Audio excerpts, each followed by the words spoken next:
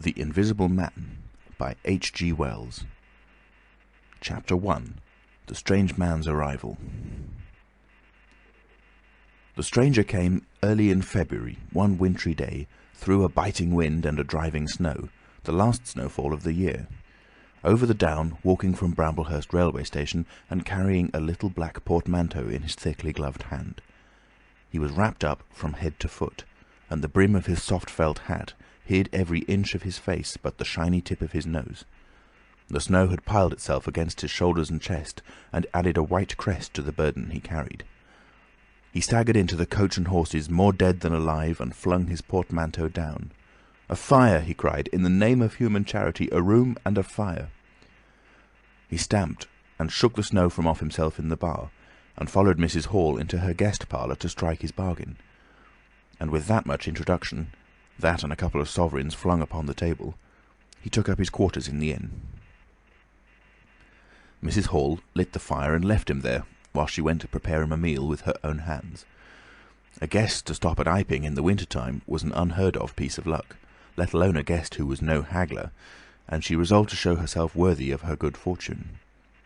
As soon as the bacon was well under way, and Millie, her lymphatic aid, had been brisked up a bit by a few deftly chosen expressions of contempt, she carried the cloth, plates, and glasses into the parlour, and began to lay them with the utmost éclat. Although the fire was burning up briskly, she was surprised to see that her visitor still wore his hat and coat, standing with his back to her, and staring out of the window at the falling snow in the yard. His gloved hands were clasped behind him, and he seemed to be lost in thought. She noticed that the melting snow that still sprinkled his shoulders dripped upon her carpet. "Can I take your hat and coat, sir?" she said, "and give them a good dry in the kitchen?" "No," he said without turning. She was not sure she had heard him, and was about to repeat her question. He turned his head and looked at her over his shoulder. "I prefer to keep them on," he said with emphasis, and she noticed that he wore big blue spectacles with sidelights, and had a bush side whisker over his coat collar that completely hid his cheeks and face. "Very well, sir," she said. "As you like. In a bit the room will be warmer." He made no answer, and had turned his face away from her again, and Mrs. Hall, feeling that her conversational advances were ill-timed, laid the rest of the table things in a quick staccato and whisked out of the room. When she returned, he was still standing there, like a man of stone, his back hunched, his collar turned up, his dripping hat brim turned down, hiding his face and ears completely. She put down the eggs and bacon with considerable emphasis, and called rather than said to him, "Your lunch is served, sir." "Thank you," he said at the same time, and did not stir until she was closing the door. Then he swung round and approached the table with a certain eager quickness. As she went behind the bar to the kitchen, she heard a sound repeated at regular intervals. Chirk, chirk, chirk, it went, the sound of a spoon being rapidly whisked around a basin. "That girl," she said. "There, I clean forgot it. It's her being so long." And while she herself finished mixing the mustard, she gave Millie a few verbal stabs for her excessive slowness. She had cooked the ham and eggs, laid the table, and done everything, while Millie, help indeed, had only succeeded in delaying the mustard, and him a new guest and wanting to stay. Then she filled the mustard pot, and, putting it with a certain stateliness upon a golden black tea tray, carried it into the parlour. She rapped and entered promptly. As she did so, her visitor moved quickly, so that she got but a glimpse of a white object disappearing behind the table. It would seem he was picking something from the floor. She rapped down the mustard pot on the table, then she noticed the overcoat and hat had been taken off and put over a chair in front of the fire, and a pair of wet boots threatened rust to her steel fender. She went to these things resolutely. "I suppose I may have them to dry now," she said in a voice that brooked no denial. "Leave the hat," said her visitor in a muffled voice, and turning, she saw he had raised his head and was sitting and looking at her. For a moment she stood gaping at him, too surprised to speak. He held a white cloth, it was a serviette he had brought with him, over the lower part of his face, so that his mouth and jaws were completely hidden, and that was the reason of his muffled voice. But it was not that which startled Mrs. Hall. It was the fact that all his forehead above his blue glasses was covered by a white bandage, and that another covered his ears, leaving not a scrap of his face exposed, excepting only his pink, peaked nose. It was bright pink and shiny, just as it had been at first. He wore a dark brown velvet jacket, with a high, black, linen-lined collar turned up about his neck. The thick black hair, escaping as it could below and between the cross bandages, projected in curious tails and horns, giving him the strangest appearance conceivable. This muffled and bandaged head was so unlike what she had anticipated that for a moment she was rigid. He did not remove the serviette, but remained holding it, as she saw now, with a brown gloved hand, and regarding her with his inscrutable blue glasses. "Leave the hat," he said, speaking very distinctly through the white cloth. Her nerves began to recover from the shock that they had received. She placed the hat on the chair again by the fire. I didn't know, sir," she began, "that—" and she stopped, embarrassed. "Thank you," he said dryly, glancing from her to the door, then at her again. "I'll have them nicely dried, sir, at once," she said, and carried his clothes out of the room. She glanced at his white swathed head and blue goggles again as she was going out of the door, but his napkin was still in front of his face. She shivered a little as she closed the door behind her, and her face was eloquent of her surprise and perplexity. "I never," she whispered. "There." She went quite softly to the kitchen, and was too preoccupied to ask Millie what she was messing about with now, when she got there.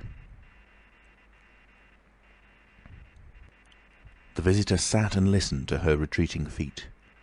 He glanced inquiringly at the window before he removed his serviette and resumed his meal. He took a mouthful, glanced suspiciously at the window, took another mouthful, then rose, and, taking the serviette in his hand, walked across the room and pulled the blind down to the top of the white muslin that obscured the lower panes. This left the room in a twilight. This done, he returned with an easier air to the table and his meal. "The poor soul's had an accident or an operation or something," said Mrs. Hall. "What a turn them bandages did give me, to be sure." She put on some more coal, unfolded the clothes horse, and extended the traveller's coat upon this. "And they goggles! Why, he looked more like a diving helmet than a human man." She hung his muffler on a corner of the horse, and holding that handkerchief over his mouth all the time, talking through it. Perhaps his mouth was hurt too, maybe. She turned round, as one who suddenly remembers. "Bless my soul alive," she said, going off at a tangent. "Ain't you done them taters yet, Millie?" When Mrs. Hall went to clear away the stranger's lunch, her idea that his mouth must also have been cut or disfigured in the accident she supposed him to have suffered was confirmed, for he was smoking a pipe, and all the time that she was in the room he never loosened the silk muffler he had wrapped around the lower part of his face to put the mouthpiece to his lips. Yet it was not forgetfulness, for she saw he glanced at it as it smouldered out. He sat in the corner with his back to the window blind and spoke now, having eaten and drunk and being comfortably warmed through, with less aggressive brevity than before. The reflection of the fire lent a kind of red animation to his big spectacles that they had lacked hitherto. "I have some luggage," he said, "at Bramblehurst station." And he asked her how he could have it sent. He bowed his bandaged head quite politely in acknowledgment of her explanation. "Tomorrow," he said, "there is no speedier delivery?" And seemed quite disappointed when she answered no. Was she quite sure? No man with a trap could go over?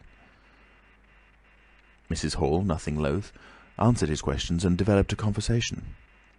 "It's a steep road by the down, sir," she said in answer to the question about a trap, and then, snatching at an opening, said, "It was there a carriage was upsettled a year ago and more. A gentleman killed besides his coachman. Accidents, sir, happen in a moment, don't they?" But the visitor was not to be drawn so easily. "They do," he said through his muffler, eyeing her quietly through his impenetrable glasses. "But they take long enough to get well, don't they? There was my sister's son, Tom, just cut his arm with a scythe, and tumbled on it in the hayfield, and, bless me, he was 3 months tied up, sir. You hardly believe it. It's regular, given a dread of a scythe, sir." "I can quite understand that," said the visitor. He was afraid one time that he'd have to have an operation. It was that bad, sir." The visitor laughed abruptly, a bark of a laugh that he seemed to bite and kill in his mouth. "Was he?" he said. "He was, sir, and no laughing matter to them as had for doing for him, as I had, my sister being took up with her little ones so much. There was bandages to do, sir, and bandages to undo. So that, if I might be so bold as to say, sir—" "Will you get me some matches?" said the visitor quite abruptly. "My pipe is out." Mrs. Hall was pulled up suddenly. It was certainly rude of him, after telling him all she had done. She gasped at him for a moment, and then remembered the 2 sovereigns, and she went for the matches. "Thanks," he said concisely as she put them down, and turned his shoulder upon her and stared out of the window again. It was altogether too discouraging. Evidently he was sensitive on the topic of operations and bandages. She did not make so bold as to say, however, after all. But his snubbing way had irritated her, and Millie had a hot time of it that afternoon. The visitor remained in the parlour until 4 o'clock, without giving the ghost of an excuse for an intrusion. For the most part he was quite still during that time. As it would seem, he sat in the growing darkness, smoking in the firelight, perhaps dozing. Once or twice a curious listener might have heard him at the coals, and for the space of 5 minutes he was audible pacing the room. He seemed to be talking to himself. Then the armchair creaked as he sat down again. Chapter 2. Mr. Teddy Henfrey's First Impressions. At 4 o'clock, when it was fairly dark and Mrs. Hall was screwing up her courage to go in and ask her visitor if he would take some tea, Teddy Henfrey, the clock jobber, came into the bar. "My sakes, Mrs. Hall," said he, "but this is terrible weather for thin boots." The snow outside was falling faster. Mrs. Hall agreed, and then noticed he had his bag with him. "Now you're here, Mr. Teddy," said she, "I'd be glad if you'd give the old clock in the parlour a bit of a look. 'Tis going, and it strikes well and hearty, but the hour hand won't do nothing but point at 6. And, leading the way, she went across to the parlour door and rapped and entered. Her visitor, she saw as she opened the door, was seated in the armchair before the fire, dozing, it would seem, with his bandaged head drooping on one side. The only light in the room was the red glow from the fire, which lit his eyes like adverse railway signals, but left his downcast face in darkness, and the scanty vestiges of the day that came in through the open door. Everything was ruddy, shadowy, and indistinct to her, the more so since she had just been lighting the bar lamp, and her eyes were dazzled. But for a second it seemed to her that the man she looked at had an enormous mouth wide open, a vast and incredible mouth that swallowed the whole of the lower portion of his face. It was the sensation of a moment, the white bound head, the monstrous goggle eyes, and this huge yawn below it. Then he stirred, started up in his chair, put up his hand. She opened the door wide so that the room was lighter, and she saw him more clearly, with the muffler held up to his face, just as she had seen him hold the serviette before. The shadows, she fancied, had tricked her. "Would you mind, sir, this man coming to look at the clock, sir?" she said, recovering from the momentary shock. "Look at the clock?" he said, staring round in a drowsing manner and speaking over his head, and then, getting more fully awake, "Certainly." Mrs. Hall went away to get a lamp, and he rose and stretched himself. Then came the light, and Mr. Teddy Henfrey, entering, was confronted by this bandaged person. He was, he says, taken aback. "Good afternoon," said the stranger, regarding him, as Mr. Henfrey says, with a vivid sense of the dark spectacles, like a lobster. "I hope," said Mr. Henfrey, "that it's no intrusion." "None whatever," said the stranger, "though I understand," he said, turning to Mrs. Hall, "that this room is really to be mine for my own private use." "I thought, sir," said Mrs. Hall, "you'd prefer the clock—" "Certainly," said the stranger, "certainly. But as a rule, I like to be alone and undisturbed." "But I'm really glad to have the clock seen to," he said, seeing a certain hesitation in Mr. Henfrey's manner. "Very glad." Mr. Henfrey had intended to apologise and withdraw, but this anticipation reassured him. The stranger turned round with his back to the fireplace and put his hands behind his back. And presently," he said, "when the clock mending is over, I think I should like to have some tea, but not till the clock mending is over." Mrs. Hall was about to leave the room. She made no conversational advances this time, because she did not want to be snubbed in front of Mr. Henfrey, when her visitor asked her if she had made any arrangements about his boxes at Bramblehurst. She told him she had mentioned the matter to the postman, and that the carrier could bring them over on the morrow. "You are certain that that is the earliest?" he said. She was certain, with a marked coldness. "I should explain," he added, "what I was really too cold and fatigued to do before, that I am an experimental investigator." "Indeed, sir," said Mrs. Hall, much impressed. "And my baggage contains apparatus and appliances." "Very useful things indeed they are, sir," said Mrs. Hall. "And I'm very naturally anxious to get on with my inquiries." "Of course, sir." "My reason for coming to Iping," he proceeded with a certain deliberation of manner, "was a desire for solitude. I do not wish to be disturbed in my work. In addition to my work, an accident—" "I thought as much," said Mrs. Hall to herself. "An accident necessitates a certain retirement. My eyes are sometimes so weak and painful that I have shut myself up in the dark for hours together. Lock myself up. Sometimes, now and then. Not at present, certainly. But at such times the slightest disturbance, the entry of a stranger into the room, is a source of excruciating annoyance to me. It is well these things should be understood." "Certainly, sir," said Mrs. Hall. "And if I might make so bold as to ask—" "That, I think, is all," said the stranger, with that quietly irresistible air of finality he could assume at will. Mrs. Hall reserved her question and sympathy for a better occasion. After Mrs. Hall had left the room, he remained standing in front of the fire, glaring, so Mr. Henfrey puts it, at the clock mending. Mr. Henfrey not only took off the hands of the clock and the face, but extracted the works, and he tried to work in as slow and quiet and unassuming manner as possible. He worked with the lamp close to him, and the green shade threw a brilliant light upon his hands and upon the frame and wheels, and left the rest of the room shadowy. When he looked up, coloured patches swam in his eyes.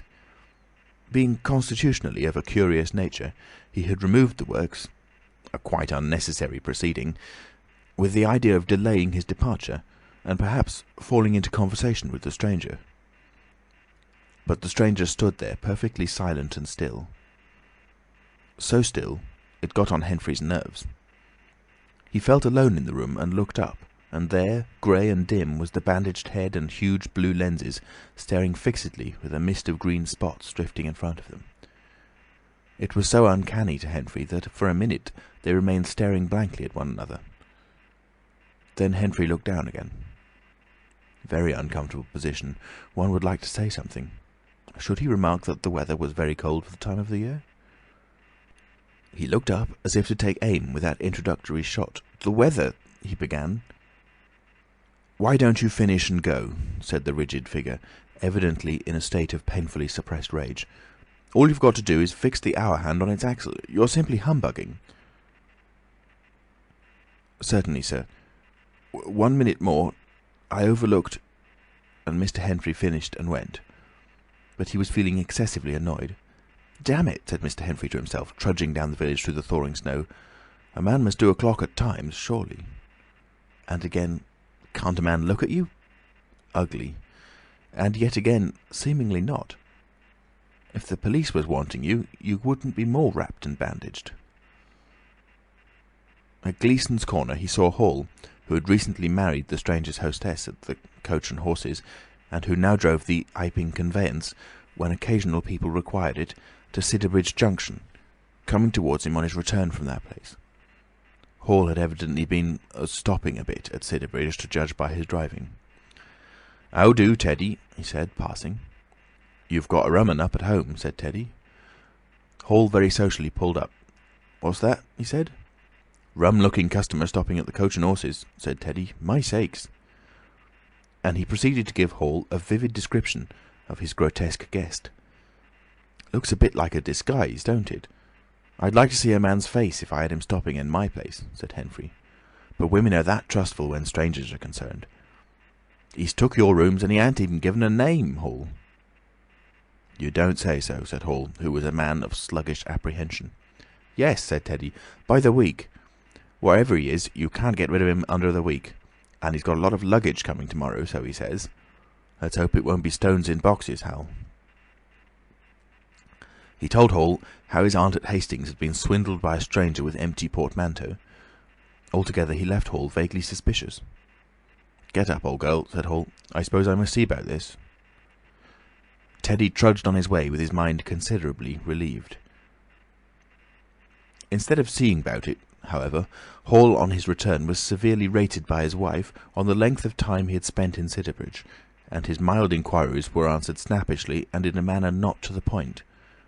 But the seed of suspicion Teddy had sown germinated in the mind of Mr. Hall, in spite of these discouragements. "You Wim don't know anything," said Mr. Hall, resolved to ascertain more about the personality of his guest at the earliest possible opportunity. And after the stranger had gone to bed, which he did about 9:30, Mr. Hall went very aggressively into the parlour and looked very hard at his wife's furniture, just to show that the stranger wasn't master there, and scrutinised closely and a little contemptuously a sheet of mathematical computations the stranger had left.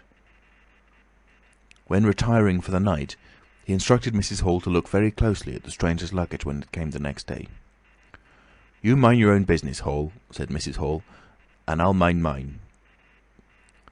She was all the more inclined to snap at Hall because the stranger was undoubtedly an unusually strange sort of stranger, and she was by no means assured about him in her own mind. In the middle of the night she woke up dreaming of huge white heads like turnips that came trailing after her at the end of interminable necks, and with vast black eyes. But, being a sensible woman, she subdued her terrors, and turned over and went to sleep again. Chapter 3. The 1001 Bottles. So it was that on the 29th day of February, at the beginning of the thaw, this singular person fell out of infinity into Iping village. Next day his luggage arrived through the slush, and very remarkable luggage it was. There were a couple of trunks indeed, such as a rational man might need, but in addition there were a box of books, big, fat books, of which some were just in an incomprehensible handwriting, and a dozen or more crates, boxes and cases, containing objects packed in straw, as it seemed to Hall, tugging with a casual curiosity at the straw, glass bottles. The stranger, muffled in hat, coat, gloves and wrapper, came out impatiently to meet Fearenside's cart, while Hall, who was having a word or so of gossip preparatory to helping them in, out he came, not noticing Fearenside's dog, who was sniffing in a dilettante spirit at Hall's legs. "Come along with those boxes," he said. "I've been waiting long enough." And he came down the steps towards the tail of the cart, as if to lay hands on the smaller crate. No sooner had Fearenside's dog caught sight of him, however, than it began to bristle and growl savagely, and when he rushed down the steps it gave an undecided hop and then sprang straight at his hand. "Ugh!" cried Hall, jumping back, for he was no hero with dogs, and Fearenside howled, "Lie down!" and snatched his whip. They saw the dog's teeth had slipped the hand, heard a kick, saw the dog execute a flanking jump and get home on the stranger's leg, and heard the rip of his trousering. Then the finer end of Fearenside's whip reached his property, and the dog, yelping with dismay, retreated under the wheels of the wagon. It was all the business of a swift half-minute. No one spoke, everyone shouted. The stranger glanced swiftly at his torn glove and at his leg, made as if he would stoop to the latter, then turned and rushed swiftly up the steps into the inn. They heard him go headlong across the passage and up the uncarpeted steps to his bedroom. "You brute, you!" said Fearenside, climbing off the wagon with his whip in his hand, while the dog watched him through the wheel. "Come here," said Fearenside. "You'd better—" Hall had stood gaping. "He was bit," said Hall. "I'd better go to see to him." And he trotted after the stranger. He met Mrs. Hall in the passage. "Carrier's dog," he said. "Bitten." He went straight upstairs, and the stranger's door being ajar, he pushed it open and was entering without any ceremony, being of a naturally sympathetic turn of mind. The blind was down and the room dim. he caught a glimpse of a most singular thing, what seemed a handless arm waving towards him, and a face of 3 huge indeterminate spots on white, very like the face of a pale pansy. Then he was struck violently in the chest, hurled back, and the door slammed in his face and locked. It was so rapid that it gave him no time to observe.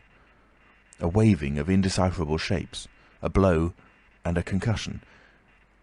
There he stood on the dark little landing, wondering what it might have been that he had seen. A couple of minutes later he rejoined the little group that had formed outside the Coach and Horses. There was Fearenside, telling about it all over again for the second time. There was Mrs. Hall, saying his dog didn't have no business to bite her guests.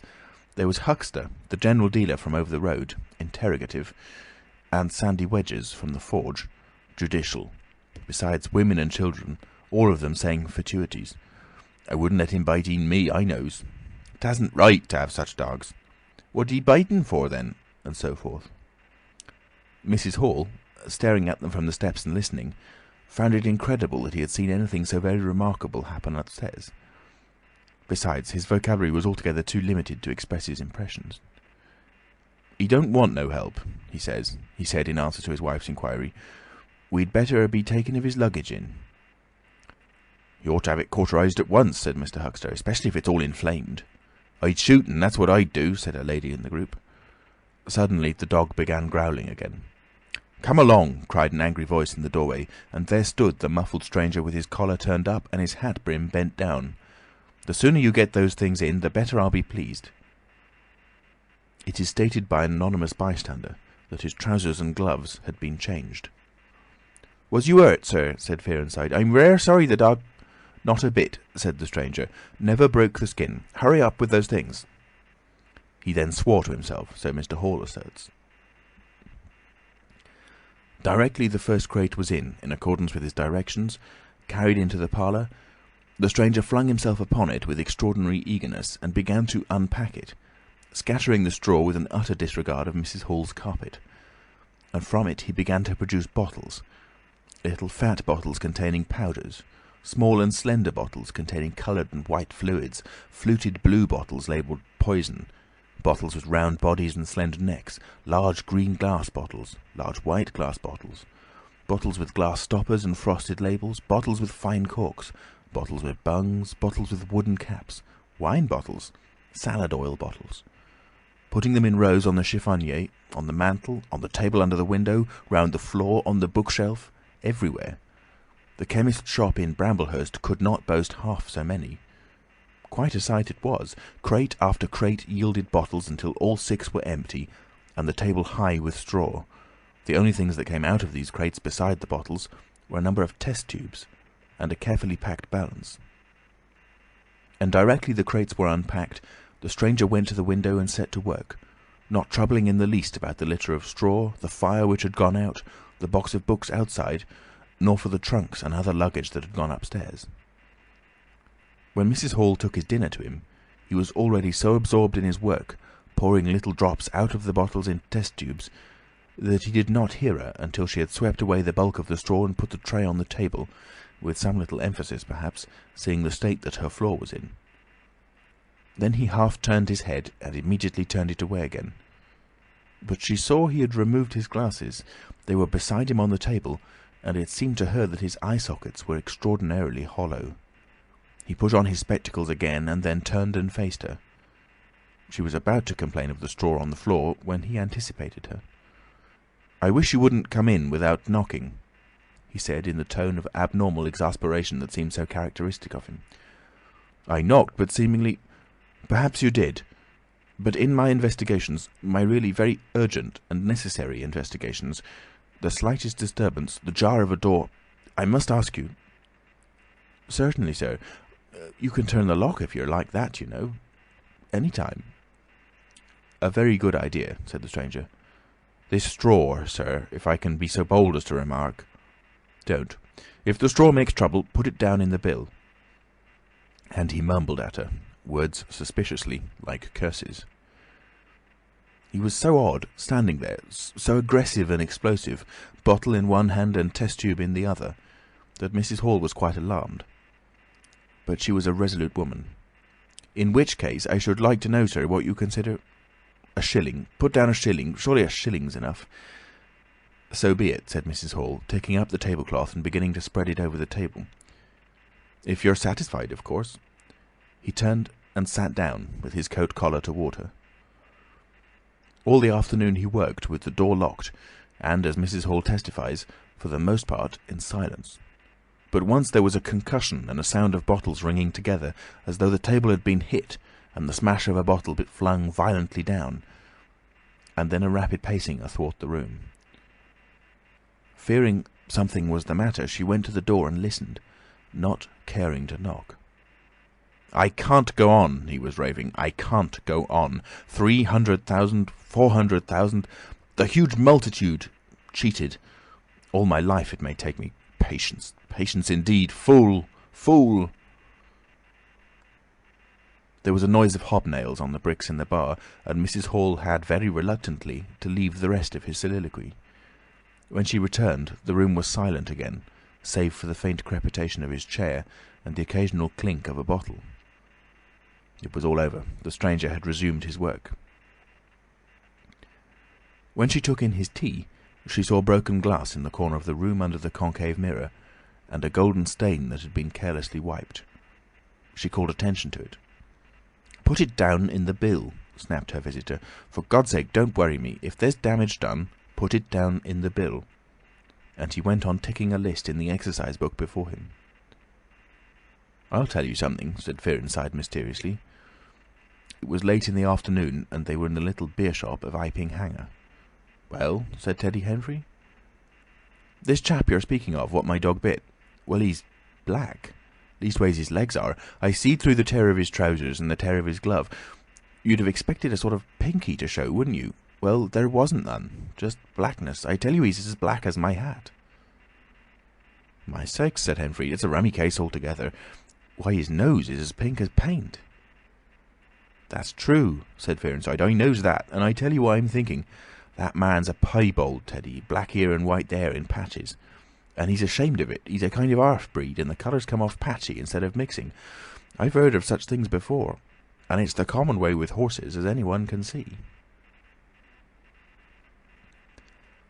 Chapter 4. Mr. Cuss interviews the stranger. I have told the circumstances of the stranger's arrival in Iping with a certain fullness of detail, in order that the curious impression he created may be understood by the reader. But, excepting two odd incidents, the circumstances of his stay until the extraordinary day of the club festival may be passed over very cursorily. There were a number of skirmishes with Mrs. Hall on matters of domestic discipline, but in every case, until late April, when the first signs of penury began, he overrode her by the easy expedient of an extra payment. Hall did not like him, and whenever he dared, he talked of the advisability of getting rid of him. But he showed his dislike chiefly by concealing it ostentatiously, and avoiding his visitor as much as possible. "Wait till the summer," said Mrs. Hall sagely, "when the artisks are beginning to come. Then we'll see. He may be a bit overbearing, but bills settled punctual is bills settled punctual, whatever you'd like to say."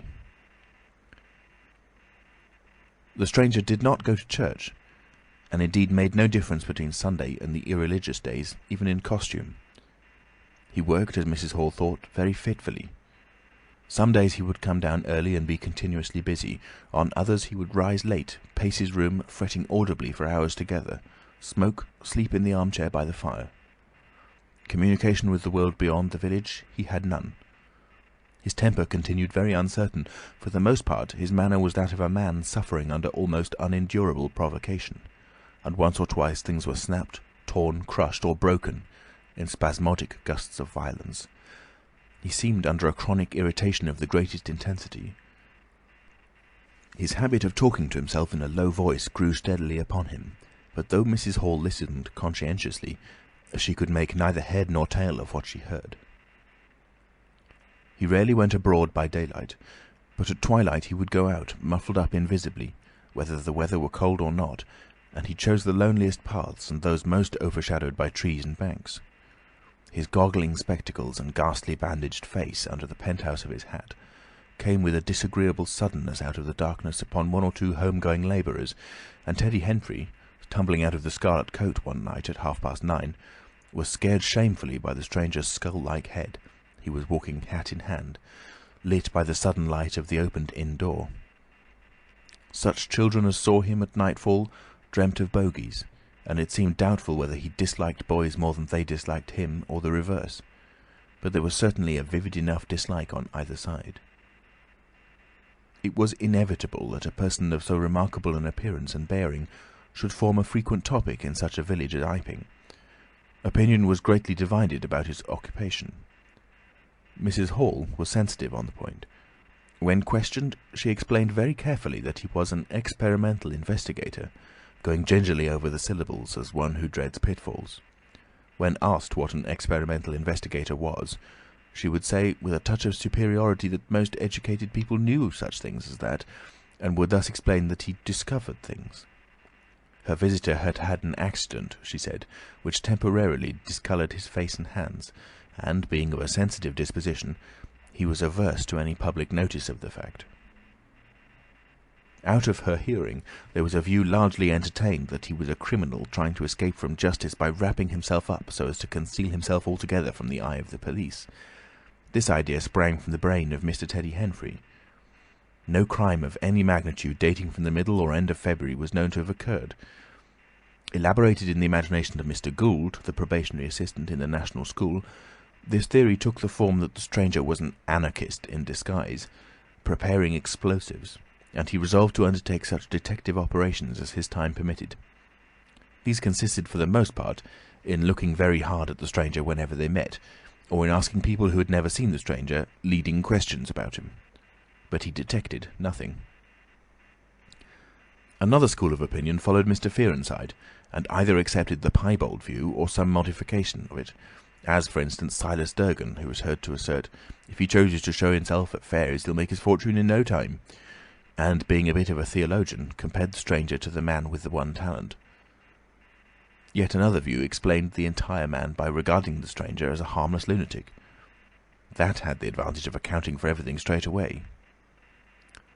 Between these main groups there were waverers and compromisers. Sussex folk have few superstitions, and it was only after the events of early April that the thought of the supernatural was first whispered in the village. Even then it was only credited among the women folk.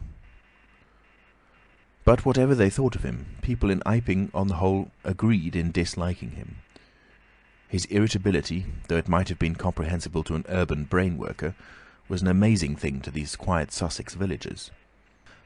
The frantic gesticulations they surprised now and then, the headlong pace after nightfall that swept him upon them round quiet corners, the inhuman bludgeoning of all tentative advances of curiosity, the taste for twilight that led to the closing of doors, the pulling of blinds, the extinction of candles and lamps.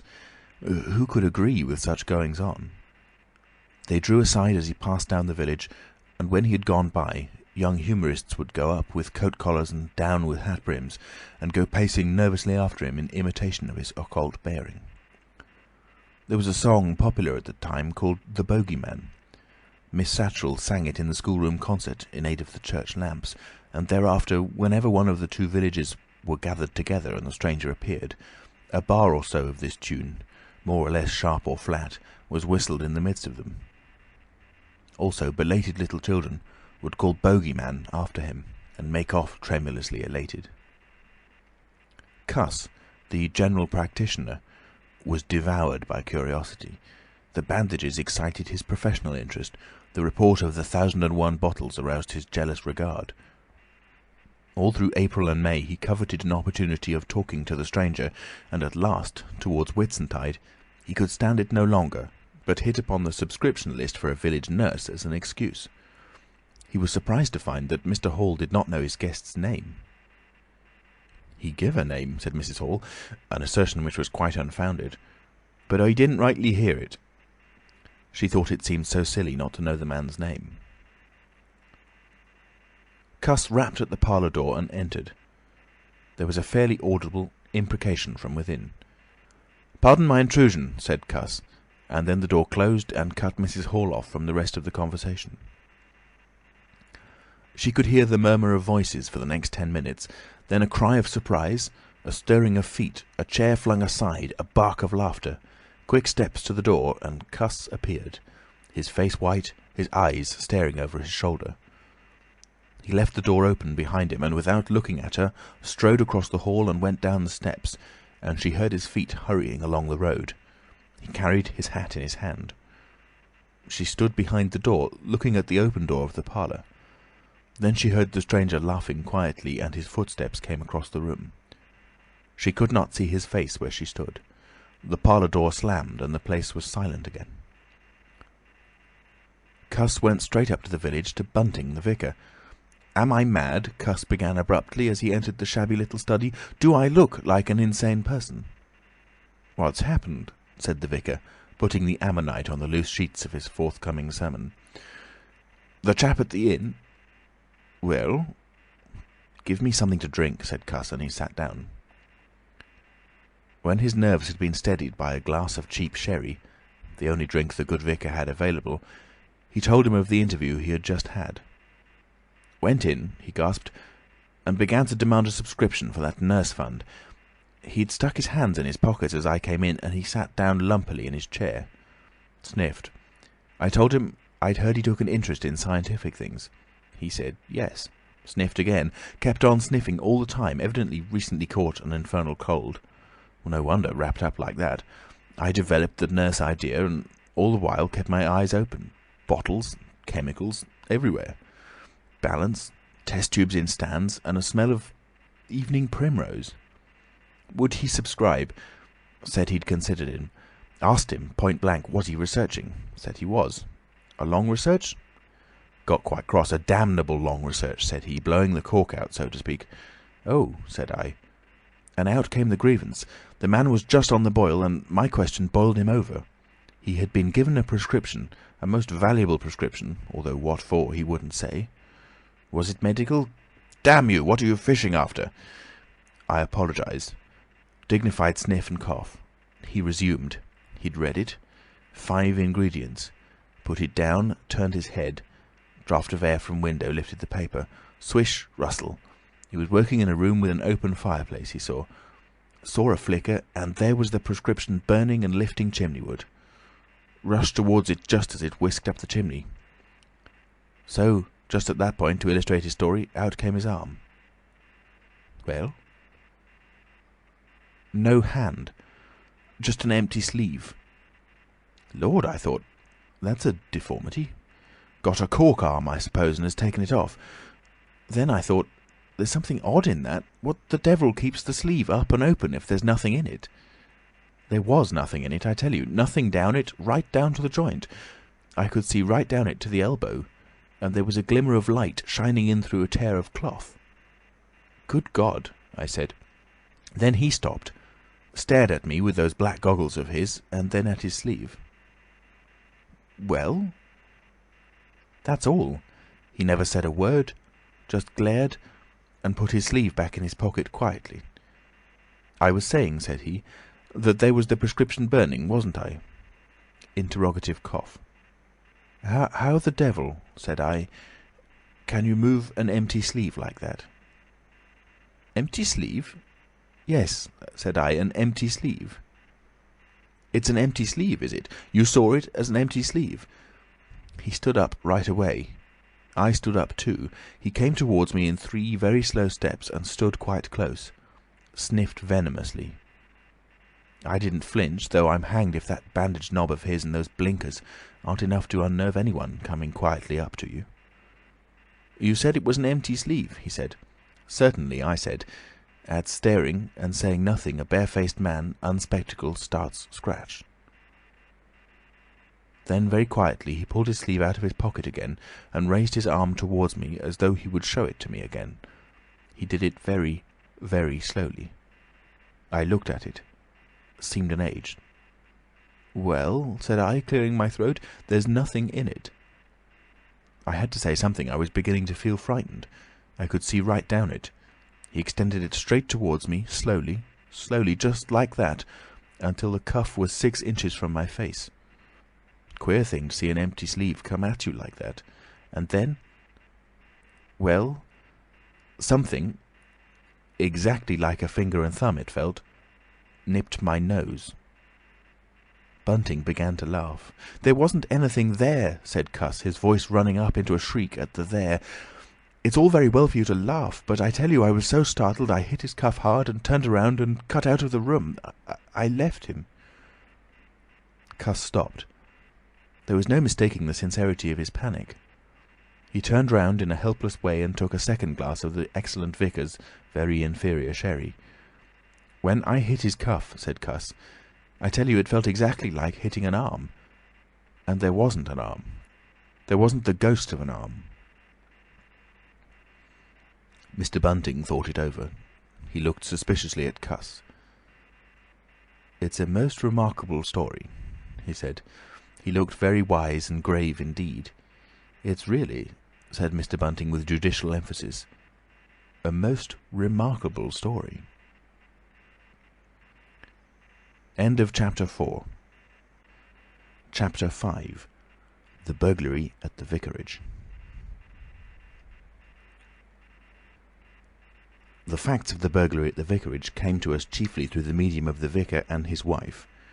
It occurred in the small hours of Whit Monday, the day devoted in Iping to the club festivities. Mrs. Bunting, it seems, woke up suddenly in the stillness that comes before the dawn, with the strong impression that the door of their bedroom had opened and closed. She did not arouse her husband at first, but sat up in bed, listening. She then distinctly heard the pad, pad, pad of bare feet coming out of the adjoining dressing-room and walking along the passage towards the staircase. As soon as she felt assured of this, she aroused the Reverend Mr. Bunting as quietly as possible. He did not strike a light, but putting on his spectacles, her dressing-gown, and his bath slippers, he went out onto the landing to listen. He heard quite distinctly a fumbling going on at his study desk downstairs, and then a violent sneeze. At that he returned to his bedroom, armed himself with the most obvious weapon, the poker, and descended the staircase as noiselessly as possible. Mr. Bunting came out on the landing. The hour was about 4, and the ultimate darkness of the night was past. There was a faint shimmer of light in the hall, but the study doorway yawned impenetrably black.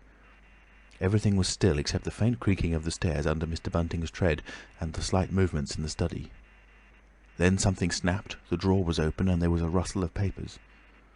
Then came an imprecation, and a match was struck, and the study was flooded with yellow light.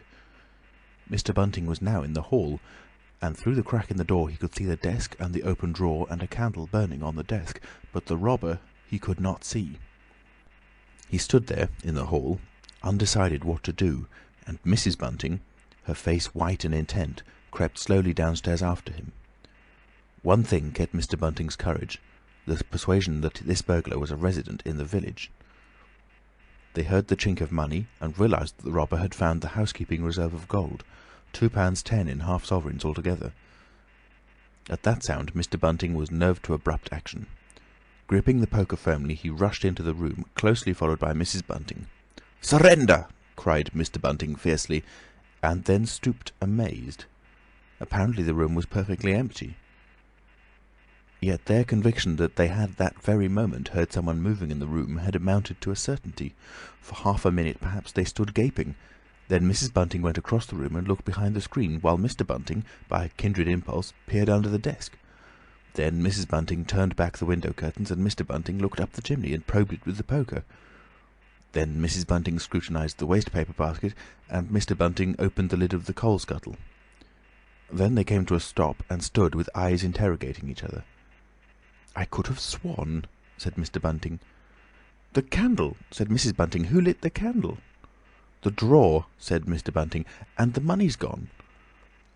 She went hastily to the doorway. Of all the strange occurrences! There was a violent sneeze in the passage. They rushed out, and as they did so, the kitchen door slammed. "Bring the candle," said Mr. Bunting, and led the way. They both heard a sound of bolts being hastily shot back. As he opened the kitchen door, he saw through the scullery that the back door was just opening, and the faint light of early dawn displayed the dark masses of the garden beyond. He is certain that nothing went out of the door. It opened, stood open for a moment, and then closed with a slam. As it did so, the candle Mrs. Bunting was carrying from the study flickered and flared. It was a moment or more before they entered the kitchen. The place was empty. They refastened the back door, examined the kitchen, pantry, and scullery thoroughly, and at last went down into the cellar. There was not a soul to be found in the house, search as they would. Daylight found the vicar and his wife, a quaintly costumed little couple, still marvelling about on their own ground floor by the unnecessary light of a guttering candle. Chapter 6. The Furniture That Went Mad. Now it happened that in the early hours of Whit Monday, before Millie was hunted out for the day, Mr. Hall and Mrs. Hall both rose and went noiselessly down into the cellar. Their business there was of a private nature, and had something to do with the specific gravity of their beer. They had hardly entered the cellar when Mrs. Hall found she had forgotten to bring down a bottle of sarsaparilla from their joint room. As she was the expert and principal operator in this affair, Hall very properly went upstairs for it. On the landing he was surprised to see that the stranger's door was ajar. He went on into his own room and found the bottle as he had been directed. But returning with the bottle, he noticed that the bolts of the front door had been shot back, that the door was in fact simply on the latch, and with a flash of inspiration he connected this with the stranger's room upstairs and the suggestions of Mr. Teddy Henfrey. He distinctly remembered holding the candle while Mrs. Hall shot these bolts overnight. At the sight he stopped, gaping, then with the bottle still in his hand went upstairs again. He rapped at the stranger's door. There was no answer. He rapped again, then pushed the door wide open and entered. It was as he had expected. The bed, the room also, was empty. And what was stranger, even to his heavy intelligence, on the bedroom chair and along the rail of the bed were scattered the garments, the only garments, so far as he knew, and the bandages of their guest. His big slouch hat, even, was cocked jauntily over the bedpost. As Hall stood there, he heard his wife's voice coming out of the depth of the cellar, with that rapid telescoping of the syllables and interrogative cocking up of the final words to a high note, by which the West Sussex villager is wont to indicate a brisk impatience. "George, you got what I want?" At that he turned and hurried down to her. "Janny," he said over the rail of the cellar steps, "'tis the truth what Henfrey says. He's not in his room, he ain't, and the front door's unbolted." At first Mrs. Hall did not understand, and as soon as she did, she resolved to see the empty room for herself. Hall, still holding the bottle, went first. "If he ain't there," he said, "his clothes are. And what's he doing without his clothes then? 'Tis a most curious business." As they came up the cellar steps, they both, it was afterwards ascertained, fancied they heard the front door open and shut, but seeing it closed and nothing there, neither said a word to the other about it at the time. Mrs. Hall passed her husband in the passage and ran on first upstairs. Someone sneezed on the staircase. Hall, following 6 steps behind, thought that he heard her sneeze. She, going on first, was under the impression that Hall was sneezing. She flung open the door and stood regarding the room. "Awful a curious," she said. She heard a sniff close behind her head, as it seemed, and turning, was surprised to see Hall a dozen feet off on the topmost stair. But in another moment he was beside her. She bent forward and put her hand on the pillow and then under the clothes. "Cold," she said. "He's been up this hour or more." As she did so, a most extraordinary thing happened. The bedclothes gathered themselves together, leapt suddenly into a sort of peak, and then jumped headlong over the bottom rail. It was exactly as if a hand had clutched them in the centre and flung them aside. Immediately after, the stranger's hat hopped off the bedpost, described a whirling flight in the air through the better part of a circle, and then dashed straight at Mrs. Hall's face. Then as swiftly came the sponge from the washstand, and then the chair, flinging the stranger's coat and trousers carelessly aside, and laughing dryly in a voice singularly like the stranger's, turned itself up with its 4 legs at Mrs. Hall, seemed to take aim at her for a moment, and then charged at her. She screamed and turned, and then the chair legs came gently but firmly against her back and impelled her and Hall out of the room. The door slammed violently and was locked. The chair and bed seemed to be executing a dance of triumph for a moment. Then abruptly everything was still. Mrs. Hall was left almost in a fainting condition in Mr. Hall's arms on the landings. It was with the greatest difficulty that Mr. Hall and Millie, who had been roused by her scream of alarm, succeeded in getting her downstairs and applying the restoratives customary in such cases. "'Tis spirits," said Mrs. Hall, I noticed spirits, I read in papers, and tables and chairs leaping and dancing." "Take a drop more, Jenny," said Hall. "'Twill steady ye." "Lock him out," said Mrs. Hall. "Don't let him come in again. I half guessed, I might have known, with them goggling eyes and bandaged head, and never going to church of a Sunday, and all they bottles. More'n it's right for anyone to have. He's put the spirits into the furniture, my good old furniture. 'Twas in that chair my very dear poor mother used to sit when I was a little girl. To think it should rise up against me now." "Just a drop more, Janny," said Hall. "Your nerves is all upset." They sent Millie across the street through the golden 5 o'clock sunshine to rouse up Mr. Sandy Wadgers, the blacksmith. Mr. Hall's compliments, and the furniture upstairs was behaving most extraordinary. Would Mr. Wadgers come round? He was a knowing man, was Mr. Wadgers, and very resourceful. He took quite a grave view of the case. "I'm damned if that ain't witchcraft," was the view of Mr. Sandy Wadgers. "You want horseshoes for such gentry as he." He came round greatly concerned. They wanted him to lead the way upstairs to the room, but he didn't seem to be in any hurry. He preferred to talk in the passage.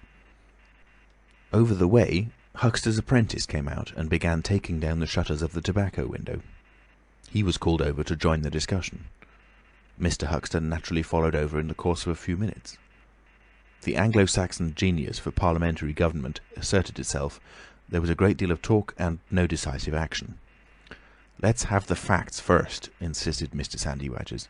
"Let's be sure we be acting perfectly right in busting that there door open. A door on bust is always open to busting, but you can't unbust a door once you've busted in." And suddenly and most wonderfully, the door of the room upstairs opened of its own accord, and as they looked up in amazement, they saw descending the stairs the muffled figure of the stranger, staring more blankly and blankly than ever before, with those unreasonably large blue glass eyes of his. He came down stiffly and slowly, staring all the time. He walked across the passage, staring, and then stopped. "Look there," he said, and their eyes followed the direction of his gloved finger and saw a bottle of sarsaparilla hard by the cellar door. Then he entered the parlour and suddenly, swiftly, viciously slammed the door in their faces. Not a word was spoken until the last echoes of the slam had died away. They stared at one another. "Well, if that don't lick everything," said Mr. Wadgers, and left the alternative unsaid. "I'd go in and ask about it," said Wadgers to Mr. Hall. "I'd demand an explanation." It took some time to bring the landlady's husband up to that pitch. At last he rapped, opened the door, and got as far as "Excuse me." "Go to the devil," said the stranger in a tremendous voice, "and shut that door after you." So that brief interview terminated. Chapter 7. The Unveiling of the Stranger. The stranger went into the little parlour of the Coach and Horses about 5:30 in the morning, and there he remained until near midday, the blinds down, the door shut, and none, after Hall's repulse, venturing near him. All that time he must have fasted. Thrice he rang his bell, the third time furiously and continuously, but no one answered him. "Him and his go to the devil indeed," said Mrs. Hall. Presently came an imperfect rumour of the burglary at the vicarage, and two were put together. Hall, assisted by Wadgers, went off to find Mr. Shuttleforth, the magistrate, and take his advice. No one ventured upstairs. How the stranger occupied himself is unknown. Now and then he would stride violently up and down, and twice came an outburst of curses, a tearing of paper, and a violent smashing of bottles. The little group of scared but curious people increased. Mrs. Huxter came over, some gay young fellows resplendent in black ready-made jackets and piqué paper ties, for it was Whit Monday, joined the group with confused interrogations. Young Archie Harker distinguished himself by going up the yard and trying to peep under the window blinds. He could see nothing, but gave reason for supposing that he did, and others of the Iping youth presently joined him. It was the finest of all possible Whit Mondays, and down the village street stood a row of nearly a dozen booths, a shooting gallery, and on the grass by the forge were 3 yellow and chocolate waggons, and some picturesque strangers of both sexes putting up a cocoanut shy. The gentlemen wore blue jerseys, the ladies white aprons, and quite fashionable hats with heavy plumes. Wadger of the Purple Fawn, and Mr. Jaggers the cobbler, who also sold old second-hand ordinary bicycles, were stretching a string of Union Jacks and Royal Ensigns, which had originally celebrated the first Victorian Jubilee, across the road. And inside, in the artificial darkness of the parlour, into which only one thin jet of sunlight penetrated, the stranger, hungry we must suppose, and fearful, hidden in his uncomfortable hot wrappings, pored through his dark glasses upon his paper, or chinked his dirty little bottles, and occasionally swore savagely at the boys, audible if invisible, outside the windows. In the corner by the fireplace lay the fragments of half a dozen smashed bottles, and a pungent twang of chlorine tainted the air. So much we know from what was heard at the time and from what was subsequently seen in the room. At noon he suddenly opened his parlour door and stood glaring fixedly at the 3 or 4 people in the bar. "Mrs. Hall," he said. Somebody went sheepishly and called for Mrs. Hall. Mrs. Hall appeared after an interval, a little short of breath, but all the fiercer for that. Hall was still out. She had deliberated over this scene, and she came holding a little tray with an unsettled bill upon it. "Is it your bill you're wanting, sir?" she said. "Why wasn't my breakfast laid? Why haven't you prepared my meals and answered my bell? Do you think I live without eating?" "Why isn't my bill paid?" said Mrs. Hall. "That's what I want to know." "I told you 3 days ago I was awaiting a remittance." "I told you 3 days ago I wasn't going to await no remittances. You can't grumble if your breakfast waits a bit if my bill's been waiting these 5 days, can you?" The stranger swore, briefly but vividly. "Nar, nar," from the bar. "And I'd thank you kindly, sir, if you'd keep your swearing to yourself, sir," said Mrs. Hall. The stranger stood looking more like an angry diving helmet than ever. It was universally felt in the bar that Mrs. Hall had the better of him. His next words showed as much. "Look here, my good woman," he began. "Don't good woman me," said Mrs. Hall. "I've told you my remittance hasn't come." "Remittance indeed," said Mrs. Hall. "Still, I dare say in my pocket." "You told me 3 days ago that you hadn't anything but a sovereign's worth of silver upon you." "Well, I've found some more." "Hullo," from the bar. "I wonder where you found it," said Mrs. Hall. That seemed to annoy the stranger very much. He stamped his foot.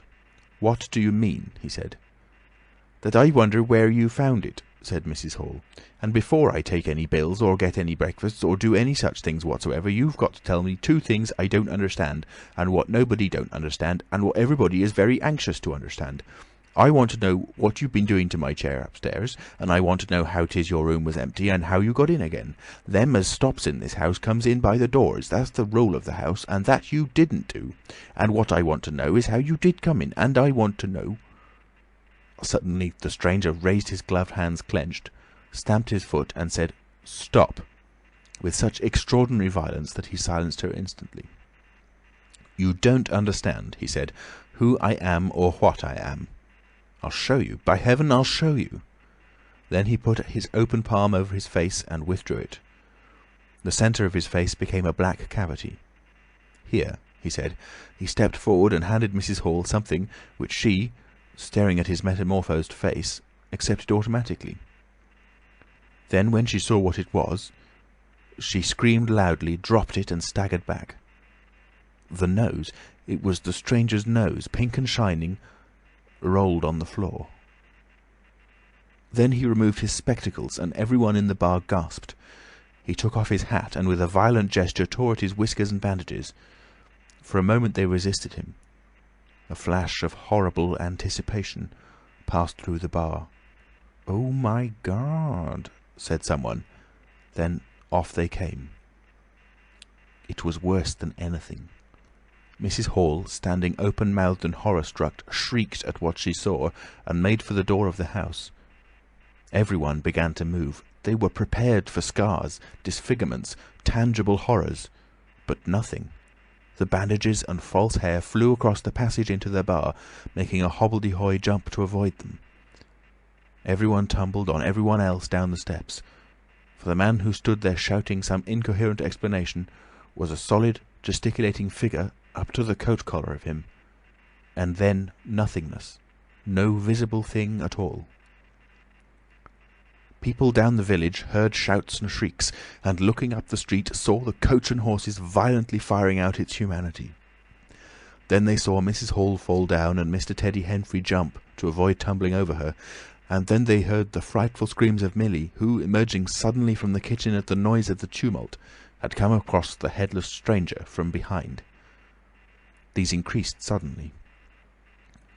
Forthwith, everyone, all down the street, the sweet-stuff seller, coconut-shy proprietor and his assistant, the swing-man, little boys and girls, rustic dandies, smart wenches, smocked elders and aproned gypsies, began running towards the inn, and in a miraculously short space of time a crowd of perhaps 40 people, and rapidly increasing, swayed and hooted and inquired and exclaimed and suggested in front of Mrs. Hall's establishment. Everyone seemed eager to talk at once, and the result was Babel. A small group supported Mrs. Hall, who was picked up in a state of collapse. There was a conference, and the incredible evidence of a vociferous eyewitness. "Oh, bogey! What's he been doing then? Ain't hurt the girl, has he? Run at 'en with a knife, I believe. No head, I tell ye. It didn't mean no manner of speaking. I meant man without a head. Nonsense! 'Tis some conjuring trick. Fetched off his wrapping, he did." In its struggles to see in through the open door, the crowd formed itself into a straggling wedge, with the more adventurous apex nearest the inn. "He stood for a moment. I heard the girl scream, and he turned. I saw her skirts whisk, and he went after her. Didn't take 10 seconds. Back he comes with a knife in his hand and a loaf. Stood just as if he was staring. Not a moment ago. Went in that there door. I tell ye, he ain't got no head at all. You just missed un." There was a disturbance behind, and the speaker stopped to step aside for a little procession that was marching very resolutely towards the house. First Mr. Hall, very red and determined, then Mr. Bobby Jaffers, the village constable, then the wary Mr. Wadgers. They had come now, armed with a warrant. People shouted conflicting information of the recent circumstances. "Ed or no Ed," said Jaffers, "I got arrestin', and restin' I will." Mr. Hall marched up the steps, marched straight to the door of the parlour, and flung it open. "Constable," he said, "do your duty." Jaffers marched in. Hall next, Wadgers last. They saw in the dim light the headless figure facing them, with a gnawed crust of bread in one gloved hand and a chunk of cheese in the other. "That's him," said Hall. "What the devil's this?" came in a tone of angry expostulation from above the collar of the figure. "You're a damned rum customer, mister," said Mr. Jaffers. "But Ed or no Ed, the warrant says body, and duty's duty." "Keep off," said the figure, starting back. Abruptly he whipped down the bread and cheese, and Mr. Hall just grasped the knife on the table in time to save it. Off came the stranger's left glove, and was slapped in Jaffers' face. In another moment, Jaffers, cutting short some statement concerning a warrant, had gripped him by the handless wrist and caught his invisible throat. He got a sounding kick on the shin that made him shout, but kept his grip. Hall sent the knife sliding along the table to Wadgers, who acted as goalkeeper for the offensive, so to speak, and then stepped forward as Jaffers and the stranger swayed and staggered towards him, clutching and hitting in. A chair stood in the way and went aside with a crash as they came down together. "Get the feet," said Jaffers between his teeth. Mr. Hall, endeavouring to act on instructions, received a sounding kick in the ribs that disposed of him for a moment, and Mr. Wadgers, seeing the decapitated stranger had rolled over and got the upper side of Jaffers, retreated towards the door, knife in hand, and so collided with Mr. Huxter and the Sidderbridge carter coming to the rescue of law and order. At the same moment, down came 3 or 4 bottles from the chiffonnier, and shot a web of pungency into the air of the room. "I'll surrender," cried the stranger, though he had Jaffers down, and in another moment he stood up panting, a strange figure, headless and handless, for he had pulled off his right glove now as well as his left. "It's no good," he said, as if sobbing for breath. It was the strangest thing in the world to hear that voice coming as if out of empty space. But the Sussex peasants are perhaps the most matter-of-fact people under the sun.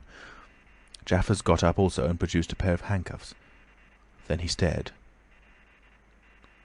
"I say," said Jaffers, brought up short by a dim realisation of the incongruity of the whole business. "Darn it, can't use 'em as I can see." The stranger ran his arm down his waistcoat, and as if by a miracle the buttons to which his empty sleeve pointed became undone. Then he said something about his shin and stooped down. He seemed to be fumbling with his shoes and socks. "Why," said Huxter suddenly, "that's not a man at all. It's just empty clothes. Look, you can see down his collar and the linings of his clothes. I could put my arm—" He extended his hand. It seemed to meet something in mid-air, and he drew it back with a sharp exclamation. "I wish you'd keep your fingers out of my eye," said the aerial voice in a tone of savage expostulation. "The fact is, I am all here, head, hands, legs, and all the rest, but it happens I'm invisible. It's a confounded nuisance, but I am. There's no reason why I should be poked to pieces by every stupid bumpkin in Iping, is it?" The suit of clothes, now all unbuttoned and hanging loosely upon its unseen supports, stood up, arms akimbo. Several other of the menfolks had now entered the room, so that it was closely crowded. "Invisible, eh?" said Huxter, ignoring the stranger's abuse. "Who ever heard the likes of that?" "It's strange, perhaps, but it's not a crime. Why am I assaulted by a policeman in this fashion?" "Ah, that's a different matter," said Jaffers. "No doubt you're a bit difficult to see in this light, but I got a warrant and it's all correct. What I'm after ain't no invisibility, it's burglary. There's a house been broke into and money took." "Well, and circumstances certainly point—" "Stuff and nonsense," said the Invisible Man. "I hope so, sir, but I've got my instructions." "Well," said the stranger, I'll come, but no handcuffs." "It's the regular thing," said Jaffers. "No handcuffs," stipulated the stranger. "Pardon me," said Jaffers. Abruptly the figure sat down, and before anyone could realise what was being done, the slippers, socks, and trousers had been kicked off under the table. Then he sprang up again and flung off his coat. "Here, stop that," said Jaffers, suddenly realising what was happening. He gripped at the waistcoat. It struggled, and the shirt slipped out of it and left it limply and empty in his hand. "Hold him," said Jaffers loudly. "Once he gets the things off—" "Hold him," cried everyone, and there was a rush at the fluttering white shirt, which was now all that was visible of the stranger. The shirt sleeve planted a shrewd blow in Hall's face that stopped his open-armed advance and sent him backward into old Toothsome the sexton, and in another moment the garment was lifted up, became convulsed and vacantly flapping about the arms, even as a shirt that is being thrust over a man's head. Jaffers clutched at it and only helped to pull it off. He was struck in the mouth out of the air and incontinently threw his truncheon and smote Teddy Henfrey savagely upon the crown of his head. "Look out!" said everybody, fencing at random and hitting at nothing. "Hold him! Shut the door! Don't let him loose! I got something! Here he is!" A perfect babel of noises they made. Everybody, it seemed, was being hit all at once, and Sandy Wadgers, knowing as ever, and his wits sharpened by a frightful blow in the nose, reopened the door and led the rout. The others, following incontinently, were jammed for a moment in the corner by the doorway. The hitting continued.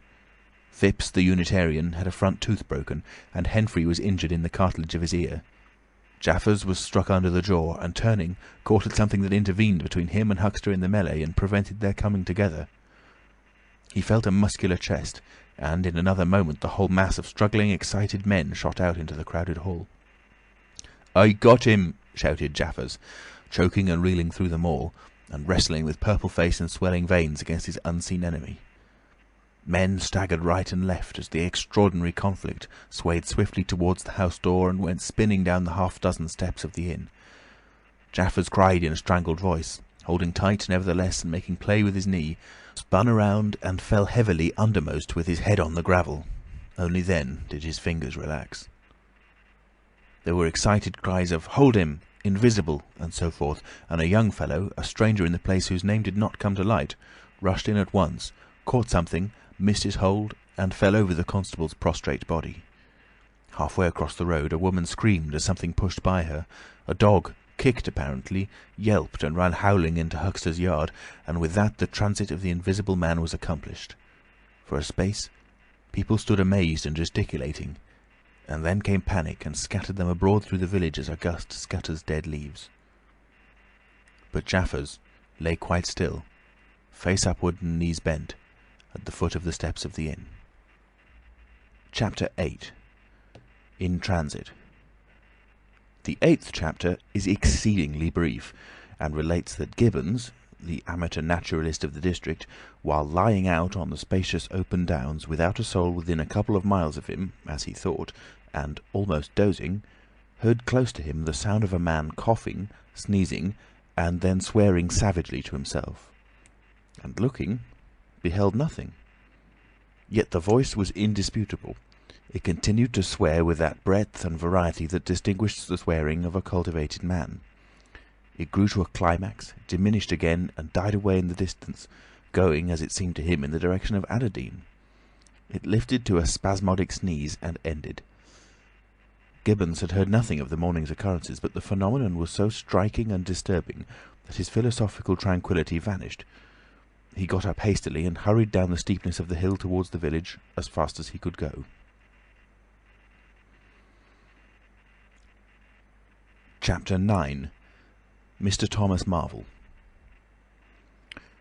You must picture Mr. Thomas Marvel as a person of copious, flexible visage, a nose of cylindrical protrusion, a liquorish, ample, fluctuating mouth, and a beard of bristling eccentricity. His figure inclined to embonpoint, his short limbs accentuated this inclination. He wore a furry silk hat, and the frequent substitution of twine and shoelaces for buttons, apparent at critical points of his costume, marked a man essentially bachelor. Mr. Thomas Marvel was sitting with his feet in a ditch by the roadside over the down towards Adderdean, about a mile and a half out of Iping. His feet, save for socks of irregular open work, were bare. His big toes were broad, and pricked like the ears of a watchful dog. In a leisurely manner, he did everything in a leisurely manner, he was contemplating trying on a pair of boots. They were the soundest boots he had come across for a long time, but too large for him, whereas the ones he had were, in dry weather, a very comfortable fit, but too thin-soled for damp. Mr. Thomas Marvel hated roomy shoes, but then he hated damp. He had never properly thought out which he hated most, and it was a pleasant day, and there was nothing better to do. So he put the 4 shoes in a graceful group on the turf and looked at them. And seeing them there among the grass and springing agrimony, it suddenly occurred to him that both pairs were exceedingly ugly to see. He was not at all startled by a voice behind him. "They're boots, anyhow," said the voice. "They are charity boots," said Mr. Thomas Marvel, with his head on one side, regarding them distastefully. "And which is the ugliest pair in this whole blessed universe, I'm darned if I know." Said the voice. "I've worn worse. In fact, I've worn none. But none so audacious ugly, if you'll allow the expression. I've been cadging boots, in particular, for days, because I was sick of them.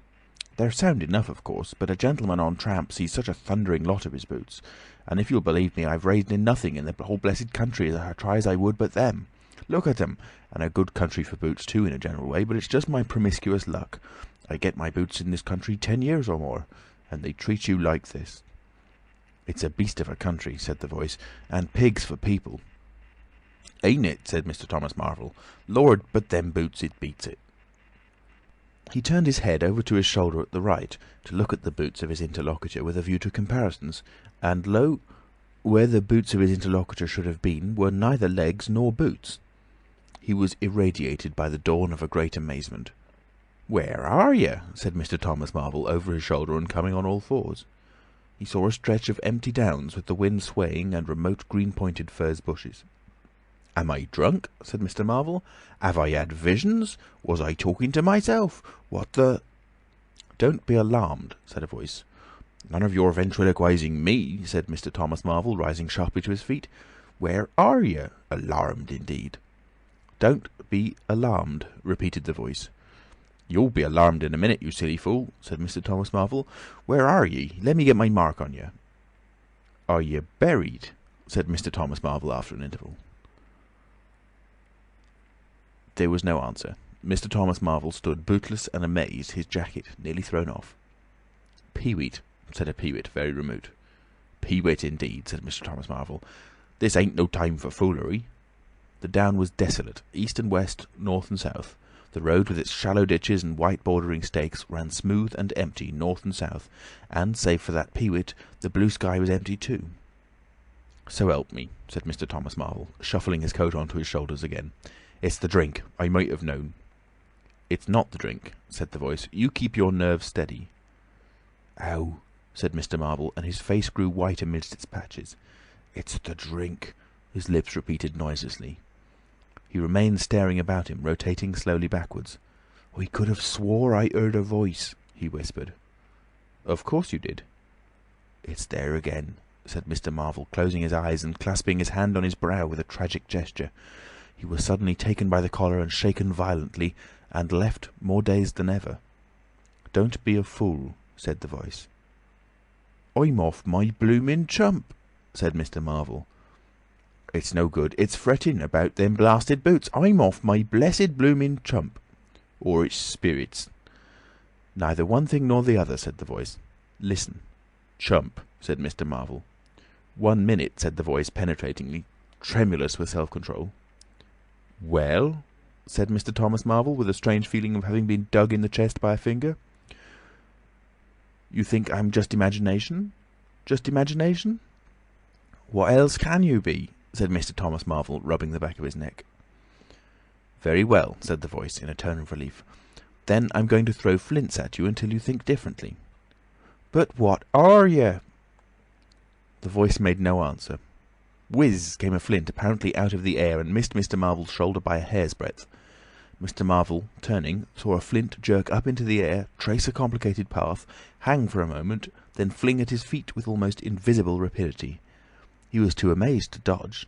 Whiz it came and ricocheted from a bare toe into the ditch. Mr. Thomas Marvel jumped a foot and howled aloud. Then he started to run, tripped over an unseen obstacle, and came head over heels into a sitting position. "Now," said the voice, as a third stone curved upward and hung in the air above the tramp, "am I imagination?" Mr. Marvel, by way of reply, struggled to his feet and was immediately rolled over again. He lay quiet for a moment. "If you struggle any more," said the voice, "I shall throw the flint at your head." "It's a fair do," said Mr. Thomas Marvel, sitting up, taking his wounded toe in hand and fixing his eye on the third missile. "I don't understand it. Stones flinging themselves, stones talking. Put yourself down. Rot away. I'm done."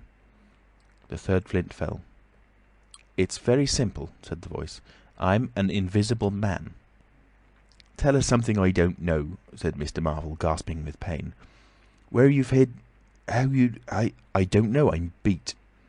"That's all," said the voice. "I'm invisible. That's what I want you to understand." "Anyone could see that. There's no need for you to be so confounded impatient, mister. Now then, give us a notion. How are you hid?" "I'm invisible. That's the great point, and what I want you to understand is this." "But whereabouts?" interrupted Mr. Marvel. "Here, 6 yards in front of you." "Oh, come, I ain't blind. You'll be telling me next you're just thin air. I'm not one of your ignorant tramps." "Yes, I am. Thin air. You're looking through me." "What? Ain't there any stuff to you? Vox et...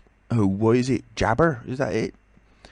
"I'm just a human being. Solid, needing food and drink, needing covering too.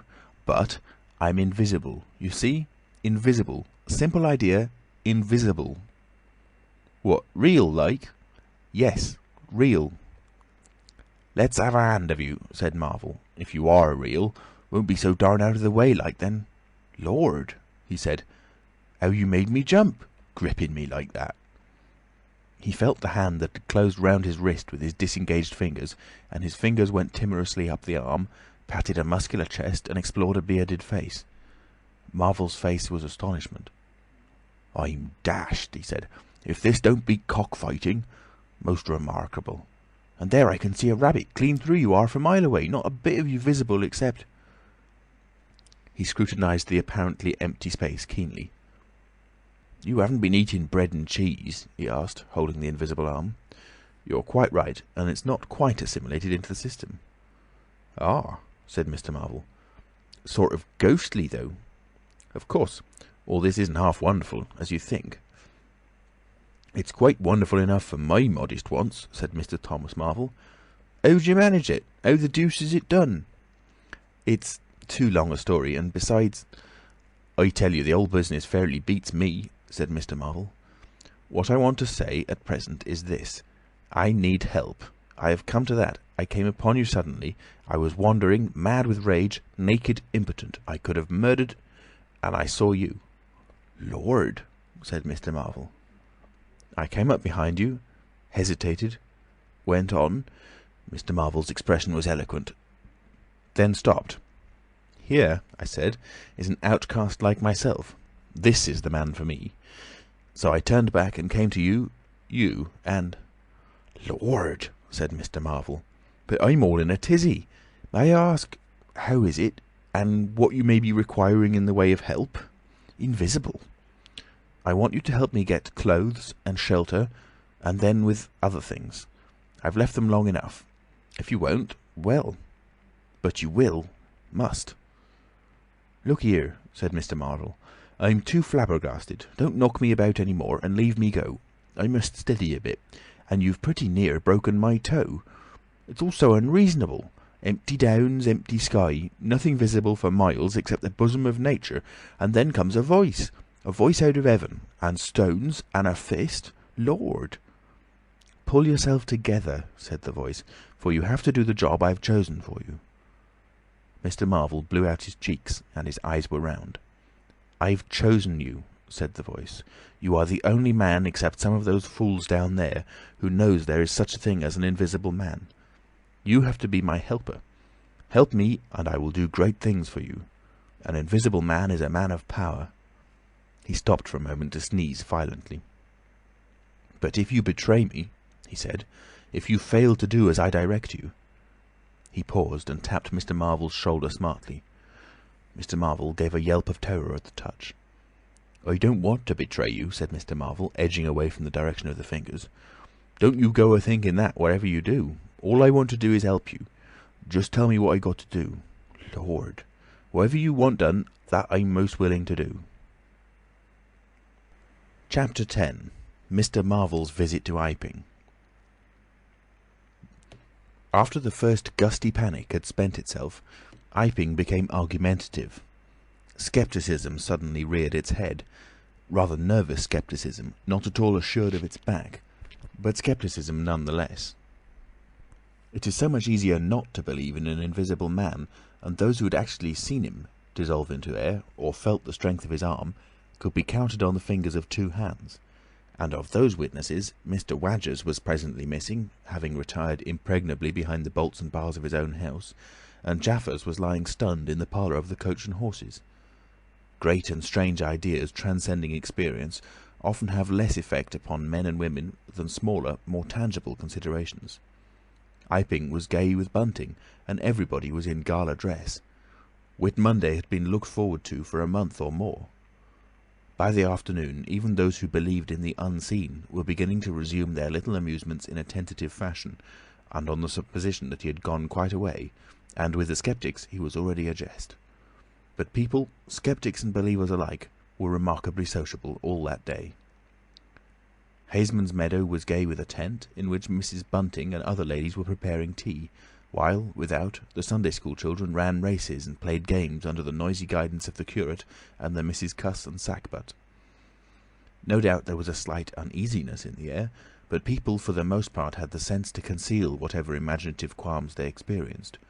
On the village green, an inclined string, down which, clinging the while to a pulley-swung handle, one could be hurled violently against a sack at the other end, came in for considerable favour among the adolescent, as also did the swings and the cocoanut shies. There was also promenading, and the steam organ attached to a small roundabout filled the air with a pungent flavour of oil and with equally pungent music. Members of the club, who had attended church in the morning, were splendid in badges of pink and green, and some of the gayer-minded had adorned their bowler hats with brilliant-coloured flowers of ribbon. Old Fletcher, whose conceptions of holiday-making were severe, was visible through the jasmine about his window, or through the open door, whichever way you chose to look, poised delicately on a plank supported on two chairs, and whitewashing the ceiling of his front room. About 4 o'clock, a stranger entered the village from the direction of the Downs. He was a short, stout person in an extraordinarily shabby top hat, and he appeared to be very much out of breath. His cheeks were alternately limp and tightly puffed. His mottled face was apprehensive, and he moved with a sort of reluctant alacrity. He turned the corner of the church, and directed his way to the Coach and Horses.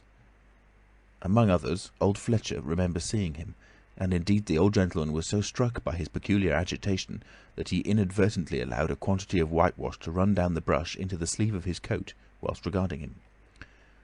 This stranger, to the perceptions of the proprietor of the cocoanut shy, appeared to be talking to himself, and Mr. Huxter remarked the same thing. He stopped at the foot of the Coach and Horses steps, and, according to Mr. Huxter, appeared to undergo a severe internal struggle before he could induce himself to enter the house. Finally he marched up the steps, and was seen by Mr. Huxter to turn to the left and open the door of the parlour. Mr. Huxter heard voices from within the room and from the bar, apprising the man of his error. "That room's private," said Hall, and the stranger shut the door clumsily and went into the bar. In the course of a few minutes he reappeared, wiping his lips with the back of his hand with an air of quiet satisfaction that somehow impressed Mr. Huxter as he assumed. He stood looking about him for some moments, and then Mr. Huxter saw him walk in an oddly furtive manner towards the gates of the yard, upon which the parlour window opened. The stranger, after some hesitation, leant against one of the gate-posts, produced a short clay pipe, and prepared to fill it. His fingers trembled while doing so. He lit it clumsily and folded his arms, began to smoke in a languid attitude, an attitude which his occasional glances up the yard altogether belied. All this Mr. Huxter saw over the canisters of the tobacco window, and the singularity of the man's behaviour prompted him to maintain his observation. Presently the stranger stood up abruptly and put his pipe in his pocket. Then he vanished into the yard. Forthwith Mr. Huxter, conceiving he was witness of some petty larceny, leapt around his counter and ran out into the road to intercept the thief. As he did so, Mr. Marvel reappeared, his hat askew, a big bundle in a blue tablecloth in one hand, and 3 books tied together, as it proved afterwards, with the vicar's braces, in the other. Directly he saw Huxter he gave a sort of gasp, and turning sharply to the left, began to run. "Stop, thief!" cried Huxter, and set off after him. Mr. Huxter's sensations were vivid but brief. He saw the man just before him, and spurting briskly for the church corner and the hill road. He saw the village flags and festivities beyond, and a face or so turned towards him. He bawled "Stop!" again. He had hardly gone 10 strides before his shin was caught in some mysterious fashion, and he was no longer running, but flying with inconceivable rapidity through the air. He saw the ground suddenly close to his face. The world seemed to splash into a million whirling specks of light, and subsequent proceedings interested him no more. End of Chapter 10.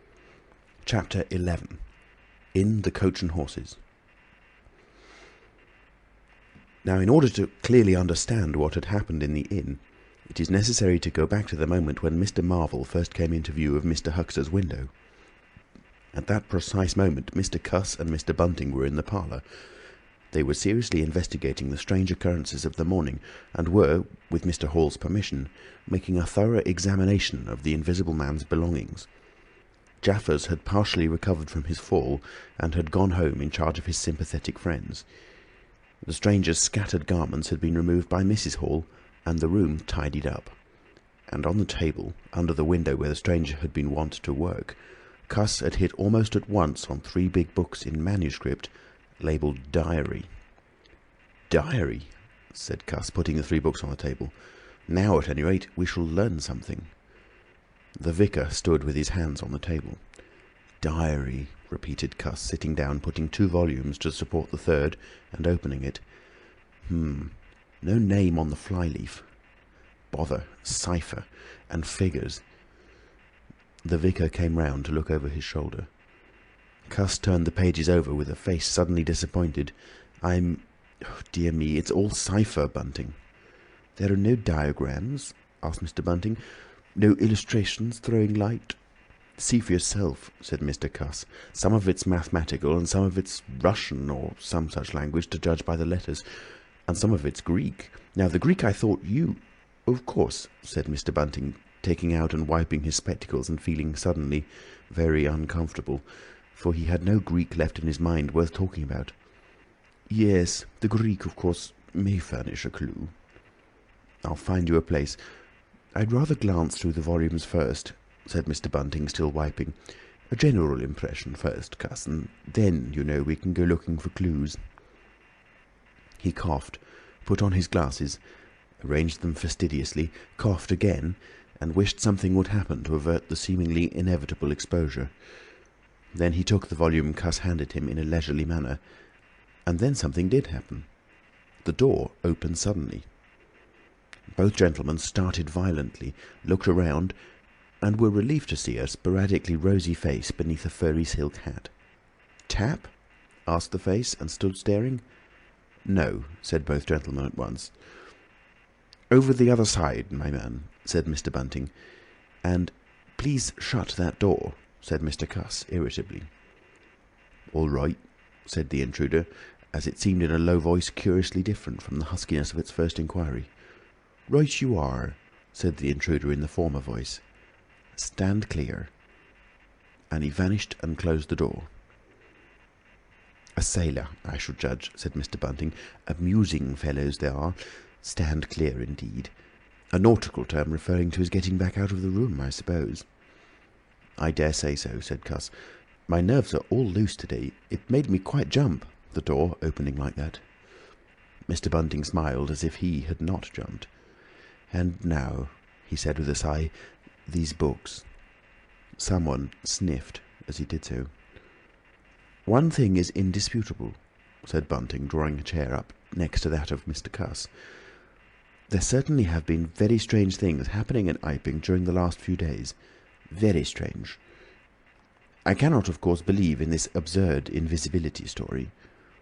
"It's incredible," said Cuss, "incredible, but the fact remains that I certainly saw right down his sleeve." "But did you... Are you sure? Suppose a mirror, for instance. Hallucinations are so easily produced. I don't know if you've ever seen a really good conjurer." "I won't argue again," said Cuss. "We've thrashed that out, Bunting. And just now there's these books. Ah, here's some of what I take to be Greek. Greek letters, certainly." He pointed to the middle of the page. Mr. Bunting flushed slightly and brought his face nearer, apparently finding some difficulty with his glasses. Suddenly he became aware of a strange feeling at the nape of his neck.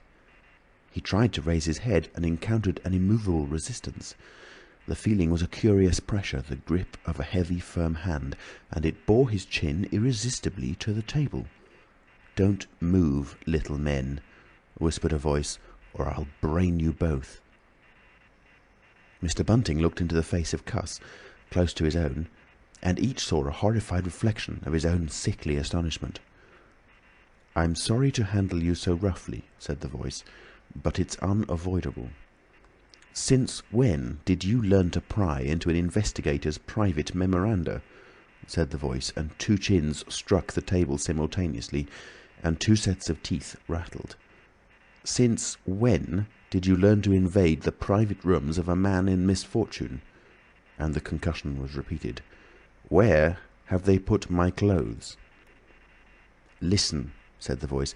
"The windows are fastened, and I've taken the key out of the door. I am a fairly strong man, and I have the poker handy. Besides being invisible. There's not the slightest doubt that I could kill you both and get away quite easily if I wanted to. Do you understand? Very well. If I let you go, will you promise not to try any nonsense and do what I tell you?" The vicar and the doctor looked at one another, and the doctor pulled a face. "Yes," said Mr. Bunting, and the doctor repeated it. Then the pressure on the necks relaxed, and the doctor and the vicar sat up, both very red in the face and wriggling their heads. "Please keep sitting where you are," said the Invisible Man. "Here's the poker, you see." "When I came into this room," continued the Invisible Man, after presenting the poker to the tip of the nose of each of his visitors, "I did not expect to find it occupied, and I expected to find, in addition to my books of memoranda, an outfit of clothing. Where is it? No, don't rise, I can see it's gone. Now, just at present, though the days are quite warm enough for an invisible man to run about stark, the evenings are quite chilly. I want clothing and other accommodation, and I must also have those 3 books." Chapter 12. The Invisible Man Loses His Temper. It is unavoidable that at this point the narrative should break off again, for a certain very painful reason that will presently be apparent. While these things were going on in the parlour, and while Mr. Huxter was watching Mr. Marvel smoking his pipe against the gate not a dozen yards away, Mr. Hall and Teddy Henfrey were discussing in a state of cloudy puzzlement the one Iping topic. Suddenly there came a violent thud against the door of the parlour, a sharp cry, and then silence. "Hullo," said Teddy Henfrey. "Hullo," from the tap. Mr. Hall took things in slowly but surely. "That ain't right," he said, and came round from behind the bar towards the parlour door. He and Teddy approached the door together with intent faces. Their eyes considered. "Summat wrong," said Hall, and Henfrey nodded agreement. Whiffs of an unpleasant chemical odour met them. There was a muffled sound of conversation, very rapid and subdued. "You all right there?" asked Hall, rapping. The muttered conversation ceased abruptly. For a moment, silence. Then the conversation was resumed in hissing whispers. Then a sharp cry of, "No, no, you don't." There came a sudden motion and the oversetting of a chair. A brief struggle. Silence again. "What the deuce?" exclaimed Henfrey sotto voce. "You all right there?" asked Mr. Hall, sharply again. The vicar's voice answered with a curious, jerking intonation. "Quite right. Please don't interrupt." "Odd," said Mr. Henfrey. "Odd," said Mr. Hall. "Says don't interrupt," said Henfrey. "I heard un," said Hall. "And a sniff," said Henfrey. They remained listening. The conversation was rapid and subdued. "I can't," said Mr. Bunting, his voice rising. "I tell you, sir, I will not." "What was that?" asked Henfrey. "Says he winnert. Weren't speaking to us, was he?" "Disgraceful," said Mr. Bunting within. "Disgraceful," said Mr. Henfrey. "I heard it distinct." "Who's that speaking now?" asked Henfrey. "Mr. Cuss, I suppose," said Hall. "Can you hear anything?" Silence. The sounds within indistinct and perplexing. "Sounds like throwing the tablecloth about," said Hall. Mrs. Hall appeared behind the bar. Hall made gestures of silence and invitation. This aroused Mrs. Hall's wifely opposition. "What you listening there for, Hall? Ain't you nothing better to do, busy day like this?" Hall tried to convey everything by grimaces and dumb show, but Mrs. Hall was obdurate. She raised her voice. So Hall and Henfrey, rather crestfallen, tiptoed back to the bar, gesticulating to explain to her. At first she refused to see anything in what they had heard at all. Then she insisted on Hall keeping silence while Henfrey told her his story. She was inclined to think the whole business nonsense. Perhaps they were just moving the furniture about. "I heard un say disgraceful. That I did," said Hall. "I heard that, Mrs. Hall," said Henfrey. "Like as not," began Mrs. Hall. "Shh!" said Mr. Teddy Henfrey. "Didn't I hear the window?" "What window?" asked Mrs. Hall. "Parlour window," said Henfrey. Everyone stood listening intently. Mrs. Hall's eyes, directed straight before her, saw without seeing the brilliant oblong of the inn door, the road white and vivid, and Huxter's shop front blistering in the June sun. Abruptly Huxter's door opened, and Huxter appeared, eyes staring with excitement, arms gesticulating. "Yap!" cried Hunter. "Stop thief!" and he ran obliquely across the oblong towards the yard gates and vanished. Simultaneously came a tumult from the parlour and a sound of windows being closed.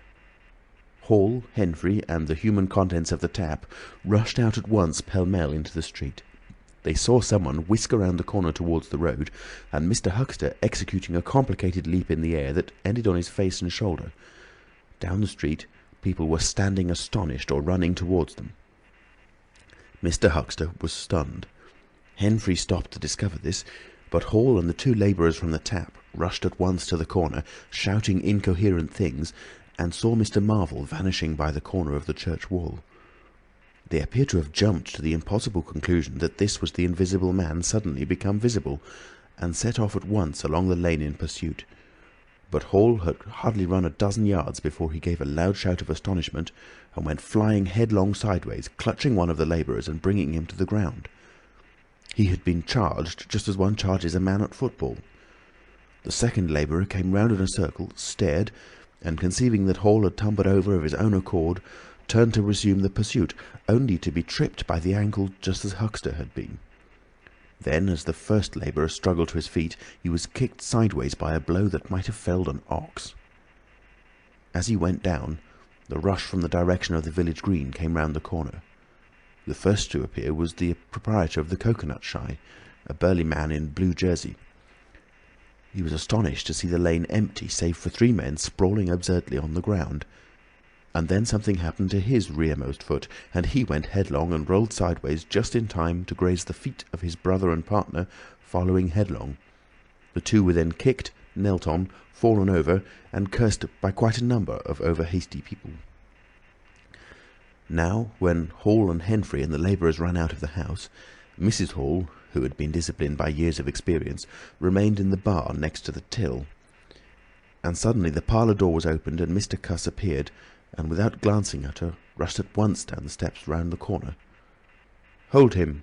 he cried. "Don't let him drop that parcel." He knew nothing of the existence of Marvel, for the Invisible Man had handed over the books and bundle in the yard. The face of Mr. Cuss was angry and resolute, but his costume was defective, a sort of limp white kilt that could only have passed muster in Greece. "Hold him!" he bawled. "He's got my trousers, and every stitch of the vicar's clothes." "Tend to him in a minute," he cried to Henfrey as he passed the prostrate huckster, and, coming round the corner to join the tumult, was promptly knocked off his feet into an indecorous sprawl. Somebody in full flight trod heavily on his finger.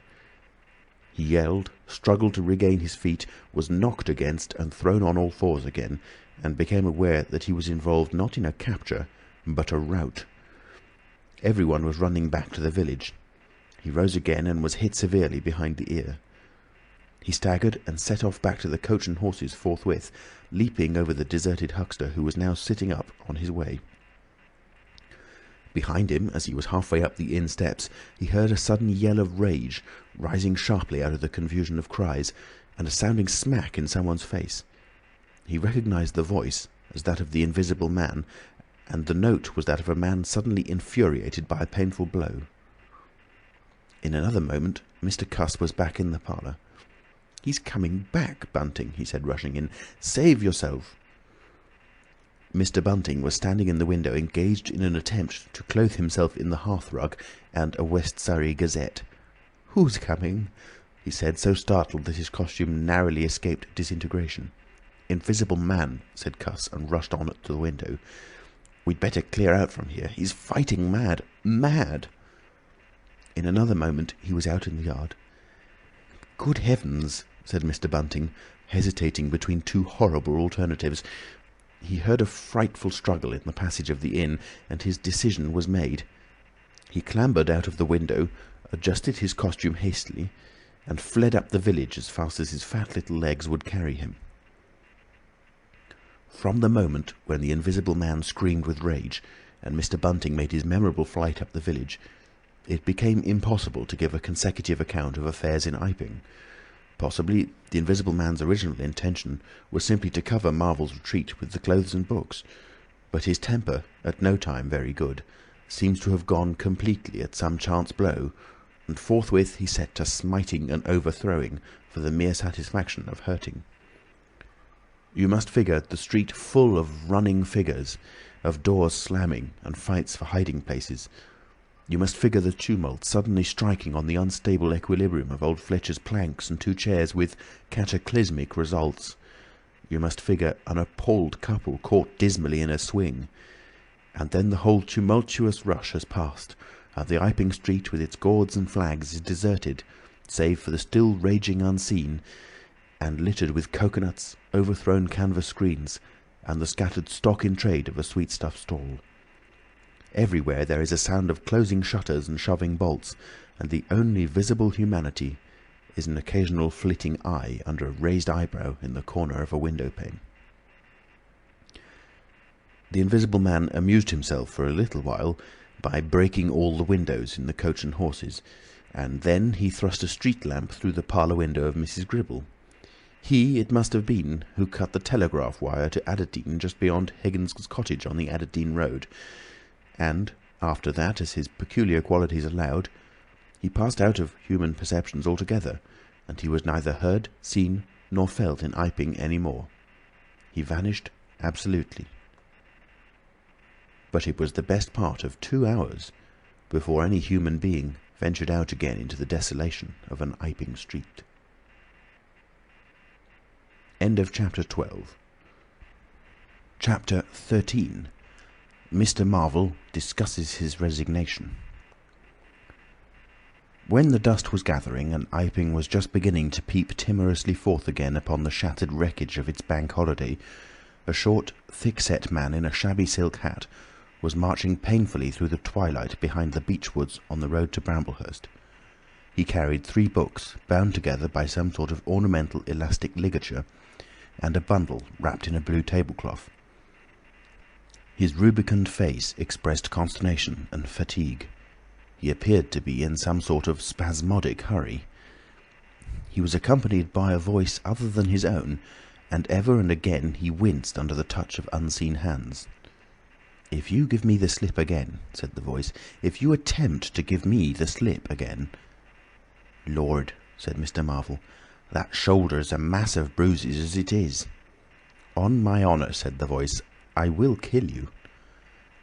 "I didn't try to give you the slip," said Marvel, in a voice that was not far remote from tears.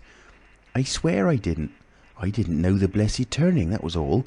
How the devil was I to know the blessed turning? As it is, I've been knocked about—" "You'll get knocked about a great deal more if you don't mind," said the voice, and Mr. Marvel abruptly became silent. He blew out his cheeks, and his eyes were eloquent of despair.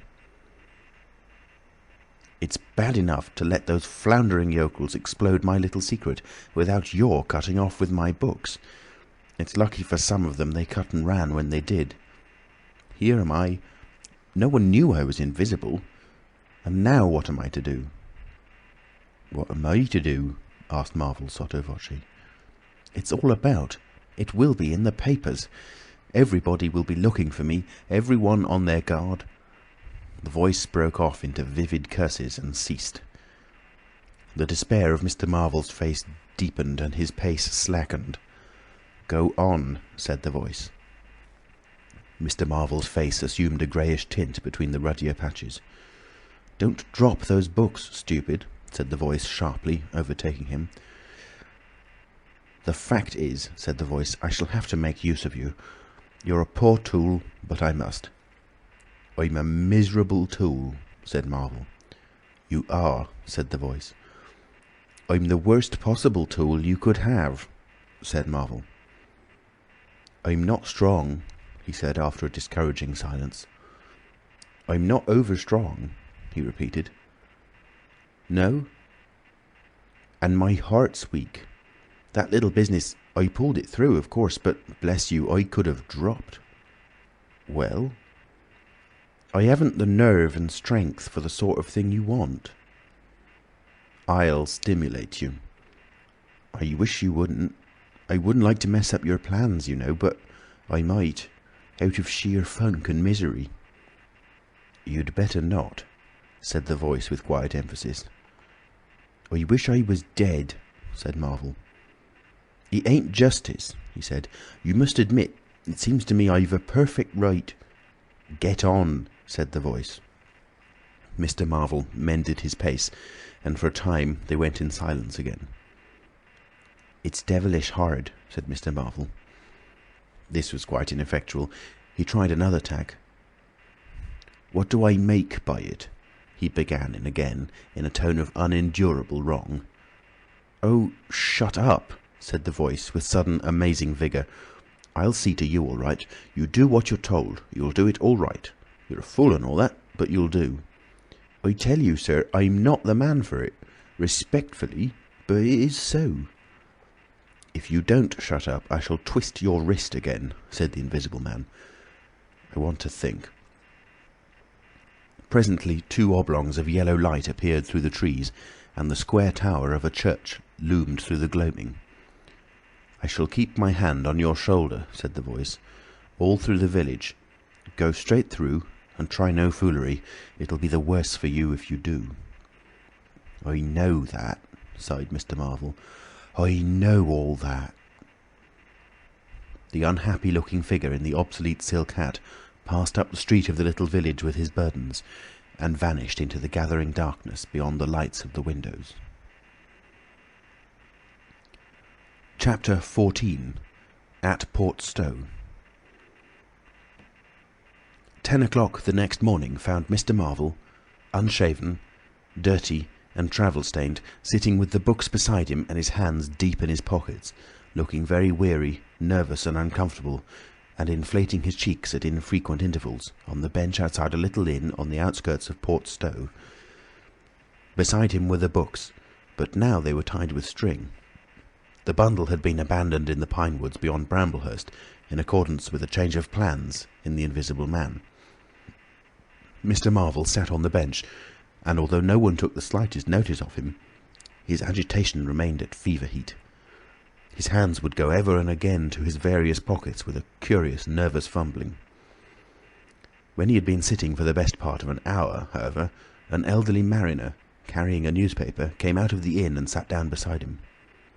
"Pleasant day," said the mariner. Mr. Marvel glanced about him, with something very like terror. "Very," he said. "Just seasonable weather for the time of year," said the mariner, taking no denial.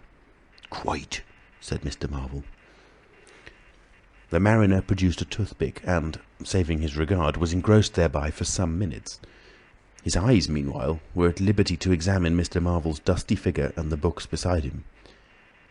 As he had approached Mr. Marvel, he had heard a sound like the dropping of coins into a pocket. He was struck by the contrast of Mr. Marvel's appearance with this sudden suggestion of opulence. Thence his mind wandered back again to a topic that had taken a curiously firm hold of his imagination. "Books?" he said suddenly, noisily finishing with the toothpick. Mr. Marvel started and looked at them. "Oh yes," he said. "Yes, they're books." "There's some extraordinary things in books," said the mariner. "I believe you," said Mr. Marvel. "And some extraordinary things out of them," said the mariner. "True, likewise," said Mr. Marvel. He eyed his interlocutor and then glanced about him. "There's some extraordinary things in newspapers, for example," said the mariner. "There are." "In this newspaper," said the mariner. "Ah," said Mr. Marvel. "There's a story," said the mariner, fixing Mr. Marvel with an eye that was firm and deliberate. "There's a story about an invisible man, for instance." Mr. Marvel pulled his mouth askew and scratched his cheek and felt his ears glowing. "What will they be writing next?" he asked faintly. "Austria or America?" "Neither," said the mariner. "Here." "Lord," said Mr. Marvel, starting. "When I say here," said the mariner, to Mr. Marvel's intense relief, "I don't of course mean here in this place. I mean hereabouts." "An invisible man," said Mr. Marvel. "And what's he been up to?" "Everything," said the mariner, controlling Marvel with his eye and then amplifying. "Every blessed thing." "I ain't seen a paper these 4 days," said Marvel. "Iping's the place he started at," said the mariner. "Indeed," said Mr. Marvel. "He started there, and where he came from nobody don't seem to know.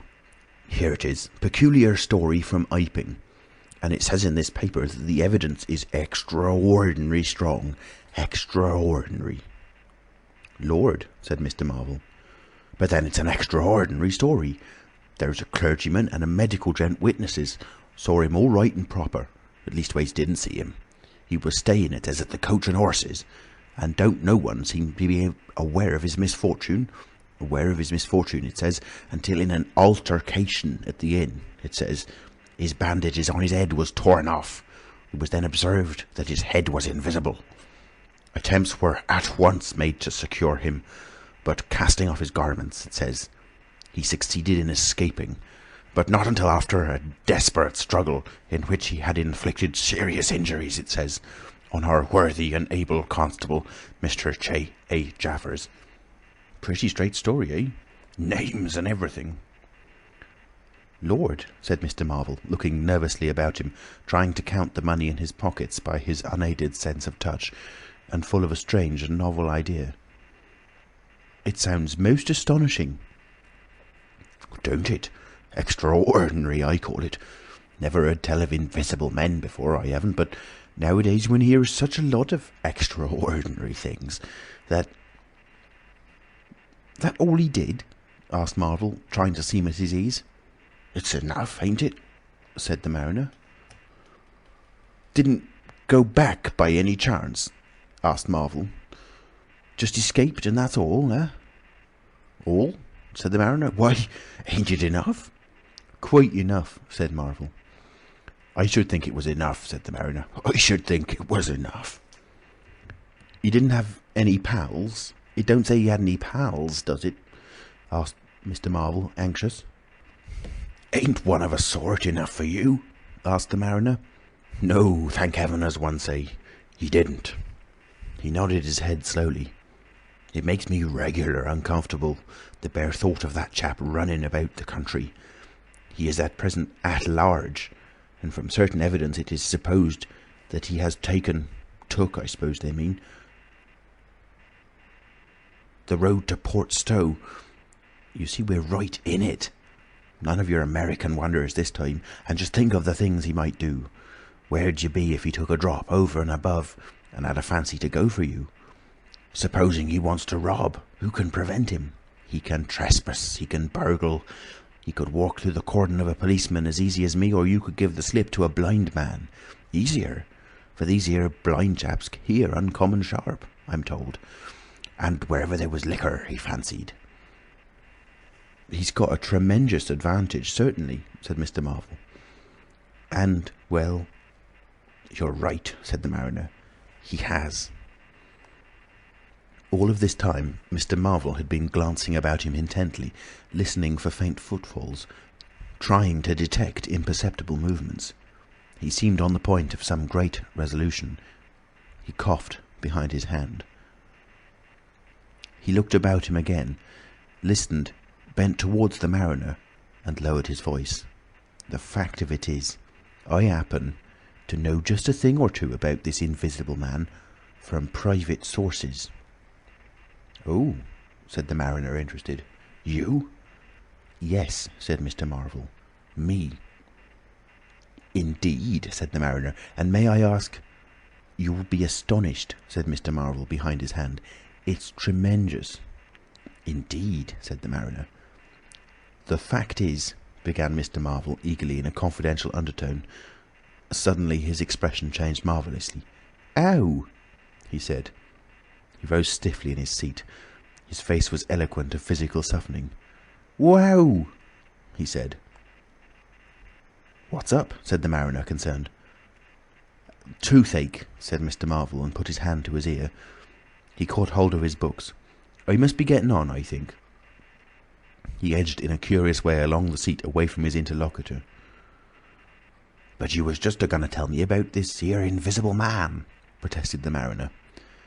Mr. Marvel seemed to consult with himself. Hoax, said a voice. It's a hoax, said Mr. Marvel. But it's in the paper, said the mariner. Hoax all the same, said Marvel. I know the chap that started the lie. There ain't no invisible man whatsoever. Blimey. But how about this paper? Do you mean to say...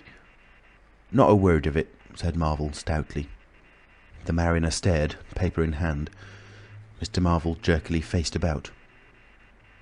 Wait a bit, said the mariner, rising and speaking slowly. Do you mean to say... I do, said Mr. Marvel. Then why'd you let me go on and tell you all this blasted stuff then? What do you mean by letting a man make a fool of himself like that for, eh? Mr. Marvel blew out his cheeks. The mariner was suddenly very red indeed. He clenched his hands. "I've been torking here this 10 minutes," he said, "and you little pot-bellied, leathery-faced son of an old boot, couldn't have the elementary manners." "Don't you come bandying words with me," said Mr. Marvel. "Bandying words! I've a jolly good mind." "Come up," said a voice, and Mr. Marvel was suddenly whirled about and started marching off in a curious spasmodic manner. "You'd better move on," said the mariner. "Who's moving on?" said Mr. Marvel. He was receding obliquely with a curious hurrying gait, with occasional violent jerks forward. Some way along the road he began a muttered monologue, protests and recriminations. "Silly devil," said the mariner, legs wide apart, elbows akimbo, watching the receding figure. "I'll show you, you silly ass. Hoaxing me. It's here, on the paper." Mr. Marvel retorted incoherently, and, receding, was hidden by a bend in the road, but the mariner still stood magnificent in the midst of the way until the approach of a butcher's cart dislodged him. Then he turned himself towards Portstowe. "Full of extraordinary asses," he said softly to himself. "Just take me down a bit. That was his silly game. It's on the paper." And there was another extraordinary thing he was presently to hear that had happened quite close to him, and that was a vision of a fistful of money, no less, travelling without visible agency along by the wall at the corner of St. Michael's Lane. A brother mariner had seen this wonderful sight that very morning. He had snatched at the money forthwith and had been knocked headlong, and when he got to his feet the butterfly money had vanished. Our mariner was in the mood to believe anything, he declared, but that was a bit too stiff. Afterwards, however, he began to think things over. The story of the flying money was true, and all about that neighbourhood, even from the august London and Country Banking Company, from the tills of shops and inns, doors standing that sunny weather entirely open, money had been quietly and dexterously making off that day in handfuls and rouleaux, floating quietly along by walls and shady places, dodging quickly from the approaching eyes of men. And it had, though no man had traced it, invariably ended its mysterious flight in the pocket of that agitated gentleman in the obsolete silk hat, sitting outside the little inn on the outskirts of Portstowe. It was 10 days after, and indeed only when the Burdock story was already old, that the mariner collated these facts and began to understand how near he had been to the wonderful invisible man. Chapter 15. The Man Who Was Running. In the early evening time, Dr. Kemp was sitting in his study in the Belvedere on the hill overlooking Burdock. It was a pleasant little room with 3 windows, north, west and south, and bookshelves covered with books and scientific publications, and a broad writing table, and underneath the north window a microscope, glass slips, minute instruments, some cultures, and scattered bottles of reagents. Dr. Kemp's solar lamp was lit, albeit the sky was still bright with the sunset light, and his blinds were up, because there was no offence of peering outsiders to require them pulled down. Dr. Kemp was a tall and slender young man, with flaxen hair and a moustache almost white, and the work he was upon would earn him, he hoped, the fellowship of the Royal Society, so highly did he think of it. And his eye, presently wandering from his work, caught the sunset blazing at the back of the hill that is over against his own. For a minute perhaps he sat, pen in mouth, admiring the rich golden colour above the crest, and then his attention was attracted by the little figure of a man, inky black, running over the hill brow towards him. He was a shortish little man, and he wore a high hat, and he was running so fast that his legs verily twinkled. "Another of those fools," said Dr. Kemp, "like that ass who ran into me this morning around a corner with 'Visible Man' a-coming, sir. I can't imagine what possesses people. One might think we were in the 13th century." He got up, went to the window, and stared at the dusky hillside and the dark little figure tearing down it. "He seems in a confounded hurry," said Dr. Kemp. "But he doesn't seem to be getting on. If his pockets were full of lead, he couldn't run heavier." "Spurted, sir," said Dr. Kemp. In another moment the higher of the villas that had clambered up the hill from Burdock had occluded the running figure. He was visible again for a moment, and then again, 3 times between the 3 detached houses that came next, and then the terrace hid him. "Asses," said Dr. Kemp, swinging around on his heel and walking back to his writing table. But those who saw the fugitive nearer, and perceived the abject terror on his perspiring face, being themselves in the open roadway, did not share in the doctor's contempt. The man pounded, and as he ran he chinked like a well-filled purse that is tossed to and fro. He looked neither to the right nor the left, but his dilated eyes stared straight downhill to where the lamps were being lit and the people were crowded in the street, and his ill-shaped mouth fell apart, and a glary foam lay on his lips, and his breath came hoarse and noisy. All he passed stopped and began staring up the road and down, and interrogating one another with an inkling of discomfort for the reason of his haste. And then presently, far up the hill, a dog playing in the road yelped and ran under a gate, and as they still wondered something, a wind, a pad, pad, pad, a sound like a panting breathing, rushed by. People screamed. People sprang off the pavement. It passed in shouts. It passed by instinct down the hill. They were shouting in the street before Marvel was halfway there. They were bolting into houses and slamming the doors behind them, and with the news. He heard it and made one last desperate spurt. Fear came striding by, rushed ahead of him, and in a moment had seized the town. The Invisible Man is coming. The Invisible Man. Chapter 16. In the Jolly Cricketers. The Jolly Cricketers is just at the bottom of the hill, where the tram lines begin. The barman leant his fat red arms on the counter and talked of horses with an anaemic cabman, while a black-bearded man in a grey snapped up biscuit and cheese, drank Burton, and conversed in American with a policeman off duty. "What's the shouting about?" said the anaemic cabman, going off at a tangent, trying to see up the hill over the dirty yellow blind in the low window of the inn. Somebody ran by outside. "Fire, perhaps," said the barman. Footsteps approached, running heavily. The door was pushed open violently, and Marvel, weeping and dishevelled, his hat gone, the neck of his coat torn open, rushed in, made a convulsive turn, and attempted to shut the door. It was half held open by a strap. "Coming!" he bawled, his voice shrieking with terror. "He's coming! The Invisible Man! After me, for God's sake! Help! Help! Help!" "Shut the doors," said the policeman. "Who's coming? What's the row?" He went to the door, released the strap, and it slammed. The American closed the other door. "Let me go inside," said Marvel, staggering and weeping, but still clutching the books. "Let me go inside. Lock me in somewhere. I tell you, he's after me. I gave him the slip. He said he'd kill me, and he will." "You're safe," said the man with the black beard. "The door's shut. What's it all about?" "Let me go inside," said Marvel, and shrieked aloud as a blow suddenly made the fastened door shiver, and was followed by a hurried rapping and a shouting outside. "Hello!" cried the policeman. "Who's there?" Mr. Marvel began to make frantic dives at panels that looked like doors. "He'll kill me. He's got a knife or something, for God's sake." "Here you are," said the barman. "Come in here," and he held up the flap of the bar. Mr. Marvel rushed behind the bar as the summons outside was repeated. "Don't open the door!" he screamed. "Please don't open the door! Where shall I hide?"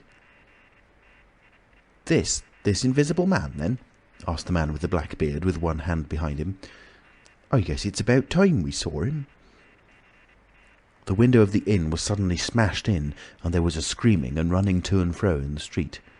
The policeman had been standing on the settee, staring out, craning to see who was at the door. He got down with raised eyebrows. "It's that," he said. The barman stood in front of the bar parlour, which was now locked on Mr. Marvel, stared at the smashed window, and came around to the other two men. Everything was suddenly quiet. "I wish I had my truncheon," said the policeman, going irresolutely to the door.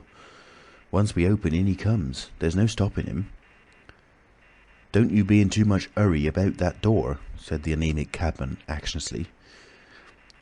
"Draw the bolts," said the man with the black beard. "And if he comes—" He showed a revolver in his hand. "That won't do," said the policeman. "That's murder." "I know what country I'm in," said the man with the beard. "I'm going to let off at his legs. Draw the bolts." "Not with that blinking thing going off behind me," said the barman, craning over the blind. "Very well," said the man with the black beard, and stooping down, revolver ready, drew himself. Barman, cabman, and policeman faced about. "Come in," said the bearded man in an undertone, standing back and facing the unbolted doors with his pistol behind him. No one came in. The door remained closed. 5 minutes afterwards, when a second cabman pushed his head in cautiously, they were still waiting, and an anxious face peered out of the bar parlour and supplied information. "Are all the doors of the house shut?" asked Marvel. "He's going round, prowling round. He's as artful as the devil." "Good Lord," said the burly barman. "There's the back. Just watch them doors, I say." He looked about him helplessly. The bar parlour door slammed, and they heard the key turn. "There's the yard door and the private door. The yard door—" He rushed out of the bar. In a minute he reappeared with a carving knife in his hand. "The yard door was open," he said, and his fat underlip dropped. "He may be in the house now," said the first cabman. "He's not in the kitchen," said the barman. "There's 2 women there, and I've stabbed every inch of it with this little beef slicer. And they don't think he's come in. They haven't noticed." "Have you fastened it?" asked the first cabman. "I'm out of frocks," said the barman.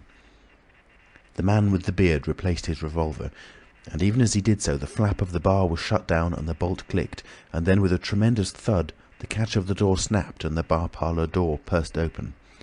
They heard Marvel squeal like a caught leveret, and forthwith they were clambering over the bar to his rescue. The bearded man's revolver cracked, and the looking-glass at the back of the parlour starred and came smashing and tinkling down. As the barman entered the room he saw Marvel, curiously crumpled up and struggling against the door that led to the yard and kitchen. The door flew open while the barman hesitated, and Marvel was dragged into the kitchen. There was a scream and a clatter of pans. Marvel, head down and lugging back obstinately, was forced to the kitchen door, and the bolts were drawn. Then the policeman, who had been trying to pass the barman, rushed in, followed by one of the cabmen, grabbed the wrist of the invisible hand that collared Marvel, was hit in the face and went reeling back. The door opened, and Marvel made a frantic effort to obtain a lodgment behind it. Then the cabman collared something. "I got him," said the cabman. The barman's red hands came clawing at the unseen. "Here he is," said the barman. Mr. Marvel, released, suddenly dropped to the ground and made an attempt to crawl behind the legs of the fighting men. The struggle blundered around the edge of the door. The voice of the invisible man was heard for the first time, yelling out sharply as the policeman trod on his foot. Then he cried out passionately, and his fists flew round like flails. The cabman suddenly whooped and doubled up, kicked under the diaphragm. The door into the bar parlour from the kitchen slammed and covered Mr. Marvel's retreat. The men in the kitchen found themselves clutching at and struggling with empty air. "Where's he gone?" cried the man with the beard. "Out?" "This way," said the policeman, stepping into the yard and stopping. A piece of tile whizzed by his head and smashed among the crockery on the kitchen table.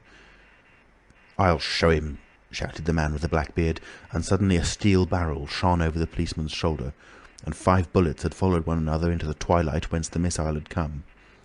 As he fired, the man with the beard moved his hand in a horizontal curve, so that his shots radiated out into the narrow yard like spokes from a wheel. A silence followed. 5 cartridges, said the man with the black beard. "That's the best of all. 4 aces and a joker. Get a lantern, someone, and come and feel about for his body."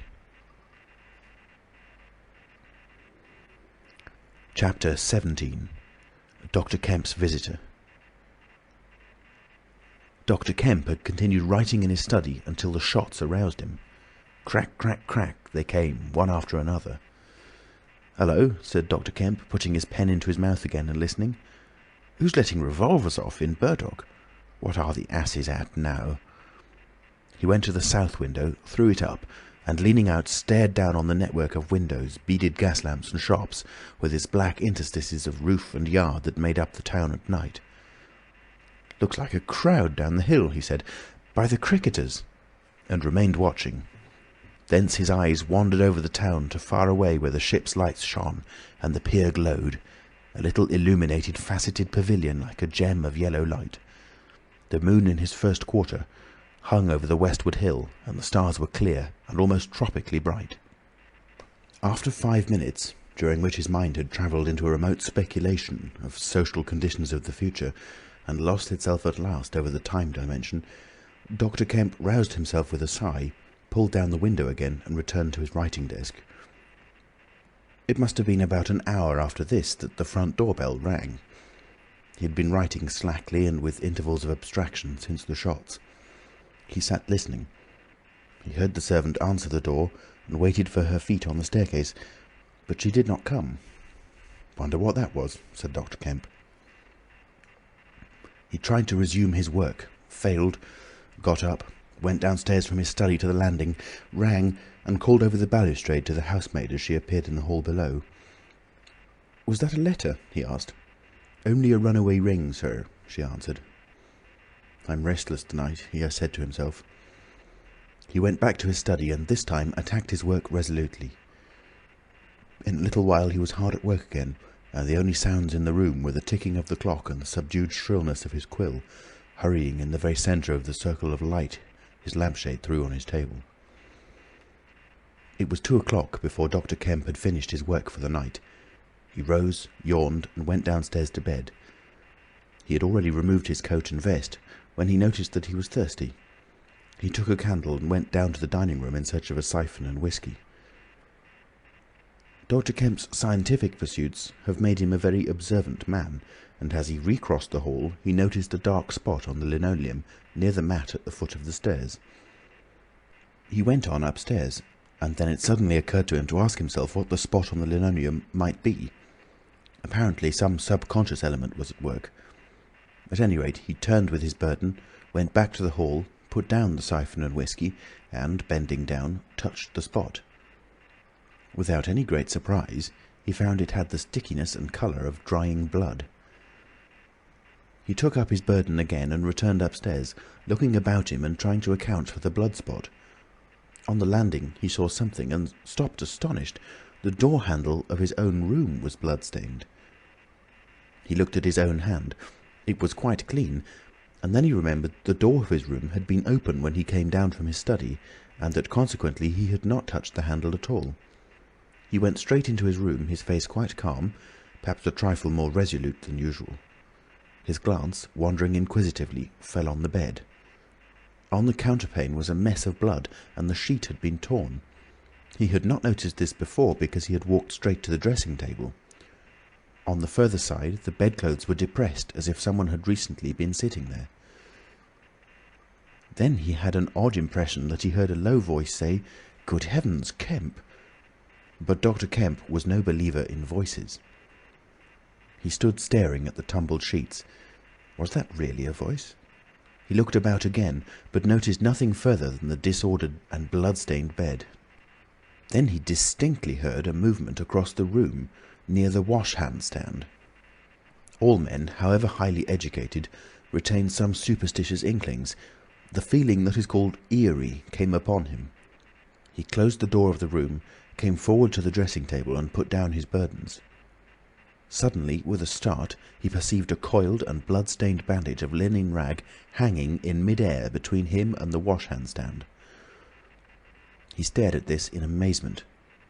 It was an empty bandage, a bandage properly tied, but quite empty. He would have advanced to grasp it, but a touch arrested him, and a voice speaking quite close to him. "Kemp," said the voice. "Eh?" said Kemp, with his mouth open. "Keep your nerve," said the voice. "I'm an invisible man." Kemp made no answer for a space, simply stared at the bandage. "Invisible man," he said. "I am an invisible man," repeated the voice. The story he had been active to ridicule only that morning rushed through Kemp's brain. He does not appear to have been either very much frightened or very greatly surprised at the moment. Realization came later. "I thought it was all a lie," he said. The thought uppermost in his mind was the reiterated arguments of the morning. "Have you a bandage on?" he asked. "Yes," said the Invisible Man. "Oh," said Kemp, and then roused himself. "I say," he said, "but this is nonsense. It's some trick." He stepped forward suddenly, and his hand, extended towards the bandage, met invisible fingers. He recoiled at the touch, and his colour changed. "Keep steady, Kemp, for God's sake. I want help badly. Stop." The hand gripped his arm. He struck at it. "Kemp!" cried the voice. "Kemp, keep steady!" And the grip tightened. A frantic desire to free himself took possession of Kemp. The hand of the bandaged arm gripped his shoulder, and he was suddenly tripped and flung backwards upon the bed. He opened his mouth to shout, and the corner of the sheet was thrust between his teeth. The Invisible Man had him down grimly, but his arms were free, and he struck and tried to kick savagely. "Listen to reason, will you?" said the Invisible Man, sticking to him in spite of a pounding in the ribs. "By heaven, you'll madden me in a minute." "Lie still, you fool!" bawled the Invisible Man in Kemp's ear. Kemp struggled for another moment and then lay still. "If you shout, I'll smash your face," said the Invisible Man, relieving his mouth. "I'm an Invisible Man. It's no foolish and no magic. I really am an Invisible Man, and I want your help. I don't want to hurt you, but if you behave like a frantic rustic, I must. Don't you remember me, Kemp? Griffin of University College?" "Let me get up," said Kemp. "I'll stop where I am, and let me sit quiet for a minute." He sat up and felt his neck. "I am Griffin of University College, and I have made myself invisible. I am just an ordinary man, a man you have known, made invisible." "Griffin?" said Kemp. "Griffin," answered the voice. "A younger student than you were, almost an albino, 6 feet high and broad, with a pink and white face and red eyes, who won the medal for chemistry." "I am confused," said Kemp. "My brain is rioting. What has this to do with Griffin?" "I am Griffin." Kemp thought. "It's horrible," he said. "But what devilry must happen to make a man invisible?" "It's no devilry. It's a process, sane and intelligible enough." "It's horrible," said Kemp. "How on earth—" "It's horrible enough, but I am wounded and in pain and tired. Great God, Kemp, you're a man. Take it steady. Give me some food and drink, and let me sit down here." Kemp stared at the bandage as it moved across the room, then saw a basket chair dragged across the floor and come to rest near the bed. It creaked, and the seat was depressed by the quarter of an inch or so. He rubbed his eyes and felt his neck again. "This beats ghosts," he said, and laughed stupidly. "That's better. Thank heaven you're getting sensible." "Or silly," said Kemp, and knuckled his eyes. "Give me some whiskey. I'm near dead." "It didn't feel so." "Where are you? If I get up, shall I run into you?" "There. All right. Whiskey. Here. Where shall I give it to you?" The chair creaked, and Kemp felt the glass drawn away from him. He let go by an effort. His instinct was all against it. It came to rest, poised 20 inches above the front edge of the seat of the chair. He stared at it in infinite perplexity. This must be hypnotism. You have suggested you are invisible." "Nonsense," said the voice. "It's frantic. Listen to me. I demonstrated conclusively this morning," began Kemp, "that invisibility—" "Never mind what you've demonstrated. I'm starving," said the voice, "and the night is chilly to a man without clothes." "Food?" said Kemp. The tumbler of whiskey tilted itself. "Yes," said the Invisible Man, rapping it down. "Have you a dressing gown?" Kemp made some exclamation in an undertone. He walked to a wardrobe and produced a robe of dingy scarlet. "This do?" he asked. It was taken from him. It hung limp for a moment in mid-air, fluttered weirdly, stood full and decorously buttoning itself, and sat down in his chair. "Drawers, socks, slippers would be a comfort," said the Unseen curtly. "And food." "Anything. But this is the insanest thing I was ever in my life." He turned out his drawers for the articles, and then went downstairs to ransack his larder. He came back with some cold cutlets and bread, pulled up a light table and placed them before his guest. "Never mind knives," said his visitor, and a cutlet hung in mid-air with a sound of gnawing. "Invisible," said Kemp, and sat down on a bedroom chair. "I always like to get something about me before I eat," said the Invisible Man, with a full mouth, eating greedily. "Queer fancy." "I suppose that wrist is all right," said Kemp. "Trust me," said the Invisible Man. "Of all the strange and wonderful—" "Exactly. But it's odd I should blunder into your house to get my bandaging. My first stroke of luck. Anyhow, I meant to sleep in this house tonight. You must stand that. It's a filthy nuisance, my blood showing, isn't it? Quite a clot over there. Gets visible as it coagulates, you see. It's the only living tissue I've changed, and only for as long as I'm alive. I've been in the house 3 hours." "But how's it done?" began Kemp in a tone of exasperation. "Confound it, the whole business. It's unreasonable from beginning to end." "Quite reasonable," said the Invisible Man. "Perfectly reasonable." He reached over and secured the whisky bottle. Kemp stared at the devouring dressing-gown. A ray of candlelight penetrating a torn patch in the right shoulder made a triangle of light under the left ribs. "Where are the shots?" he asked. "How did the shooting begin?" "There was a real fool of a man, a sort of confederate of mine, curse him, who tried to steal my money. Has done so." "Is he invisible too?" "No." "Well, can't I have some more to eat before I tell you all that? I'm hungry, in pain, and you want me to tell stories." Kemp got up. "You didn't do any shooting?" he asked. "Not me," said his visitor. "Some fool I'd never seen fired at random. A lot of them got scared. They all got scared at me. Curse them. I say, I want more to eat than this, Kemp." "I'll see what there is to eat downstairs," said Kemp. "Not much, I'm afraid." After he had done eating, and he had made a heavy meal, the Invisible Man demanded a cigar. He bit the end savagely before Kemp could find a knife, and cursed when the outer leaf loosened. It was strange to see him smoking. His mouth and throat, pharynx and nares, became visible as a sort of whirling smoke cast. "This blessed gift of smoking," he said, and puffed vigorously. "I am lucky to have fallen upon you, Kemp. You must help me. Fancy tumbling on you just now. I'm in a devilish scrape. I've been mad, I think, the things I've been through. But we will do things yet. Let me tell you—" He helped himself to more whisky and soda. Kemp got up, looked about him, and fetched a glass from his spare room. "It's wild, but I suppose I may drink." "You haven't changed much, Kemp, these dozen years. You fair men don't. Cool and methodical, after the first collapse. I must tell you, we will work together." "But how was it all done?" said Kemp. "And how did you get like this?" "For God's sake, let me smoke in peace for a little while, and then I will begin to tell you." But the story was not told that night. The Invisible Man's wrist was growing painful. He was feverish, exhausted, and his mind came round to brood upon his chase down the hill and the struggle about the inn. He spoke in fragments of marvel. He smoked faster. His voice grew angry. Kemp tried to gather what he could. "He was afraid of me. I could see that he was afraid of me," said the Invisible Man many times over. "He meant to give me the slip. He was always casting about. What a fool I was. The cur! I should have killed him." "Where did you get the money?" asked Kemp abruptly. The Invisible Man was silent for a space. "I can't tell you tonight," he said. He groaned suddenly and leant forward, supporting his invisible head on invisible hands. "Kemp," he said, "I've had no sleep for near 3 days, except a couple of dozes an hour. I must sleep soon." "Well, have my room, have this room." "But how can I sleep? If I sleep, he will get away." "Oh, what does it matter?" "What's the shot wound?" asked Kemp abruptly. "Nothing. Scratch and blood."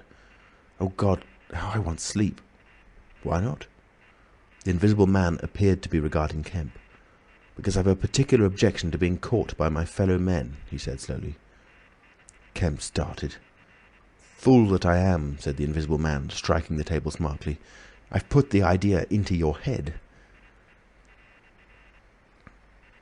End of chapter 17. Chapter 18. The Invisible Man sleeps. Exhausted and wounded as the Invisible Man was, he refused to accept Kemp's word that his freedom should be respected. He examined the 2 windows of the bedroom, drew up the blinds and opened the sashes to confirm Kemp's statement that a retreat by them would be possible. Outside the night was very quiet and still, and the new moon was settling over the down. Then he examined the keys of the bedroom and the 2 dressing-room doors to satisfy himself that these also could be made an assurance of freedom. Finally he expressed himself satisfied.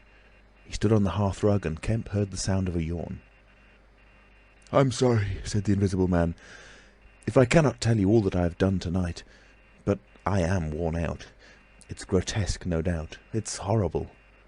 But believe me, Kemp, in spite of your arguments of this morning, it is quite a possible thing. I have made a discovery. I meant to keep it to myself. I can't. I must have a partner. And you, We can do such things. But tomorrow... Now, Kemp, I feel as though I must sleep or perish." Kemp stood in the middle of the room, staring at the headless garment. "I suppose I must leave you," he said. "It's incredible. 3 things happening like this, overturning all my preconceptions, would make me insane. But it's real. Is there anything more that I can get you?" "Only bid me good night," said Griffin. "Good night," said Kemp, and shook an invisible hand. He walked sideways to the door. Suddenly the dressing-gown walked quickly towards him. "Understand me," said the dressing-gown. "No attempts to hamper me or capture me or—" Kemp's face changed a little. "I thought I gave you my word," he said. Kemp closed the door softly behind him, and the key was turned upon him forthwith. Then, as he stood with an expression of passive amazement on his face, the rapid feet came to the door of the dressing-room, and that too was locked. Kemp slapped his brow with his hand. "Am I dreaming? Has the world gone mad, or have I?" He laughed and put his hand to the locked door. "Barred out of my own bedroom by a flagrant absurdity," he said. He walked to the head of the staircase, turned and stared at the locked doors. "It's fact," he said. He put his fingers to his slightly bruised neck. "Undeniable fact." "But—" He shook his head hopelessly, turned and went downstairs. He lit the dining-room lamp, got out a cigar and began pacing the room, ejaculating. Now and then he would argue with himself. "Invisible," he said. "Is there such a thing as an invisible animal? In the sea, yes. Thousands, millions. All the larvae, all the little nauplii and tonoras, all the microscopic things like jellyfish. In the sea there are more things invisible than visible. I never thought of that before. And in the ponds, too, all those little pond-life things, specks of colourless, translucent jelly. But in air? No. It can't be. But after all, why not? If a man was made of glass, he would still be visible."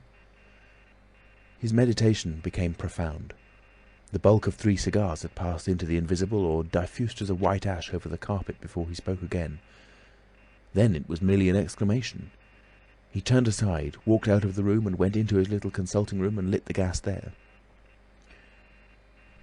It was a little room because Dr. Kemp did not live by practice, and in it were the day's newspapers. The morning's paper lay carelessly opened and thrown aside. He caught it up, turned it over, and read the account of a strange story from Iping that the mariner at Port Stowe had spelt over so painfully to Mr. Marvel. Kemp read it swiftly. "Wrapped up?" said Kemp. "Disguised? Hiding it? No one seems to have been aware of his misfortune? What the devil is his game?" He dropped the paper and his eye went seeking. "Ah," he said, and he caught up the St. James's Gazette, lying folded up as it had arrived. "Now we shall get at the truth," said Dr. Kemp. He rent the paper open. A couple of columns confronted him. "An entire village in Sussex goes mad," was the heading. "Good heavens," said Kemp, reading eagerly an incredulous account of the events in Iping of the previous afternoon that have already been described. Over the leaf the report in the morning paper had been reprinted. He reread it. "Ran through the streets, striking left and right. Jaffers insensible, Mr. Huxter in great pain, still unable to describe what he saw. Painful humiliation, vicar. Woman ill with terror, windows smashed. This extraordinary story probably a fabrication. Too good not to print, cum grano." He dropped the paper and stared blankly in front of him. Probably a fabrication. He caught up the paper again and reread the whole business. But when does the tramp come in? Why the deuce was he chasing a tramp? He sat down abruptly on the surgical bench. "He's not only invisible," he said, "but he's mad, homicidal." When dawn came to mingle its pallor with the lamplight and cigar smoke of the dining-room, Kemp was still pacing up and down, trying to grasp the incredible. He was altogether too excited to sleep. His servants, descending sleepily, discovered him, and were inclined to think that overstudy had worked this ill on him. He gave them extraordinary but quite explicit instructions to lay breakfast for 2 in the Belvedere study, and then to confine themselves to the basement and ground floor. Then he continued to pace the dining-room until the morning's paper came. That had much to say and little to tell beyond the confirmation of the evening before, and a very badly written account of another remarkable tale from Port Burdock. This gave Kemp the essence of the happenings at the Jolly Cricketers, and the name of Marvel. "He has made me keep with him 24 hours," Marvel testified. Certain minor facts were added to the Iping story, notably the cutting of the village telegraph wire. But there was nothing to throw light on the connection between the Invisible Man and the tramp, for Mr. Marvel had supplied no information about the 3 books or the money with which he was lined. The incredulous tone had vanished, and a shoal of reporters and inquirers were already at work elaborating the matter. Kemp read every scrap of the report and sent his housemaid out to get every one of the morning papers she could. These also he devoured. "He is invisible," he said, "and it reads like rage growing to mania. The things he may do! The things he may do! And upstairs he's free as air. What on earth ought I to do? For instance, would it be a breach of faith if... No." He went to a little untidy desk in the corner and began a note. He tore this up half-written and wrote another. He read it over and considered it. Then he took an envelope and addressed it to Colonel Adye, Port Burdock. The Invisible Man awoke even as Kemp was doing this. He awoke in an evil temper, and Kemp, alert for every sound, heard his pattering feet rush suddenly across the bedroom overhead. Then a chair was flung over and the wash-hand-stand tumbler smashed. Kemp hurried upstairs and rapped eagerly. Chapter 19. Certain First Principles. "What's the matter?" asked Kemp when the Invisible Man admitted him. "Nothing," was the answer. "But confound it, the smash?" "Fit of temper," said the Invisible Man. "Forgot this arm and it's sore." "You're rather liable to that sort of thing." "I am." Kemp walked across the room and picked up the fragments of broken glass. "All the facts are out about you," said Kemp, standing up with the glass in his hand. "All that happened in Iping and down the hill. The world has become aware of its invisible citizen. But no one knows you are here." The Invisible Man swore. "The secret's out. I gather it was a secret. I don't know what your plans are, but of course I'm anxious to help you." The Invisible Man sat down on the bed. "There's breakfast upstairs," said Kemp, speaking as easily as possible, and he was delighted to find his strange guest rose willingly. Kemp led the way to the narrow staircase to the belvedere. "Before we can do anything else," said Kemp, "I must understand a little more about this invisibility of yours." He had sat down, after one nervous glance out of the window, with the air of a man who has talking to do. His doubts of the sanity of the entire business flashed and vanished again as he looked across to where Griffin sat at the breakfast table, a headless, handless dressing gown, wiping unseen lips on a miraculously held serviette. "It's simple enough and credible enough," said Griffin, putting the serviette aside and leaning the invisible head on an invisible hand. "No doubt to you, but—" Kemp laughed. "Well, yes, to me it seemed wonderful at first, no doubt, but now, great God! But we will do great things yet. I came on the stuff first at Chesilstowe." "Chesilstowe?" "I went there after I left London. You know I dropped medicine and took up physics? No? Well, I did. Light fascinated me." "Oh." "Optical density. The whole subject is a network of riddles, a network with solutions glimmering elusively through.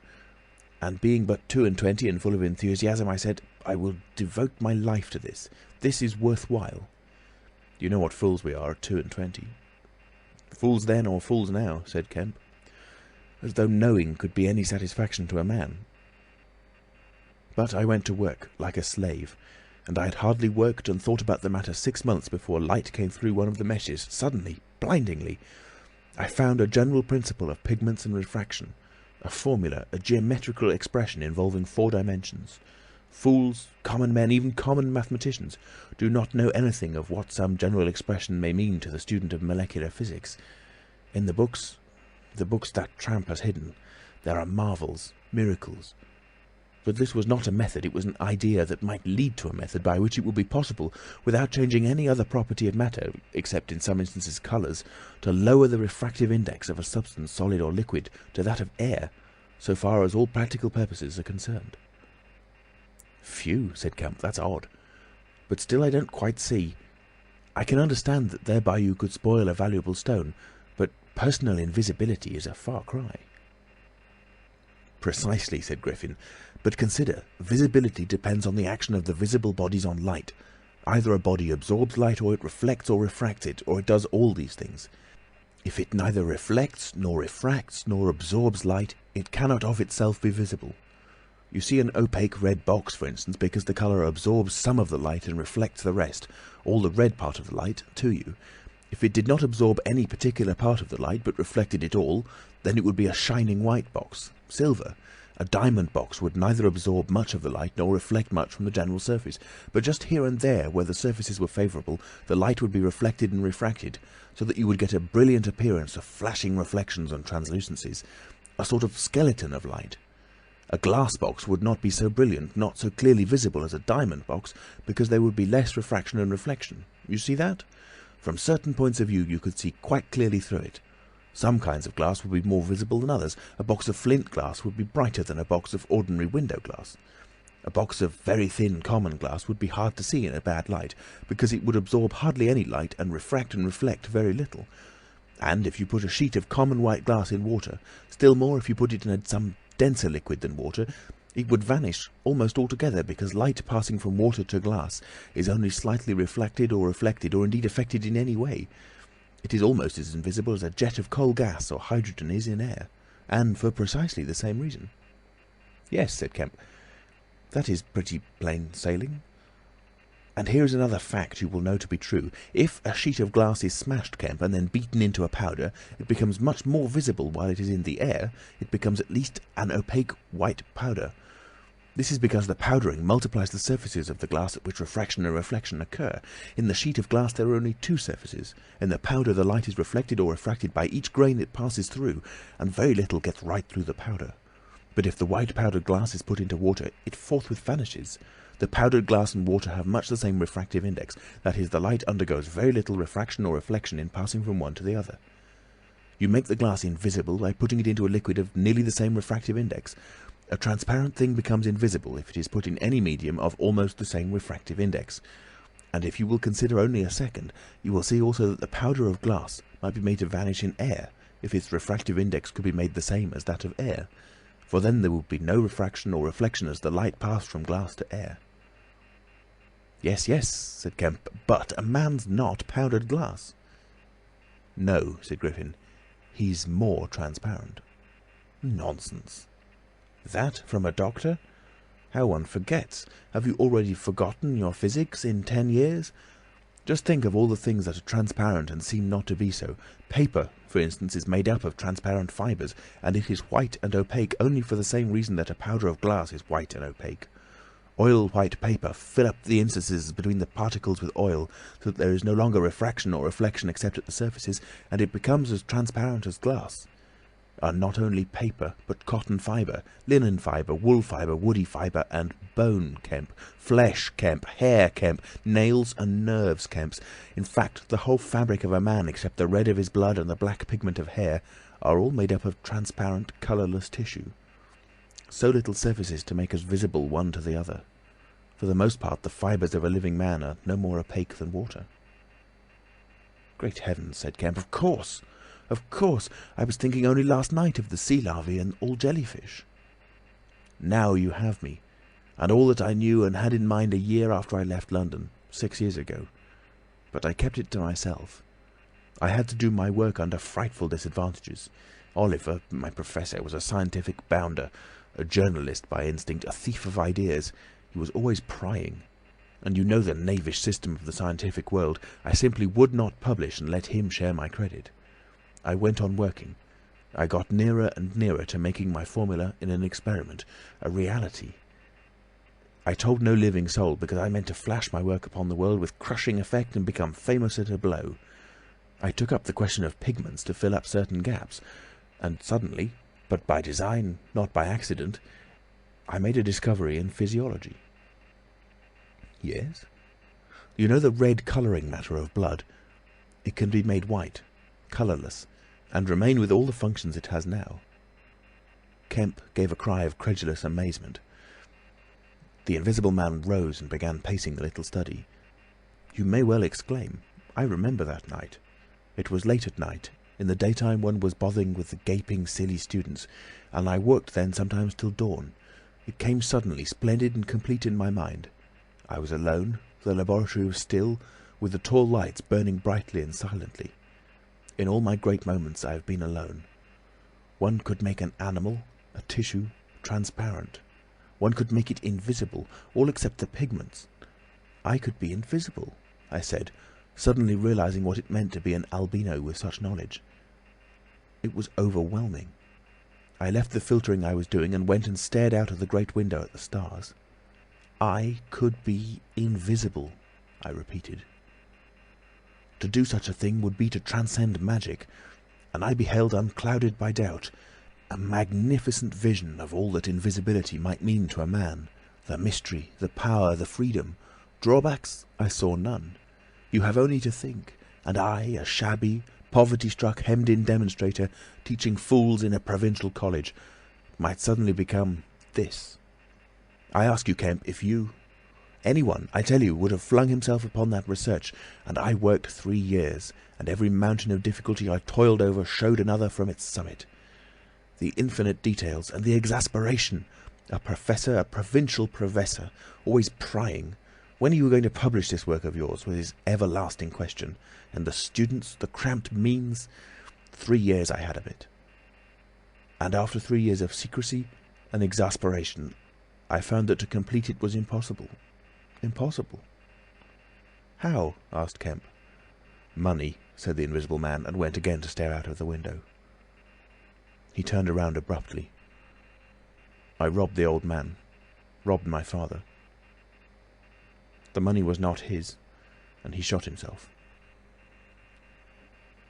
End of chapter 19.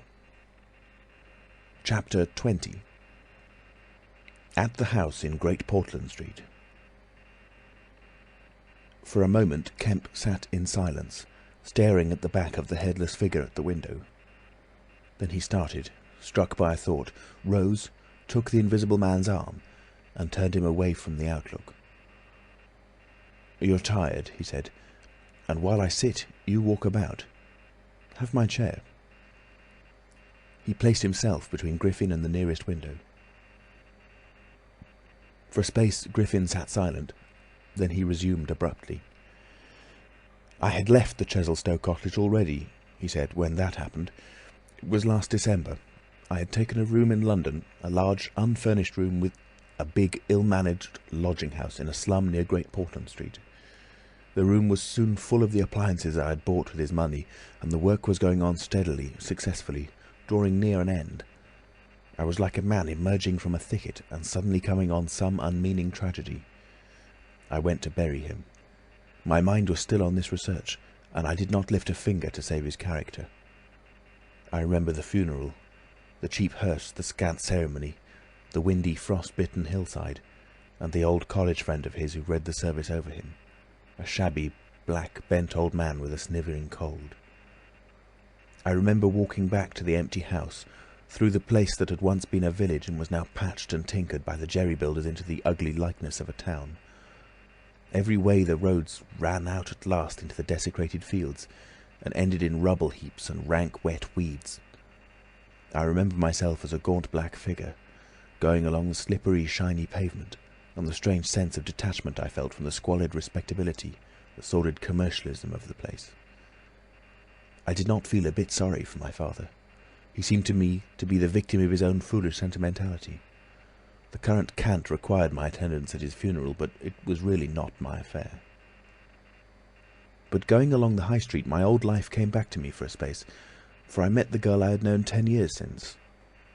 Our eyes met. Something moved me to turn back and talk to her. She was a very ordinary person. It was all like a dream, that visit to the old places. I did not feel then that I was lonely, that I had come out from the world into a desolate place. I appreciated my loss of sympathy, but I put it down to the general inanity of things. Re-entering my room seemed like the recovery of reality. There were the things I knew and loved. There stood the apparatus, the experiments arranged and waiting, and now there was scarcely a difficulty left beyond the planning of details. I will tell you, Kemp, sooner or later, all the complicated processes. We need not go into that now. For the most part, saving certain gaps I chose to remember, they are written in cipher in those books the tramp has hidden. We must hunt him down. We must get those books again. But the essential phase was to place the transparent object whose refractive index was to be lowered between two radiating centres of a sort of ethereal vibration, of which I will tell you more fully later. No, not those Röntgen vibrations. I don't know these others of mine have been described, yet they are obvious enough. I needed 2 little dynamos, and these I worked with a cheap gas engine. My first experiment was with a bit of white wool fabric. It was the strangest thing in the world to see it in the flicker of the flashes, soft and white, and then to watch it fade like a wreath of smoke and vanish. I could scarcely believe I had done it. I put my hand into the emptiness, and there was the thing, as solid as ever. I felt it awkwardly and threw it on the floor. I had a little trouble finding it again. And then came a curious experience. I heard a meow behind me, and turning, saw a lean white cat, very dirty, on the cistern cover outside the window. A thought came into my head. "Everything ready for you," I said, and I went to the window, opened it, and called softly. She came in, purring. The poor beast was starving, and I gave her some milk. All my food was in a cupboard in the corner of the room. After that she went smelling round the room, evidently with the idea of making herself at home. The invisible rag upset her a bit. You should have seen her spit at it. But I made her comfortable on the pillow of my truckle bed, and I gave her butter to get her to wash. "And you processed her?" "I processed her. But giving drugs to a cat is no joke, Kemp, and the process failed." "Failed?" "In 2 particulars. These were the claws and the pigment stuff. What is it? At the back of the eye in a cat, you know? Tapetum?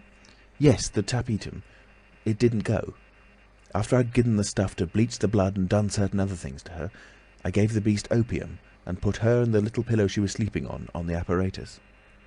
And after all the rest had faded and vanished, there remained 2 little ghosts of her eyes." "Odd." "I can't explain it. She was bandaged and clamped, of course, so I had her safe. But she woke while she was still misty and meowed dismally, and someone came knocking. It was an old woman from downstairs who suspected me of vivisecting, a drink-sodden old creature with only a white cat to care for in all the world. I whipped out some chloroform, applied it, and answered the door. "Did I hear a cat?" she asked. "My cat?" "Not here," said I very politely. She was a little doubtful, and tried to peer past me into the room, strange enough to her, no doubt, bare walls, uncurtained windows, truckle bed, with the gas engine vibrating and the seethe of the radiant points, and that faint ghastly stinging of chloroform in the air. She had to be satisfied at last, and went away again. "How long did it take?" asked Kemp. 3 or 4 hours, the cat. The bones and sinews and the fat were the last to go, and the tips of the coloured hairs. And, as I say, the back part of the eye, tough, iridescent stuff that it is, wouldn't go at all. It was night outside long before the business was over, and nothing was to be seen but the dim eyes and the claws. I stopped the gas engine, felt for and stroked the beast, which was still insensible, and then, being tired, left it sleeping on the invisible pillow, and went to bed. I found it hard to sleep. I lay awake thinking weak, aimless stuff, going over the experiment over and over again, or dreaming feverishly of things growing misty and vanishing about me, until everything, the ground I stood on, vanished. And so I came to that sickly falling nightmare one gets. About 2, the cat began meowing about the room. I tried to hush it by talking to it, and then I decided to turn it out. I remember the shock when I had striking a light. They were just the round eyes shining green, and nothing round them. I would have given it milk, but I hadn't any. It wouldn't be quiet, it just sat down and meowed at the door. I tried to catch it with the idea of putting it out of the window, but it wouldn't be caught. It vanished. Then it began meowing in different parts of the room. At last I opened the window and made a bustle. I suppose it went out at last. I never saw any more of it. Then, heaven knows why, I fell thinking of my father's funeral again, and the dismal windy hillside until the day had come. I found sleeping was hopeless, and, locking my door after me, wandered out into the morning streets. "You don't mean to say there's an invisible cat at large?" said Kemp. "If it hasn't been killed," said the Invisible Man. "Why not?" "Why not?" said Kemp. I didn't mean to interrupt. "It's very probably been killed. It was alive 4 days afterwards. I know, and down a grating in Great Titchfield Street, because I saw a crowd round the place trying to see whence the meowing came." He was silent for the best part of a minute. Then he resumed abruptly. "I remember that morning before the change very vividly. I must have gone up Great Portland Street. I remember the barracks in Albany Street and the horse soldiers coming out, and at last I found the summit of Primrose Hill. It was a sunny day in January, one of those sunny, frosty days that come before the snow this year. My weary brain tried to formulate the position, to plot out a plan of action. I was surprised to find, now that the prize was within my grasp, how inconclusive its attainment seemed. As a matter of fact, I was worked out. The intense stress of nearly 4 years' continuous work left me incapable of any strength of feeling. I was apathetic, and I tried in vain to recover the enthusiasm of my first inquiries, the passion of discovery that had enabled me to compass even the downfall of my father's grey hairs. Nothing seemed to matter.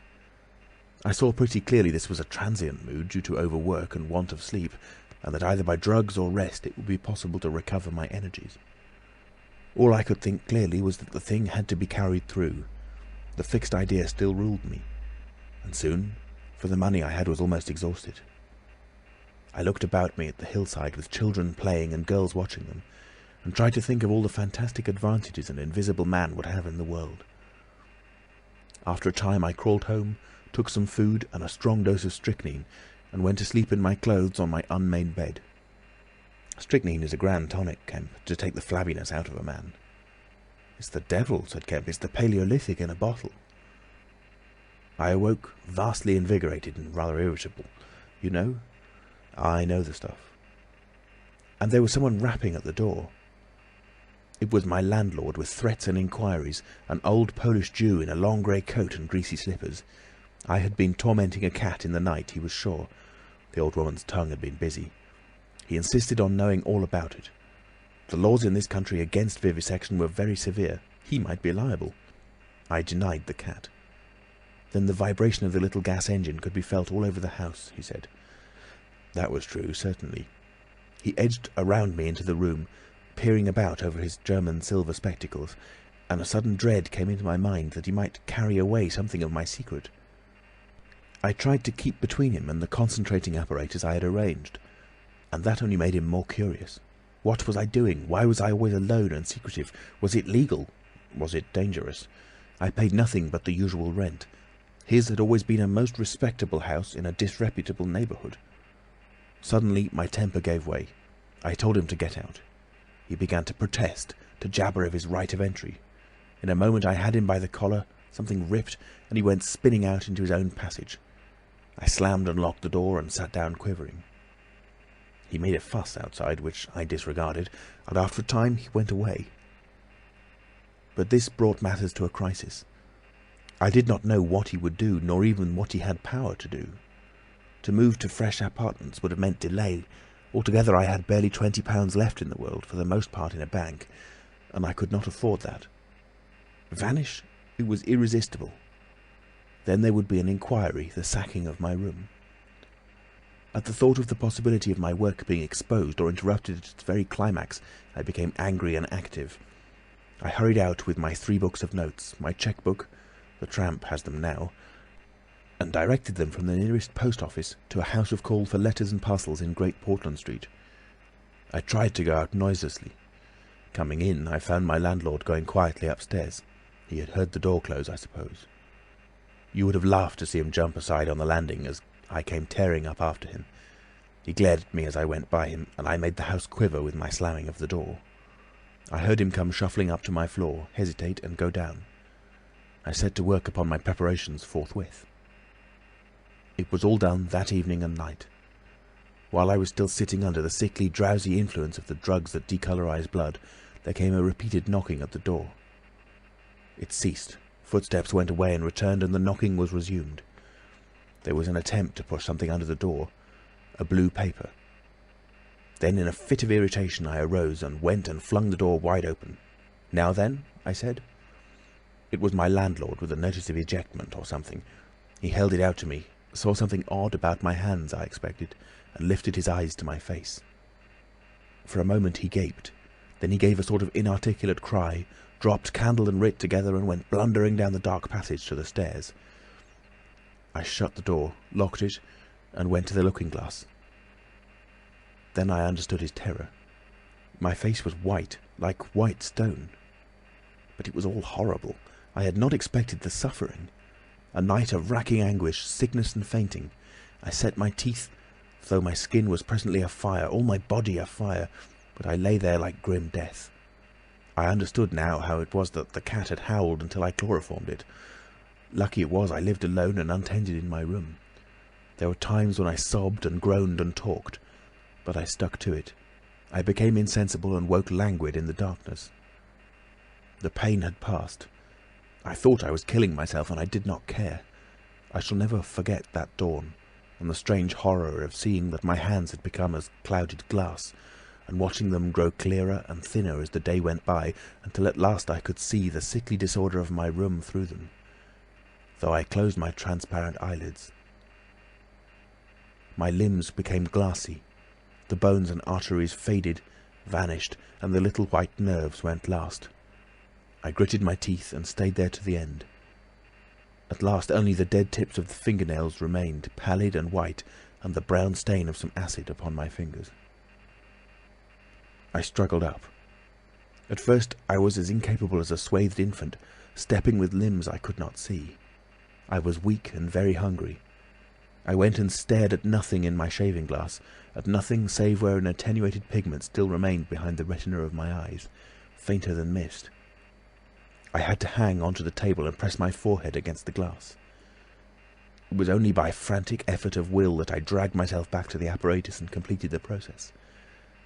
I slept during the forenoon, pulling the sheet over my eyes to shut out the light, and about midday I was awakened again by a knocking. My strength had returned. I sat up and listened and heard a whispering. I sprang to my feet and, as noiselessly as possible, began to detach the connections of my apparatus and to distribute it about the room so as to destroy the suggestions of its arrangement. Presently the knocking was renewed and voices called, first my landlord's and then two others. To gain time I answered them. The invisible rag and pillow came to hand, and I opened the window and pitched them out onto the cistern cover. As the window opened, a heavy crash came at the door. Someone had charged it with the idea of smashing the lock, but the stout bolts I had screwed up some days before stopped him. That startled me, made me angry. I began to tremble and do things hurriedly. I tossed together some loose paper, straw, packing paper and so forth in the middle of the room and turned on the gas. Heavy blows began to rain upon the door.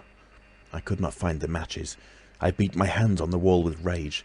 I turned the gas again, stepped out of the window on the cistern cover, very softly lowered the sash and sat down, secure and invisible but quivering with anger, to watch events. They split a panel I saw, and in another moment they had broken away the staples of the bolts and stood in the open doorway. It was the landlord and his two stepsons, sturdy young men of 3 or 4 and 20. Behind them fluttered the old hag of a woman from downstairs. You may imagine their astonishment to find the room empty. One of the younger men rushed to the window at once, flung it up and stared out. His staring eyes and thick-lipped, bearded face came a foot from my face. I was half-minded to hit his silly countenance, but I arrested my doubled fist. He stared right through me. So did the others as they joined him. The old man went and peered under the bed, and they all made a rush for the cupboard. They had to argue about it in length in Yiddish and Cockney English. They concluded I had not answered them, that their imagination had deceived them. A feeling of extraordinary elation took the place of my anger as I sat outside the window and watched these 4 people, for the old lady came in, glancing suspiciously about like a cat, trying to understand the riddle of my behaviour. The old man, so far as I could understand his patois, agreed with the old lady that I was a vivisectionist. The sons protested in garbled English that I was an electrician and appealed to the dynamos and radiators. They were all nervous about my arrival, although I found subsequently that they had bolted the front door. The old lady peered into the cupboard and under the bed, and one of the young men pushed up the register and stared up the chimney. one of my fellow lodgers, a costermonger who shared the opposite room with a butcher, appeared on the landing, and he was called in and told incoherent things. It occurred to me that the radiators, if they fell into the hands of some acute, well-educated person, would give me away too much. And watching my opportunity, I came into the room and tilted one of the little dynamos off its fellow on which it was standing, and smashed both apparatus. Then, while they were trying to explain the smash, I dodged out of the room and went softly downstairs. I went into one of the sitting rooms and waited until they came down, still speculating and argumentative, all a little disappointed at finding no horrors, and all a little puzzled how they stood legally towards me. Then I slipped up again with a box of matches, fired my heap of paper and rubbish, put the chairs and bedding thereby, led the gas to the affair by the means of an india-rubber tube, and waving a farewell to the room, left it for the last time. "You fired the house?" exclaimed Kemp. "Fired the house. It was the only way to cover my trail, and no doubt it was insured. I slipped the bolts of the front door quietly and went out into the street. I was invisible, and I was only just beginning to realise the extraordinary advantage my invisibility gave me. My head was already teeming with plans of all the wild and wonderful things I now had impunity to do. End of chapter 20. Chapter 21. In Oxford Street. In going downstairs the first time, I found an unexpected difficulty because I could not see my feet. Indeed, I stumbled twice, and there was an unaccustomed clumsiness in gripping the bolt. By not looking down, however, I managed to walk on the level passably well. My mood, I say, was one of exaltation. I felt as a seeing man might do with padded feet and noiseless clothes in a city of the blind. I experienced a wild impulse to jest, to startle people, to clap men on the back, fling people's hats astray, and generally revel in my extraordinary advantage. But hardly had I emerged upon Great Portland Street, however, my lodging was close to the big draper's shop there, when I heard a clashing concussion and was hit violently behind, and turning, saw a man carrying a basket of soda-water siphons, and looking in amazement at his burden. Although the blow had really hurt me, I found something so irresistible in his astonishment that I laughed aloud. "The devil's in the basket," I said, and suddenly twisted it out of his hand. He let go incontinently, and I swung the whole weight into the air. But a fool of a cabman, standing outside a public house, made a sudden rush for this, and his extending fingers took me with excruciating violence under the ear. I let the whole down with a smash on the cabman, and then, with shouts and the clatter of feet about me, people coming out of shops, vehicles pulling up, I realised what I had done for myself, and cursing my folly, backed against a shop window and prepared to dodge out of the confusion. In a moment I should be wedged into a crowd and inevitably discovered. I pushed by a butcher boy, who luckily did not turn to see the nothingness that shoved him aside, and dodged behind the cabman's four-wheeler.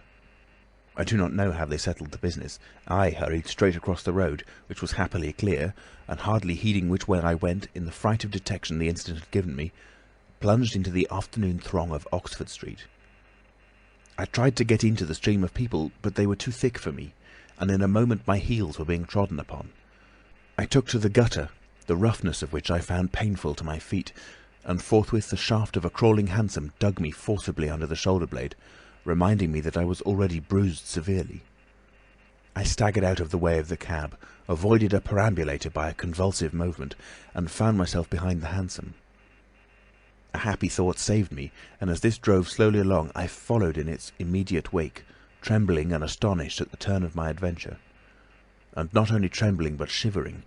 It was a bright day in January, and I was stark naked, and the thin slime of mud that covered the road was freezing. Foolish as it seems to me now, I had not reckoned that, transparent or not, I was still amenable to the weather and all its consequences. Then suddenly a bright idea came into my head. I ran round and got into the cab. And so, shivering, scared, and sniffing with the first intimations of a cold, and with the bruises in the small of my back growing upon my attention, I drove slowly along Oxford Street and past Tottenham Court Road. My mood was as different from that in which I had sallied forth 10 minutes ago as it is possible to imagine. This invisibility indeed. The one thought that possessed me was, how was I to get out of the scrape I was in? We crawled past Moody's, and there a tall woman with 5 or 6 yellow-labelled books hailed my cab, and I sprang out just in time to escape her, shaving a railway van narrowly in my flight. I made off up the roadway to Bloomsbury Square, intending to strike north past the museum and so get into the quiet district. I was now cruelly chilled, and the strangeness of my situation so unnerved me that I whimpered as I ran. At the northward corner of the square a little white dog ran out of the Pharmaceutical Society's offices and incontinently made for me, nose down. I had never realised it before, but the nose is to the mind of a dog what the eye is to the mind of a seeing man. Dogs perceive the scent of a man moving as men perceive his vision. This brute began barking and leaping, showing, as it seemed to me, only too plainly that he was aware of me. I crossed Great Russell Street, glancing over my shoulder as I did so, and went some way along Montague Street before I realised what I was running towards. Then I became aware of a blare of music, and looking along the street saw a number of people advancing out of Russell Square, red shirts and the banner of the Salvation Army to the fore. Such a crowd, chanting in the roadway and scoffing on the pavement, I could not hope to penetrate, and dreading to go back and further from home again, and deciding on the spur of the moment, I ran up the white steps of a house facing the museum railings, and stood there until the crowd should have passed. Happily the dog stopped at the noise of the band too, hesitated and turned tail, running back to Bloomsbury Square again. On came the band, bawling with unconscious irony some hymn about when shall we see his face, and it seemed an interminable time to me before the tide of the crowd washed along the pavement by me. Thud, thud, thud came the drum with a vibrating resonance, and for the moment I did not notice 2 urchins stopping at the railings by me. "See 'em?" said one. "See what?" said the other. "Why, them footmarks, bare, like what he makes in mud." I looked down and saw the youngsters had stopped and were gaping at the muddy footmarks I had left behind me up the newly whitened steps. The passing people elbowed and jostled them, but their confounded intelligence was arrested. Thud, thud, thud, when thud shall we see thud his face, thud, thud. "There's a barefoot man gone up them steps, or I don't know nothing," said one. "And he ain't never come down again, and his foot was a-bleeding." The thick of the crowd had already passed. "Look'ee here, Ted," quoth one of the younger of the detectives, with the sharpness of surprise in his voice, and pointed straight to my feet. I looked down and saw at once the dim suggestion of their outline sketched in splashes of mud. For a moment I was paralysed. "Why, that's rum," said the elder. "Dashed rum, it's like the ghost of a foot, ain't it?" He hesitated and advanced with outstretched hand. A man pulled up short to see what he was catching, and then a girl. In another moment he would have touched me. Then I saw what to do. I made a step. The boy started back with an exclamation, and with a rapid movement I swung myself over into the portico of the next house. But the smaller boy was sharp-eyed enough to follow the movement, and before I was well down the steps and upon the pavement, he had recovered from his momentary astonishment and was shouting out that the feet had gone over the wall. They rushed round and saw my new footmarks flash into being upon the lower step and upon the pavement. "What's up?" asked someone. "Feet! Look! Feet running!"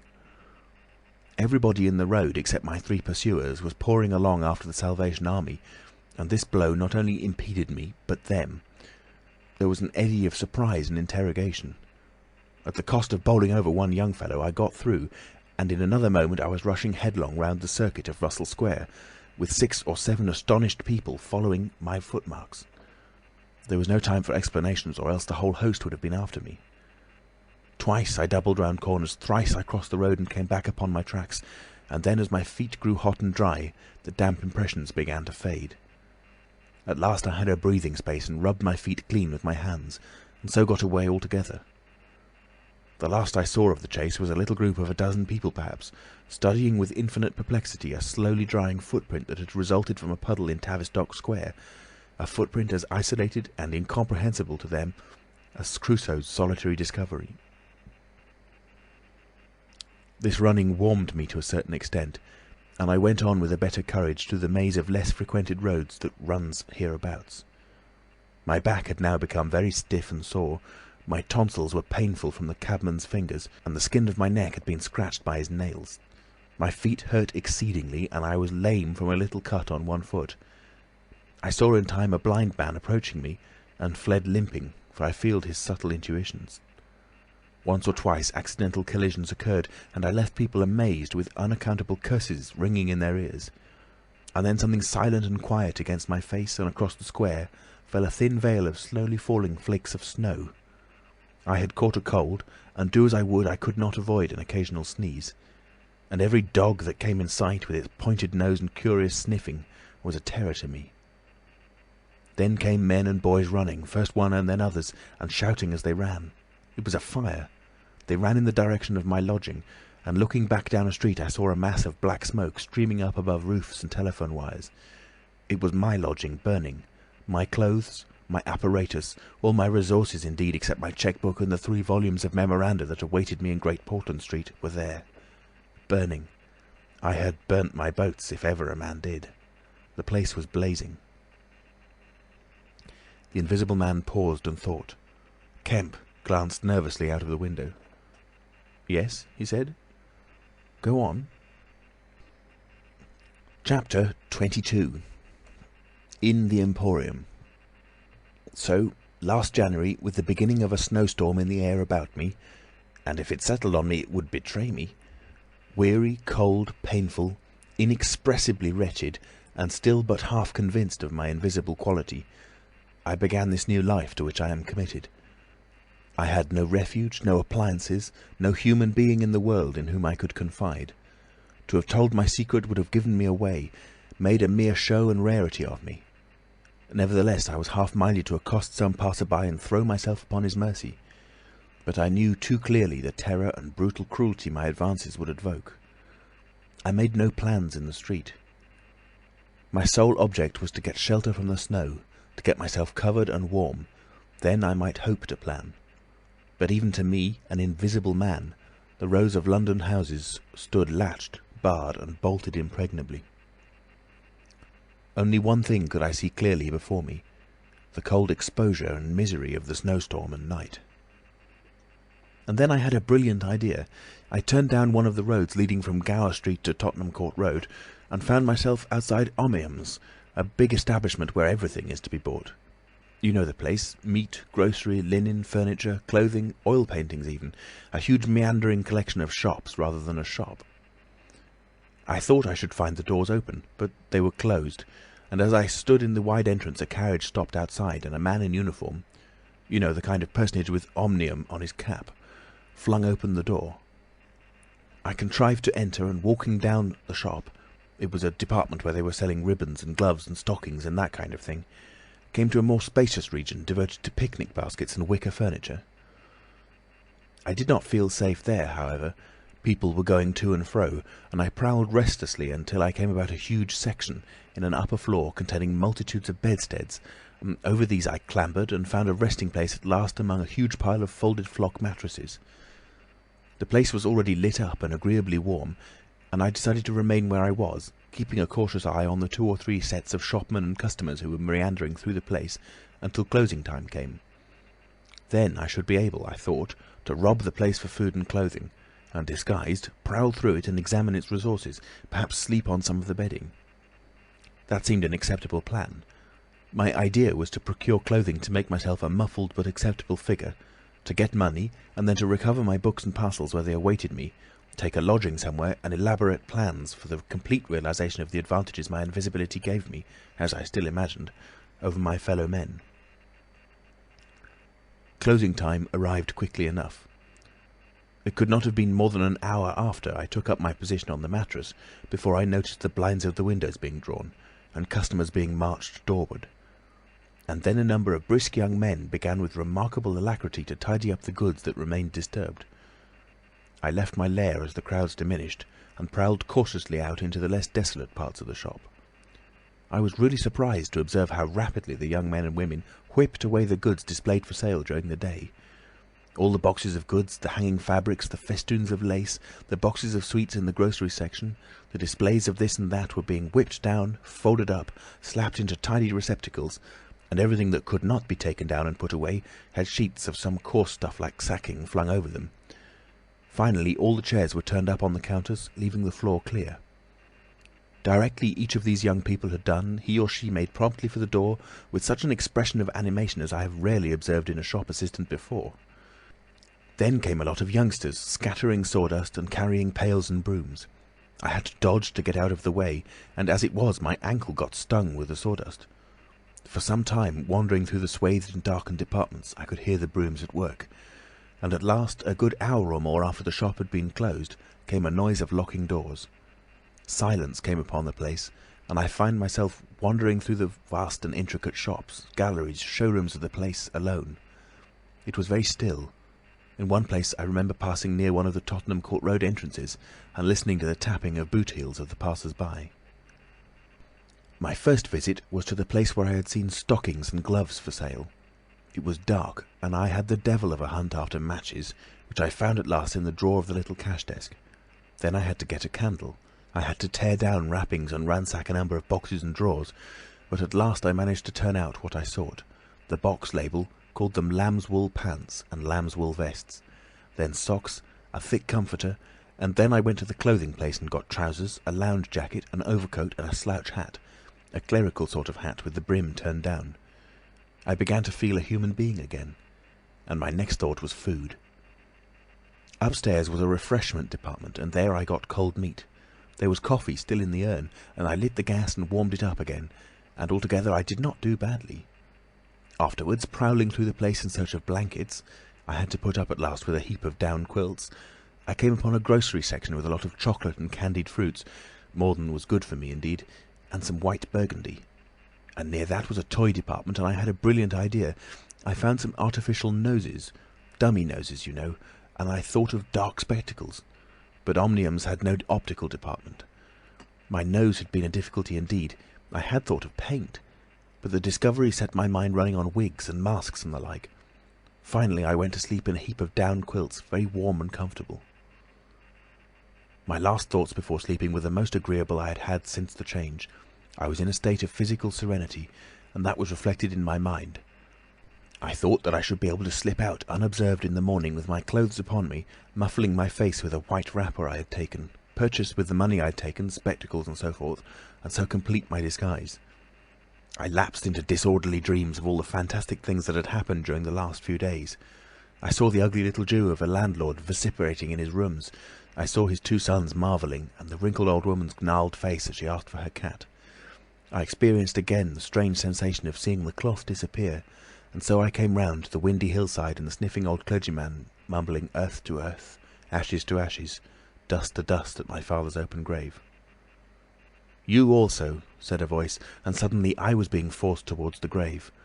I struggled, shouted, appealed to the mourners, but they continued stonily following the service, the old clergyman too, never faltering, droning and sniffling through the ritual.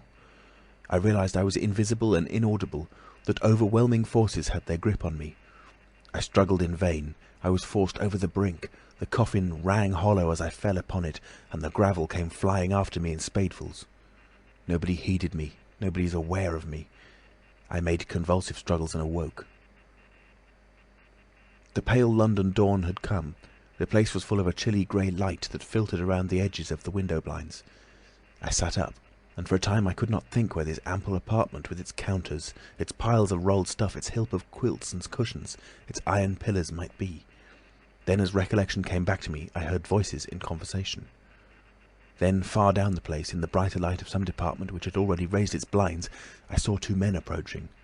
I scrambled to my feet, looking about me for some way of escape, and even as I did so, the sound of my movement made them aware of me. I suppose they saw merely a figure moving quietly and quickly away. "Who's that?" cried one, and "Stop there!" cried the other. I dashed around a corner and came, full tilt, a faceless figure, mind you, on a lanky lad of 15. He yelled, and I bowled him over, rushed past him, turned another corner, and by happy inspiration threw myself behind a counter. In another moment feet went running past, and I heard voices shouting, "All hands to the doors!" asking what was up, and giving one another advice how to catch me. Lying on the ground, I felt scared out of my wits, but, odd as it may seem, it did not occur to me at that moment to take off my clothes as I should have done. I had made up my mind, I suppose, to get away in them, and that ruled me.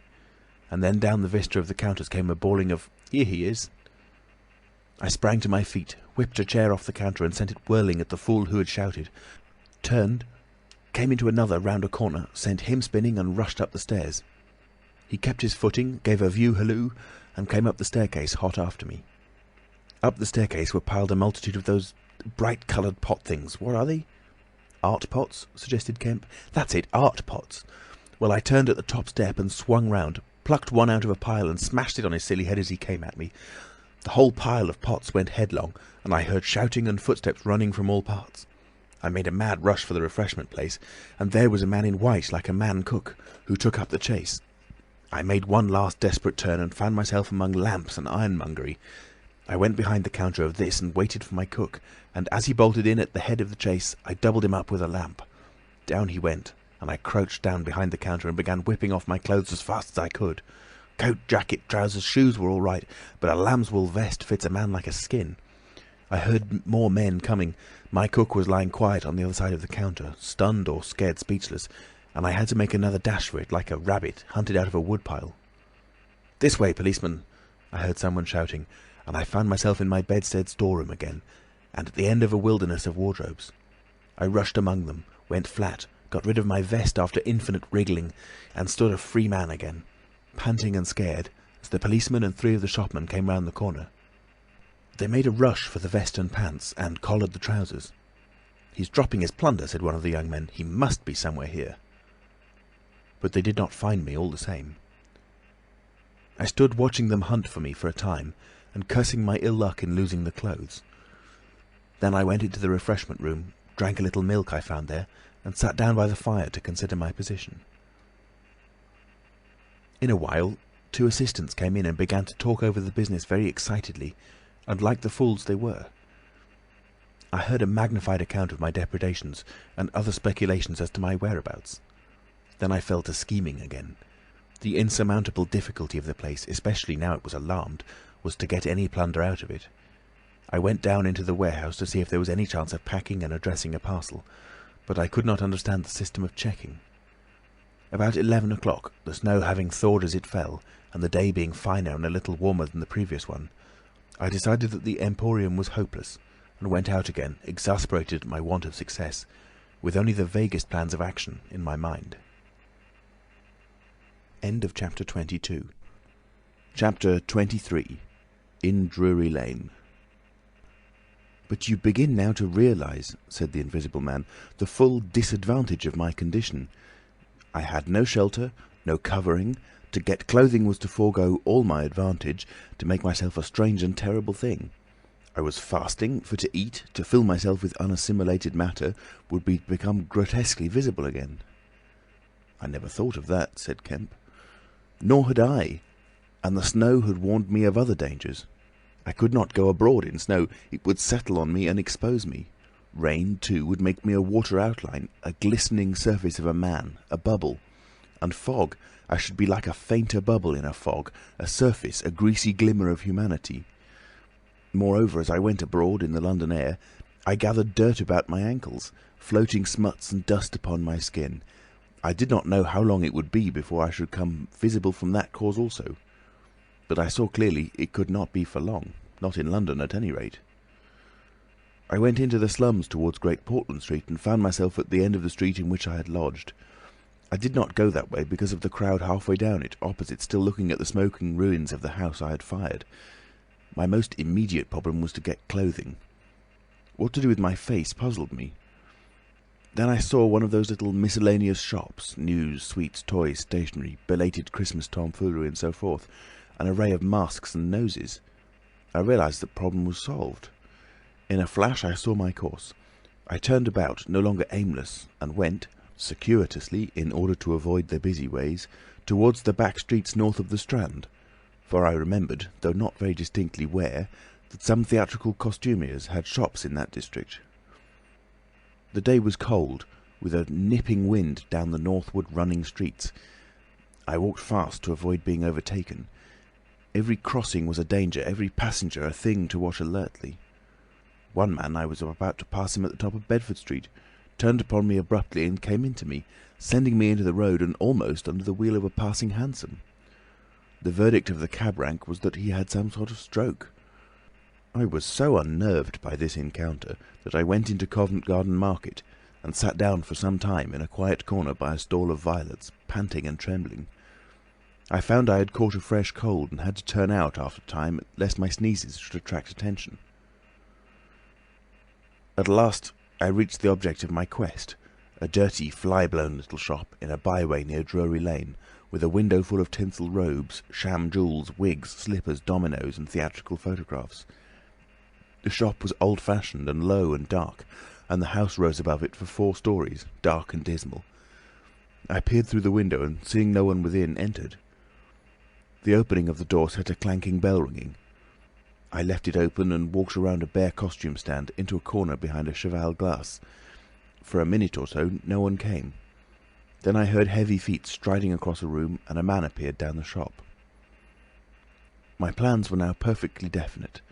I proposed to make my way into the house, secrete myself upstairs, watch my opportunity, and when everything was quiet, rummage out a wig, mask, spectacles and costume, and go into the world, perhaps a grotesque, but still a credible figure. And incidentally, of course, I could rob the house of any available money. The man who had just entered the shop was a short, slight, hunched, beetle-browed man with long arms and very short bandy legs. Apparently I had interrupted a meal. He stared about the shop with an expression of expectation. This gave way to surprise, and then to anger as he saw the shop empty. "Damn the boys," he said. He went a stare up and down the street. He came in again in a minute, kicked the door to with his foot spitefully, and went muttering back to the house door. I came forward to follow him, and at the noise of my movement he stopped dead. I did so too, startled by his quickness of ear. He slammed the house door in my face. I stood hesitating. Suddenly I heard his quick footsteps returning, and the door reopened. He stood looking about the shop like one who was still not satisfied. Then, murmuring to himself, he examined the back of the counter and peered behind some fixtures. Then he stood doubtful. He had left the house door open, and I slipped into the inner room. It was a queer little room, poorly furnished, and with a number of big masks in the corner. On the table was his belated breakfast, and it was confoundedly exasperating for me, Kemp, to have to sniff his coffee and stand watching while he came in and resumed his meal. And his table manners were irritating. 3 doors opened into the little room, one going upstairs and one down, but they were all shut. I could not get out of the room while he was there. I could scarcely move because of his alertness, and there was a draught down my back. Twice I strangled a sneeze just in time. The spectacular quality of my sensations was curious and novel, but for all that I was heartily tired and angry long before he had done his eating. But at last he made an end, and putting his beggarly crockery on the black tin tray upon which he had had his teapot, and gathering all the crumbs up on the mustard-stained cloth, he took the whole lot of things after him. His burden prevented his shutting the door behind him, as he would have done. I had never seen such a man for shutting doors, and I followed him into a very dirty underground kitchen and scullery. I had the pleasure of seeing him begin to wash up, and then, finding no good in keeping down there, and the brick floor being cold on my feet, I returned upstairs and sat in his chair by the fire. It was burning low, and scarcely thinking I put on a little coal. The noise of this brought him up at once, and he stood aglare. He peered about the room and was within an ace of touching me. Even after that examination he scarcely seemed satisfied. He stopped in the doorway and took a final inspection before he went down. I waited in the little parlour for an age, and at last he came up and opened the upstairs door. I just managed to get by him. On the staircase he stopped suddenly, so that I very nearly blundered into him. He stood looking right back into my face and listening. "I could have sworn," he said. His long hairy hand pulled at his lower lip. His eye went up and down the staircase. Then he grunted and went on up again. His hand was on the handle of a door, and then he stopped again with the same puzzled anger on his face. He was becoming aware of the faint sounds of my movements about him. The man must have had diabolically acute hearing.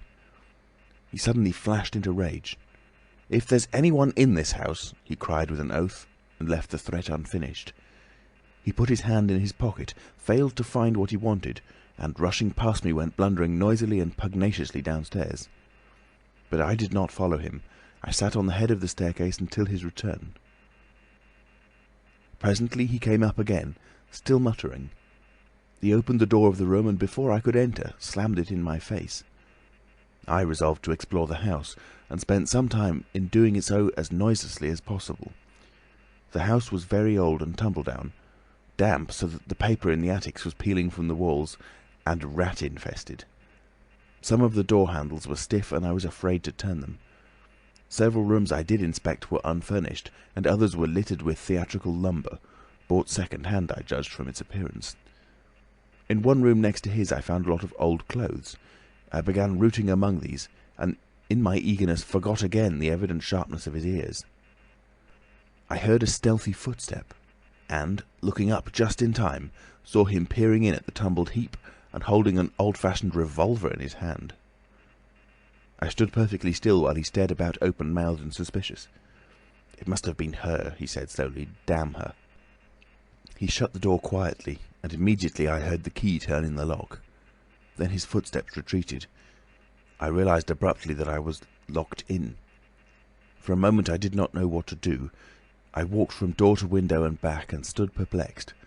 A gust of anger came upon me, but I decided to inspect the clothes before I did anything further, and my first attempt brought down a pile from an upper shelf.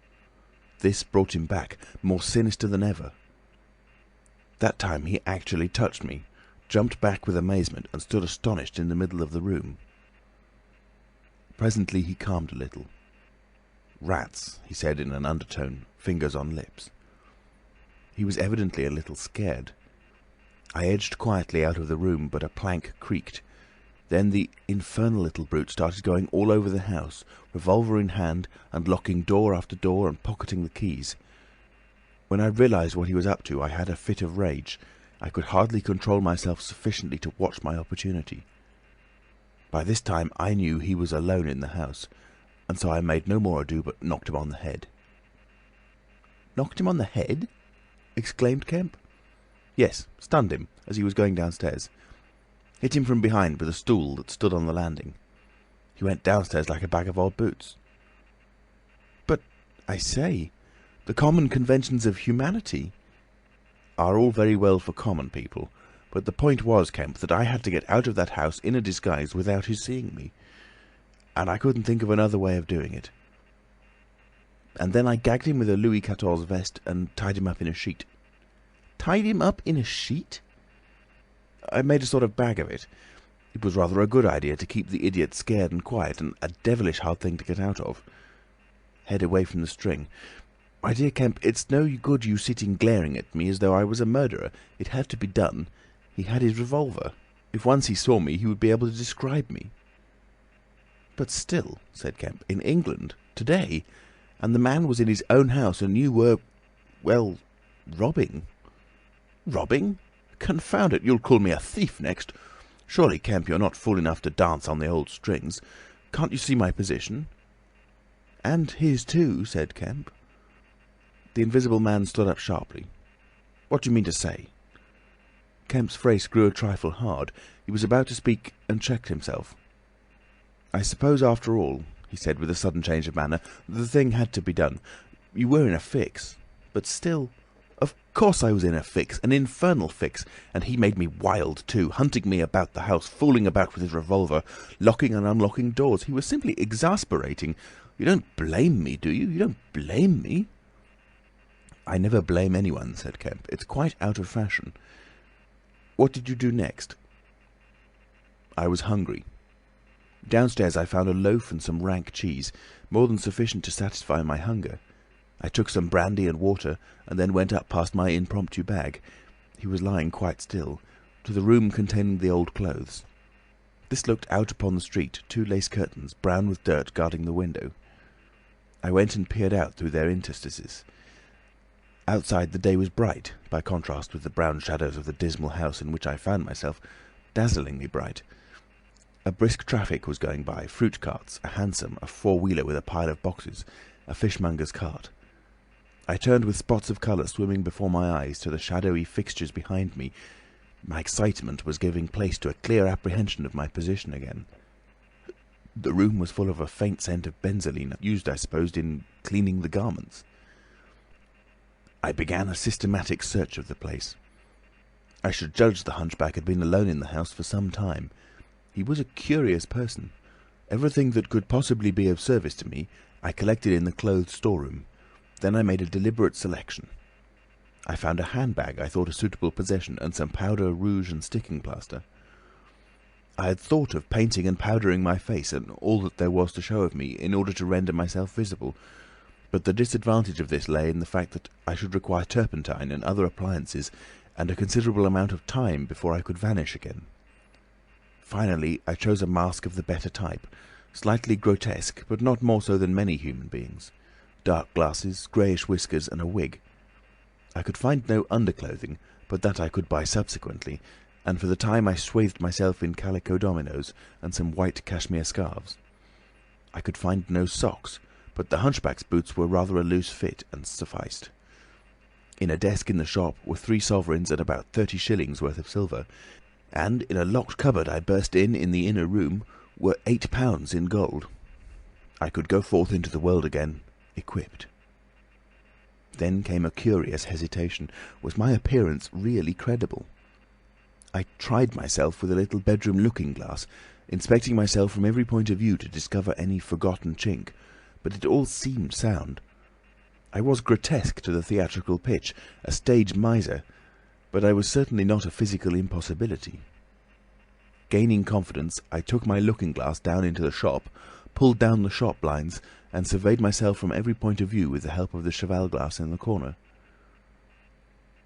I spent some moments screwing up my courage, and then unlocked the shop door and marched out into the street, leaving the little man to get out of his sheet again when he liked. In 5 minutes, a dozen turnings intervened between me and the costumier's shop. No one appeared to notice me very pointedly. My last difficulty seemed overcome. He stopped again. "And you troubled no more about the hunchback?" said Kemp. "No," said the Invisible Man, "nor have I heard what became of him. I suppose he untied himself or kicked himself out. The knots were pretty tight." He became silent and went to the window and stared out. "What happened when you went out into the Strand?" "Oh, disillusionment again. I thought my troubles were over. Practically, I thought I had impunity to do whatever I chose, everything, save to give away my secret. So I thought. Whatever I did, whatever the consequences might be, was nothing to me. I had merely to fling aside my garments and vanish. No person could hold me. I could take my money where I found it. I decided to treat myself to a sumptuous feast, and then put up at a good hotel and accumulate a new outfit of property. I felt amazingly confident. It's not particularly pleasant recalling that I was an ass. I went into a place and was already ordering lunch when it occurred to me that I could not eat unless I exposed my invisible face. I finished ordering the lunch, told the man I should be back in 10 minutes, and went out exasperating. I don't know if you've ever been disappointed in your appetite." "Not quite so badly," said Kemp, "but I can imagine it.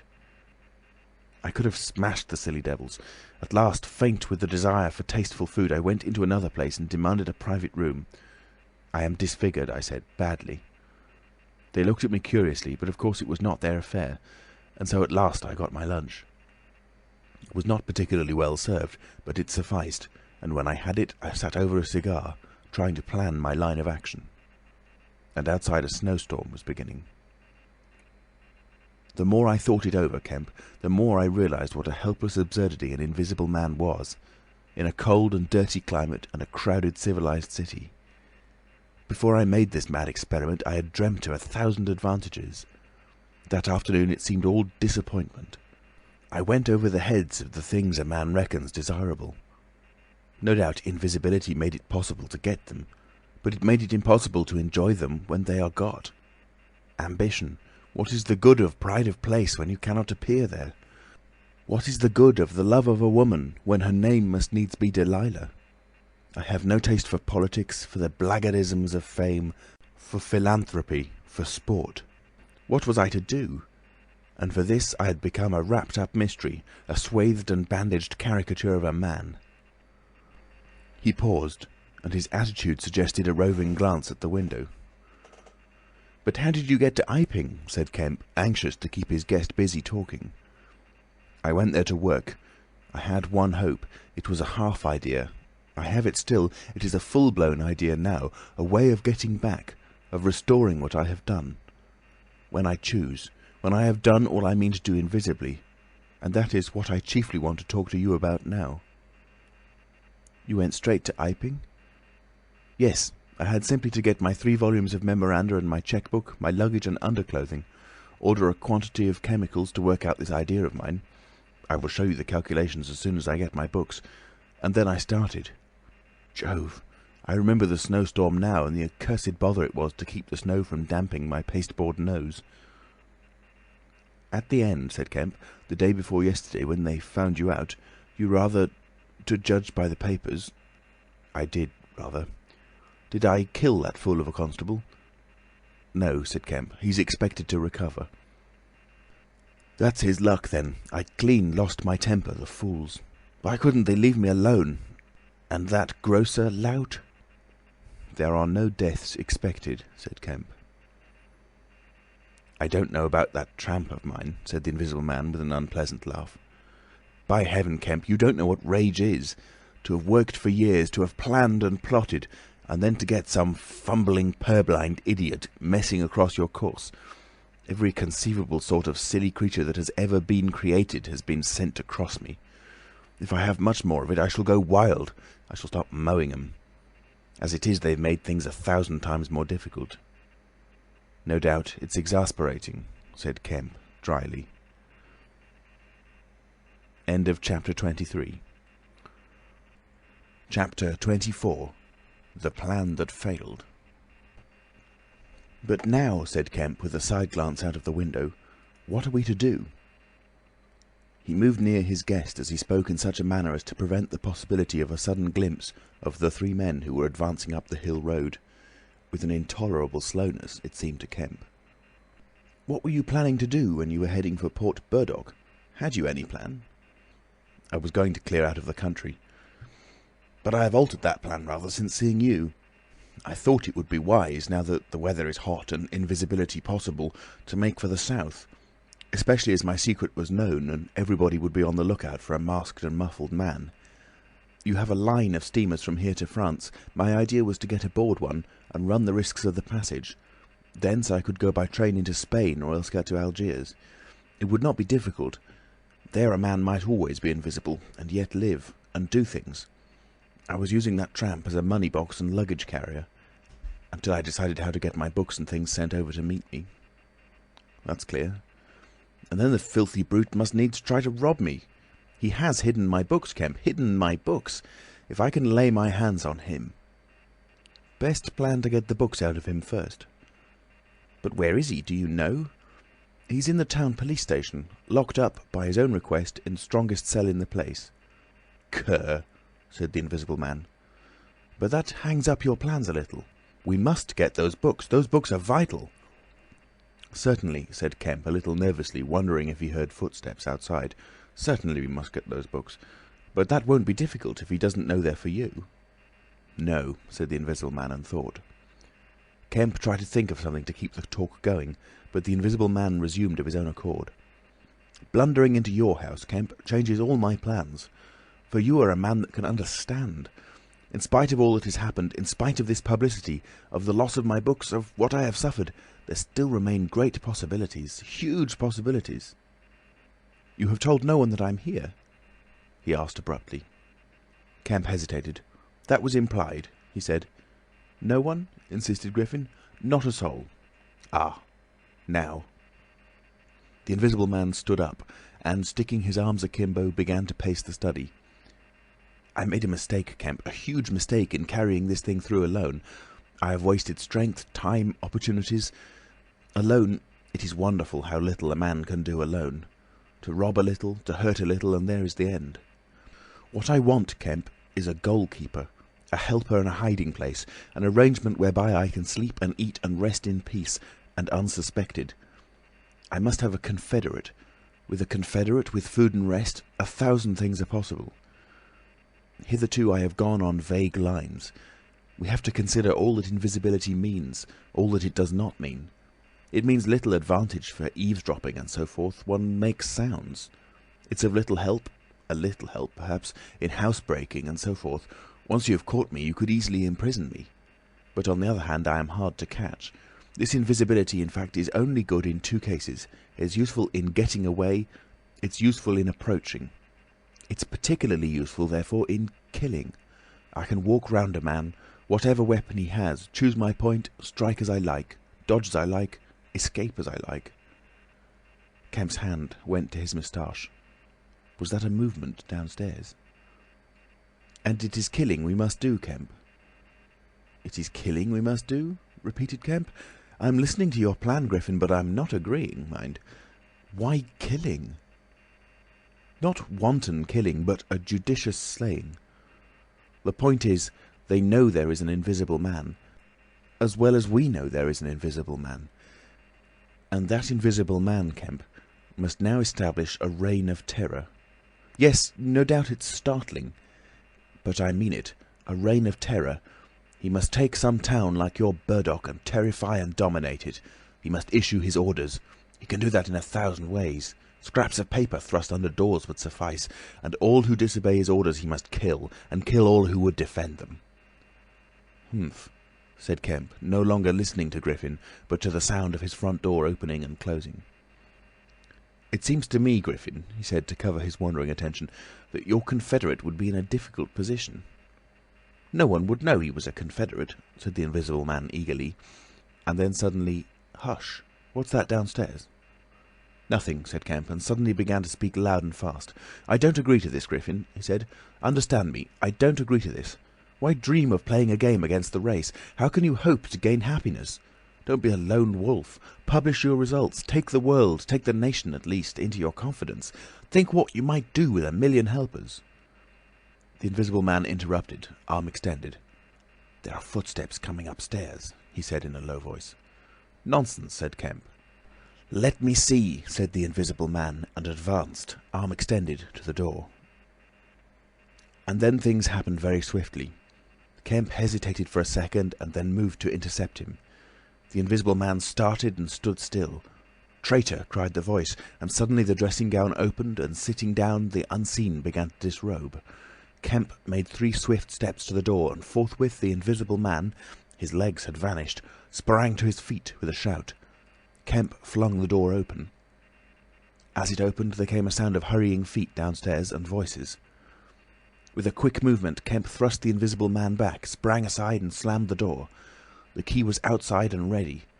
In another moment, Griffin would have been alone in the Belvedere study, a prisoner. Save for one little thing, the key had been slipped in hastily that morning. As Kemp slammed the door, it fell noisily upon the carpet. Kemp's face became white. He tried to grip the door handle with both hands. For a moment he stood lugging. Then the door gave 6 inches. But he got it closed again. The second time it was jerked a foot wide, and the dressing-gown came wedging itself into the opening. His throat was gripped by invisible fingers, and he left his hold on the handle to defend himself. He was forced back, tripped, and pitched heavily into the corner of the landing. The empty dressing-gown was flung on top of him. Halfway up the staircase was Colonel Adye, the recipient of Kemp's letter, the chief of the Burdock police. He was staring aghast at the sudden appearance of Kemp, followed by the extraordinary sight of the clothing tossing empty in the air. He saw Kemp felled and struggling to his feet. He saw him rush forward and go down again, felled like an ox. Then suddenly he was struck violently by nothing.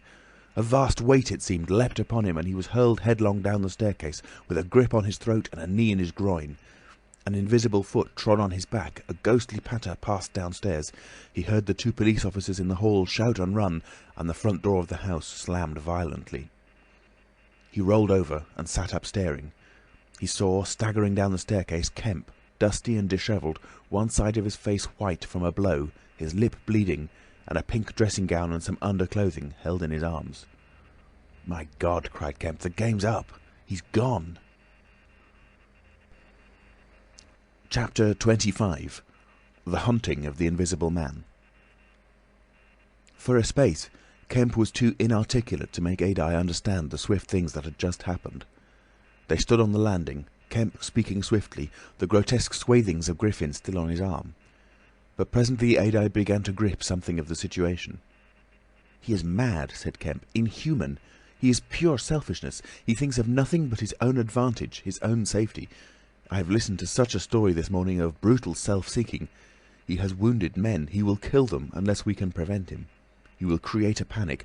Nothing can stop him. He is going out now. Furious." "He must be caught," said Adye. "That is certain." "But how?" cried Kemp, and suddenly became full of ideas. "You must begin at once.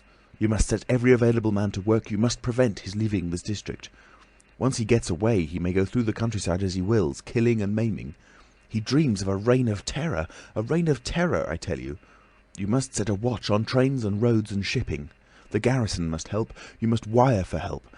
The only thing that may keep him here is the thought of recovering some books of notes he counts of value.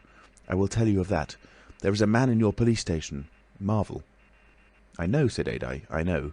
These books, yes. But the tramp?"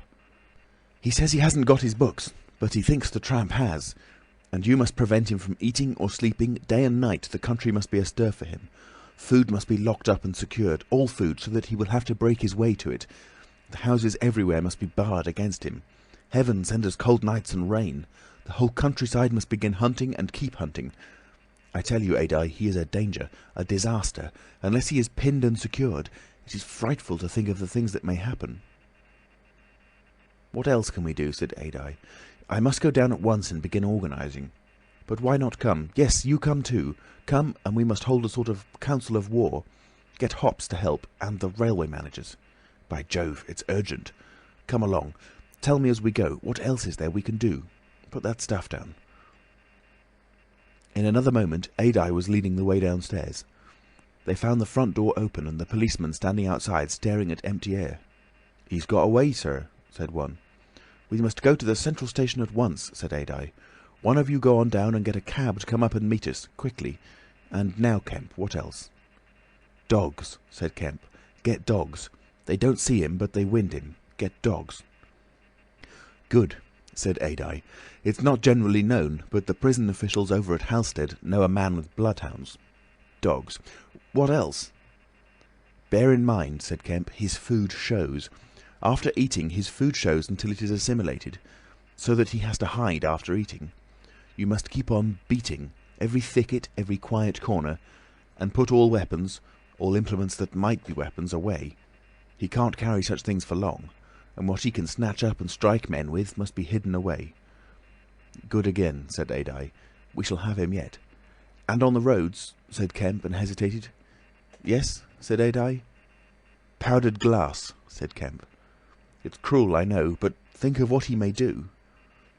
Adye drew the breath in sharply between his teeth. "It's unsportsmanlike." "I don't know. But I'll have powdered glass got ready. If he goes too far—" "The man's become inhuman, I tell you," said Kemp.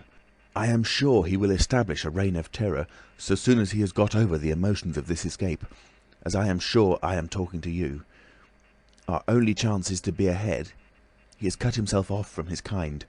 His blood be upon his own head." Chapter 26. The Wicksteed Murder. The Invisible Man seems to have rushed out of Kemp's house in a state of blind fury. A little child playing near Kemp's gateway was violently caught up and thrown aside, so that its ankle was broken, and thereafter for some hours the Invisible Man passed out of human perceptions. No one knows where he went nor what he did, but one can imagine him hurrying through the hot June forenoon, up the hill and on to the open downland behind Port Burdock, raging and despairing at his intolerable fate, and sheltering at last, heated and weary, amid the thickets of Hintondean, to piece together again his shattered schemes against his species. That seems the most probable refuge for him, for there it was he reasserted himself in a grimly tragical manner about 2 in the afternoon. One wonders what his state of mind may have been during that time, and what plans he devised. No doubt he was almost ecstatically exasperated by Kemp's treachery, and though we may be able to understand the motives that led to that deceit, we may still imagine and even sympathise a little with the fury the attempted surprise must have occasioned. Perhaps something of the stunned astonishment of his Oxford Street experiences may have returned to him, for he had evidently counted on Kemp's cooperation in his brutal dream of a terrorised world. At any rate, he vanished from human ken about midday, and no living witness can tell what he did until about 2:30. It was a fortunate thing, perhaps, for humanity, but for him it was a fatal inaction. During that time, a growing multitude of men scattered over the countryside were busy. In the morning he had still been simply a legend, a terror. In the afternoon, by virtue chiefly of Kemp's dryly worded proclamation, he was presented as a tangible antagonist, to be wounded, captured, or overcome, and the countryside began organising itself with inconceivable rapidity. By 2 o'clock, even he might still have removed himself out of the district by getting aboard a train, but after 2 that became impossible. Every passenger train along the lines, on a great parallelogram between Southampton, Manchester, Brighton and Horsham, travelled with locked doors, and the goods traffic was almost entirely suspended. And in a great circle of 20 miles around Port Burdock, men armed with guns and bludgeons were presently setting out in groups of 3 and 4, with dogs, to beat the roads and fields. Mounted policemen rode along the country lanes, stopping at every cottage and warning the people to lock up their houses and keep indoors unless they were armed, and all the elementary schools had broken up by 3 o'clock, and the children, scared and keeping together in groups, were hurrying home. Kemp's proclamation, signed indeed by Adye, was posted over almost the whole district by 4 or 5 o'clock in the afternoon. It gave briefly but clearly all the conditions of the struggle, the necessity of keeping the Invisible Man from food and sleep, the necessity for incessant watchfulness, and for a prompt attention to any evidence of his movements. And so swift and decided was the action of the authorities, so prompt and universal was the belief in this strange being, that before nightfall an area of several hundred square miles was in a stringent state of siege. And before nightfall, too, a thrill of horror went through the whole watching, nervous countryside. Going from whispering mouth to mouth, swift and certain over the length and breadth of the country, passed the story of the murder of Mr. Wicksteed. If our supposition that the Invisible Man's refuge was the Hintondean thickets, we must suppose that in the early afternoon he sallied out, again bent upon some project that involved the use of a weapon. We cannot know what that project was, but the evidence that he had the iron rod in hand before he met Wicksteed is, to me at least, overwhelming. Of course, we can know nothing of the details of that encounter. It occurred on the edge of a gravel pit, not 200 yards from Lord Burdock's lodge gate. Everything points to a desperate struggle. The trampled ground, the numerous wounds Mr. Wicksteed received, his splintered walking stick. But why the attack was made, save in a murderous frenzy, it is impossible to imagine. Indeed, the theory of madness is almost unavoidable. Mr. Wicksteed was a man of 45 or 46, steward to Lord Burdock, of inoffensive habits and appearance, the very last person in the world to provoke such a terrible antagonist. Against him it would seem the Invisible Man used an iron rod dragged from a broken piece of fence. He stopped this quiet man going quietly home to his midday meal, attacked him, beat down his feeble defences, broke his arm, felled him, and smashed his head to a jelly. Of course, he must have dragged this rod out of the fencing before he met his victim. He must have been carrying it ready in his hand. Only 2 details beyond what has already been stated seem to bear on the matter. One is the circumstance that the gravel pit was not in Mr. Wicksteed's direct path home, but nearly a couple of 100 yards out of his way. The other is the assertion of a little girl to that effect that, going to her afternoon school, she saw the murdered man trotting in a peculiar manner across a field towards the gravel pit. Her pantomime of his action suggests a man pursuing something on the ground before him and striking at it ever and again with his walking stick. She was the last person to see him alive. He passed out of her sight to his death, the struggle being hidden from her only by a clump of beech trees and a slight depression in the ground. Now this, to the present writer's mind at least, lifts the murder out of the realm of the absolutely wanton. We may imagine that Griffin had taken the rod as a weapon indeed, but without any deliberate intention of using it in murder. Wicksteed may then have come by and noticed this rod inexplicably moving through the air. Without any thought of the Invisible Man, for Port Burdock is 10 miles away, he may have pursued it, It is quite conceivable that he may not even have heard of the Invisible Man. One can then imagine the Invisible Man making off, quietly in order to avoid discovering his presence in the neighbourhood, and Wicksteed, excited and curious, pursuing this unaccountably locomotive object, finally striking at it. No doubt the Invisible Man could easily have distanced his middle-aged pursuer under ordinary circumstances, but the position in which Wicksteed's body was found suggests that he had had the ill luck to drive his quarry into a corner between a drift of stinging nettles and the gravel pit. To those who appreciate the extraordinary irascibility of the Invisible Man, the rest of the encounter will be easy to imagine. But this is pure hypothesis. The only undeniable facts, for stories of children are often unreliable, are the discovery of Wicksteed's body, done to death, and of the blood-stained iron rod flung among the nettles. The abandonment of the rod by Griffin suggests that in the emotional excitement of the affair, the purpose for which he took it, if he had a purpose, was abandoned. He was certainly an intensely egotistical and unfeeling man, but the sight of his victim, his first victim, bloody and pitiful at his feet, may have released some long-pent fountain of remorse, which for a time may have flooded whatever scheme of action he had contrived.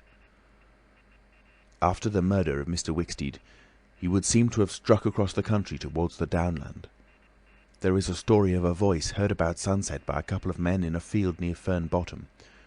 It was wailing and laughing, sobbing and groaning, and ever and again it shouted. It must have been a queer hearing. It drove up across the middle of a clover field and died away towards the hills. That afternoon, the Invisible Man must have learnt something of the rapid use Kemp had made of his confidences. He must have found houses locked and secured. He may have loitered about railway stations and prowled about inns, and no doubt he read the proclamations and realised something of the nature of the campaign against him. And as the evening advanced, the fields became dotted here and there with groups of 3 or 4 men, and noisy with the yelping of dogs. These men-hunters had peculiar instructions in the case of an encounter as to the way they should support one another. But he avoided them all. We may understand something of his exasperation, and it could have been none the less because he himself had supplied the information that was being used so remorselessly against him. For that day at least he lost heart. For nearly 24 hours. Chapter 27. The Siege of Kemp's House. Kemp read a strange missive, written in pencil on a greasy sheet of paper. "You have been amazingly energetic and clever," this letter ran, "though what you stand to gain by it I cannot imagine. You are against me. For a whole day you have chased me. You have tried to rob me of a night's rest. But I have had food in spite of you. I have slept in spite of you, and the game is only beginning. The game is only beginning. There is nothing for it but to start the terror. This announces the first day of the terror. Port Burdock is no longer under the Queen, tell your Colonel of Police, and the rest of them, it is under me, the Terror. This is day 1 of year 1 of the new epoch, the epoch of the Invisible Man. I am Invisible Man the First. To begin with, the rule will be easy. The first day there will be one execution for the sake of example, a man named Kemp. Death starts for him today. He may lock himself away, hide himself away, get guards about him, put on armour if he likes. Death, the unseen death, is coming. Let him take precautions. It will impress my people. Death starts from the pillar box by midday. The letter will fall in as the postman comes along, then off. The game begins. Death starts. Help him not, my people, lest death fall upon you also. Today, Kemp is to die." Kemp read this letter twice. "It's no hoax," he said. "That's his voice, and he means it." He turned the folded sheet over and saw on the addressed side of it the postmark, Hintondean, and the prosaic detail, 2d to pay. He got up slowly, leaving his lunch unfinished, the letter had come by the 1 o'clock post, and went into his study. He rang for his housekeeper and told her to go round the house at once, examining all the fastenings of the windows and closing all the shutters. He closed the shutters of his study himself. From a locked drawer in his bedroom he took a little revolver, examined it carefully, and put it into the pocket of his lounge jacket. He wrote a number of brief notes, one to Colonel Adye, gave them to his servant to take, with explicit instructions as to her way of leaving the house. "There is no danger," he said, and added a mental reservation, "to you." He remained meditative for a space after doing this, and then returned to his cooling lunch. He ate with gaps of thought. Finally he struck the table sharply. "We will have him," he said, "and I am the bait. He will come too far." He went up to the Belvedere, carefully shutting every door after him. "It's a game," he said, "an odd game, but the chances are all for me, Mr. Griffin, in spite of your invisibility. Griffin contra mundum, with a vengeance." He stood at the window, staring at the hot hillside. He must get food every day, and I don't envy him. Did he really sleep last night? Out in the open somewhere, secure from collisions. I wish we could get some good, cold, wet weather instead of the heat. He may be watching me now. He went to close the window. Something rapped smartly against the brickwork over the frame and made him start violently back. "I'm getting nervous," said Kemp. But it was 5 minutes before he went to the window again. "It must have been a sparrow," he said. Presently he heard the front doorbell ringing and hurried downstairs. He unbolted and unlocked the door, examined the chain, put it up, and opened cautiously without showing himself. A familiar voice hailed him. It was Adye. "Your servant's been assaulted, Kemp," he said round the door. "What?" exclaimed Kemp. "Had that note of yours taken away from her. He's close about here. Let me in." Kemp released the chain, and Adye entered through as narrow an opening as possible. He stood in the hall, looking with infinite relief at Kemp refastening the door. Note was snatched out of her hand, scared her horribly. She's down at the station. Hysterics. He's close here. What was it about? Kemp swore. "What a fool I was," said Kemp. "I might have known. It's not an hour's walk from Hintondean. Already?" "What's up?" said Adye. "Look here," said Kemp, and led the way into his study. He handed Adye the Invisible Man's letter. Adye read it and whistled softly. "And you?" said Adye. "Proposed a trap, like a fool," said Kemp, "and sent my proposal out by a maidservant. To him." Adye followed Kemp's profanity. "He'll clear out," said Adye. "Not he," said Kemp. A resounding smash of glass came from upstairs. Adye had a silvery glimpse of a little revolver half out of Kemp's pocket. "It's a window upstairs," said Kemp, and led the way up. There came a second smash while they were still on the staircase. When they reached the study, they found 2 of the 3 windows smashed, half the room littered with splintered glass, and one big flint lying on the writing table. The 2 men stopped in the doorway, contemplating the wreckage. Kemp swore again, and as he did so the 3rd window went with a snap like a pistol, hung starred for a moment, and collapsed in jagged, shivering triangles into the room. "What's this for?" said Adye. "It's a beginning," said Kemp. "There's no way of climbing up here." "Not for a cat," said Kemp. "No shutters?" "Not here. All the downstairs room. Hullo?" Smash and then whack of boards hit hard came from downstairs. "Confound him," said Kemp. "That must be... Yes, it's one of the bedrooms. He's going to do all the house. But he's a fool. The shutters are up, and the glass will fall outside. He'll cut his feet." Another window proclaimed its destruction. The 2 men stood on the landing, perplexed. "I have it," said Adye. "Let me have a stick or something.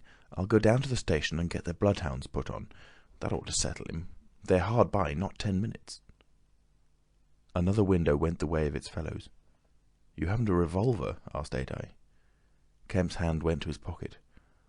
Then he hesitated. "I haven't one. At least, to spare." "I'll bring it back," said Adye. "You'll be safe here." Kemp, ashamed of his momentary lapse from truthfulness, handed him the weapon. "Now for the door," said Adye. As they stood hesitating in the hall, they heard one of the first-floor bedroom windows crack and clash. Kemp went to the door and began to slip the bolts as silently as possible. His face was a little paler than usual. "You must step straight out," said Kemp. In another moment, Adye was on the doorstep and the bolts were dropping back into the staples. He hesitated for a moment, feeling more comfortable with his back against the door. Then he marched, upright and square, down the steps. He crossed the lawn and approached the gate. A little breeze seemed to ripple over the grass. Something moved near him. "Stop a bit," said a voice. And Adye stopped dead, and his hand tightened on the revolver. "Well?" said Adye, white and grim, and every nerve tense. "Oblige me by going back to the house," said the voice, as tense and grim as Adye's. "Sorry," said Adye a little hoarsely, and moistened his lips with his tongue. The voice was on his left front, he thought. Suppose he were to take his luck with a shot. "What are you going for?" said the voice, and there was a quick movement of the two, and a flash of sunlight from the open lip of Adye's pocket. Adye desisted and thought. "Where I go," he said slowly, "is my own business." The words were still on his lips when an arm came round his neck, his back felt a knee, and he was sprawling backward. He drew clumsily and fired absurdly, and in another moment he was struck in the mouth, and the revolver wrested from his grip. He made a vain clutch at a slippery limb, tried to struggle up, and fell back. "Damn," said Adye. The voice laughed. "I'd kill you now if it wasn't the waste of a bullet," he said. He saw the revolver in mid-air, 6 feet off, covering him. "Well?" said Adye, sitting up. "Get up," said the voice. Adye stood up. "Attention," said the voice, and then fiercely, "Don't try any games. Remember, I can see your face, if you can't see mine. You've got to go back to the house." "He won't let me in," said Adye. "That's a pity," said the Invisible Man. "I've got no quarrel with you." Adye moistened his lips again. He glanced away from the barrel of the revolver and saw the sea far off, very blue and dark under the midday sun, the smooth green down, the white cliff of the head and the multitudinous town, and suddenly he knew that life was very sweet. His eyes came back to this little metal thing hanging between heaven and earth 6 yards away. "What am I to do?" he said sullenly. "What am I to do?" asked the Invisible Man. "You will get help.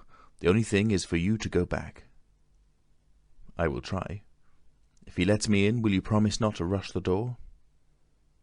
"I've got no quarrel with you," said the voice. Kemp had hurried upstairs after letting Adye out, and now, crouching among the broken glass and peering cautiously over the edge of the study window-sill, he saw Adye stand parleying with the unseen.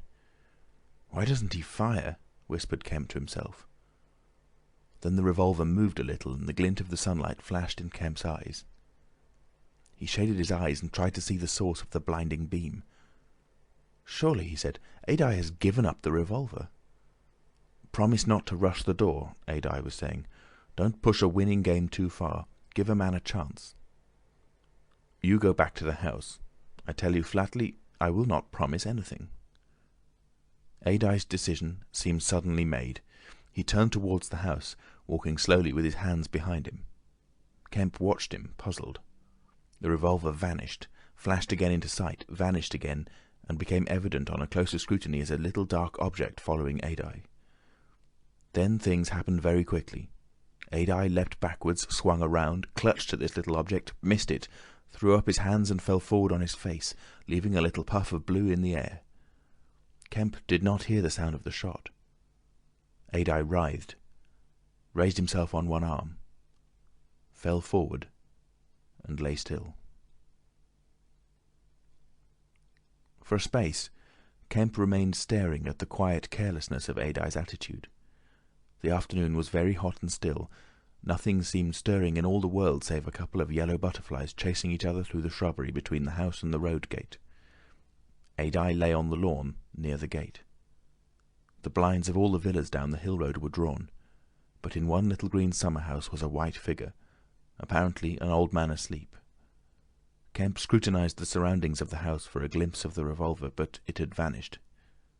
His eyes came back to Adye. The game was opening well. Then came a ringing and knocking at the front door that grew at last tumultuous, but pursuant to Kemp's instructions, the servant had locked themselves into their rooms. This was followed by a silence. Kemp sat listening and then began peering cautiously out of the 3 windows, one after another. He went to the staircase head and stood listening uneasily. He armed himself with his bedroom poker and went to examine the interior fastenings of the ground floor windows again. Everything was safe and quiet. He returned to the Belvedere. Adye lay motionless over the edge of the gravel just as he had fallen. Coming along the road by the villas were the housemaid and 2 policemen.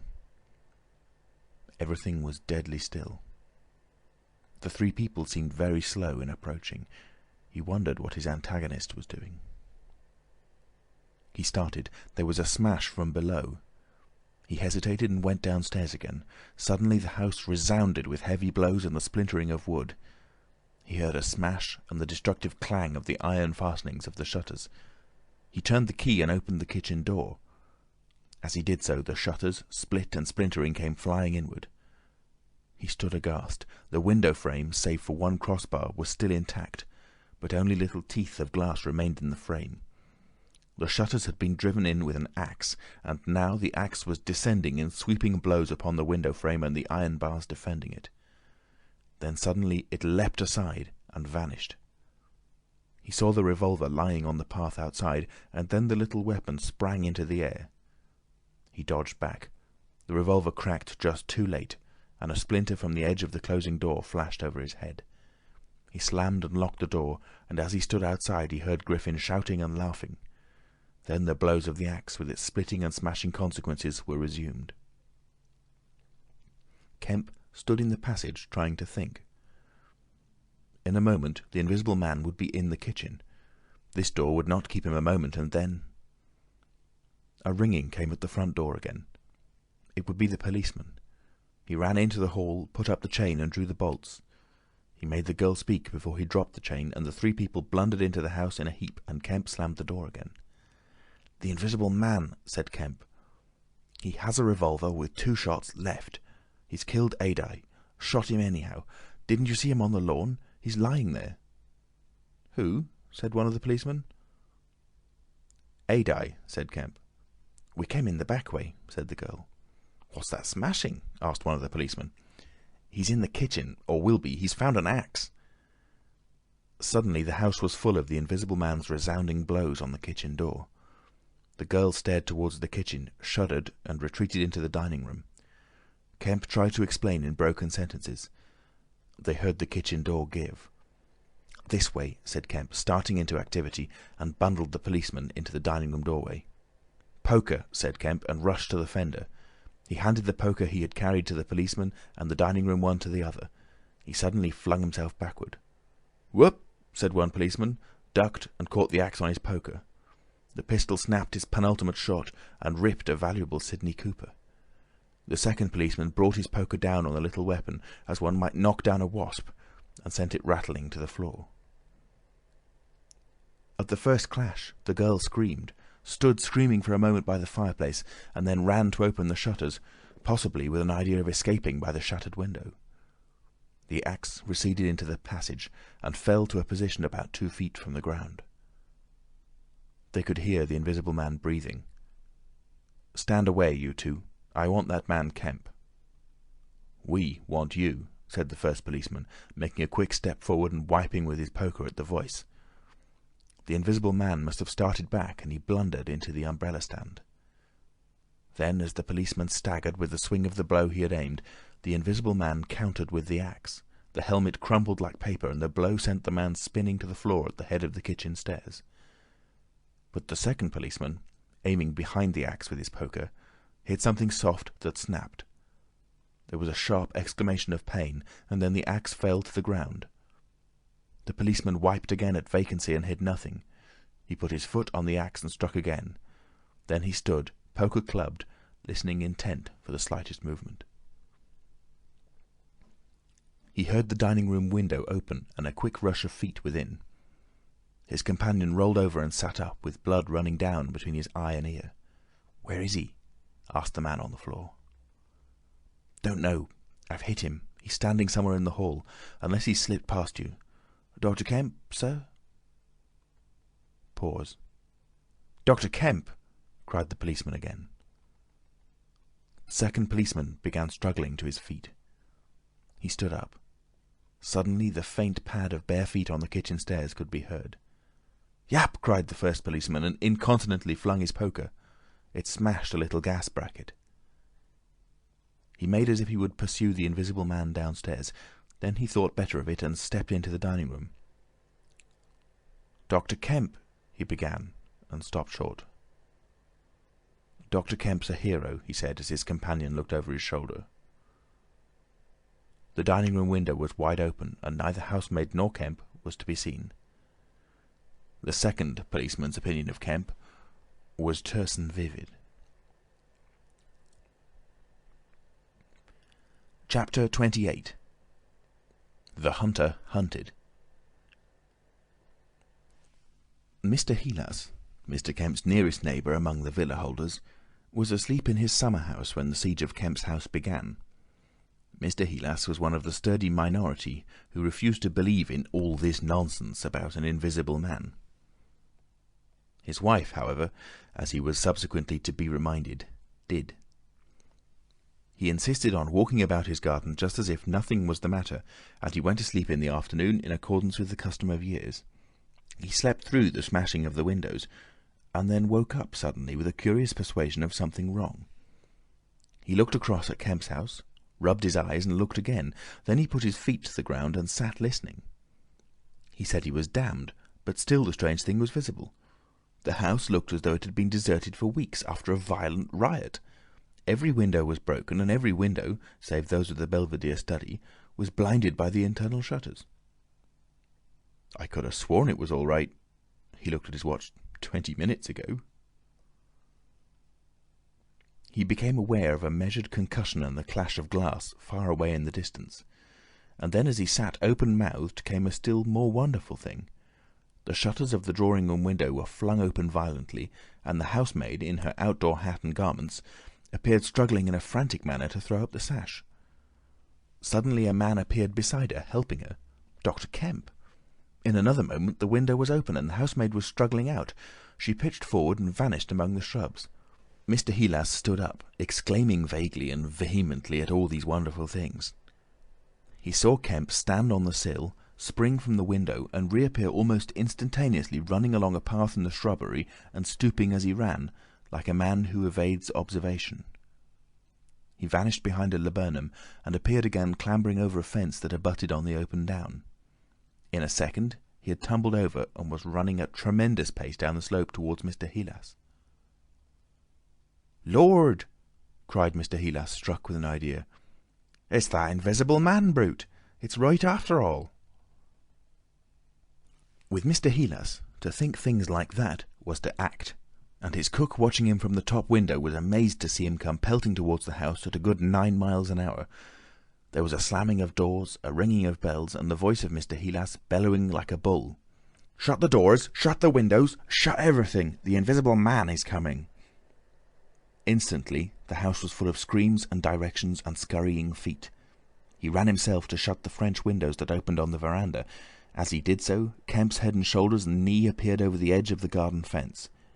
In another moment Kemp had ploughed through the asparagus and was running across the tennis lawn to the house. "You can't come in," said Mr. Heelas, shutting the bolts. "I'm very sorry if he's after you, but you can't come in." Kemp appeared with a face of terror close to the glass, rapping and then shaking frantically at the French window. Then, seeing his efforts were useless, he ran along the veranda, vaulted the end, and went to hammer at the side door. Then he ran around by the side gate to the front of the house, and so into the hill road. And Mr. Heelas, staring from his window, a face of horror, had scarcely witnessed Kemp vanish ere the asparagus was being trampled this way and that by feet unseen. At that Mr. Heelas fled precipitately upstairs, and the rest of the chase is beyond his purview. But as he passed the staircase window, he heard the side gate slam. Emerging into the hill road, Kemp naturally took the downward direction, and so it was he came to run in his own person the very race he had watched with such a critical eye from the Belvedere study only 4 days ago. He ran it well for a man out of training, and though his face was white and wet, his wits were cool to the last. He ran with wide strides, and wherever a patch of rough ground intervened, wherever there came a patch of raw flints or a bit of broken glass shone dazzling, he crossed it and left the bare invisible feet that followed to take what line they would. For the first time in his life, Kemp discovered that the hill road was indescribably vast and desolate, and that the beginnings of the town far below at the hill foot were strangely remote. Never had there been a slower or more painful method of progression than running. All the gaunt villas sleeping in the afternoon sun looked locked and barred.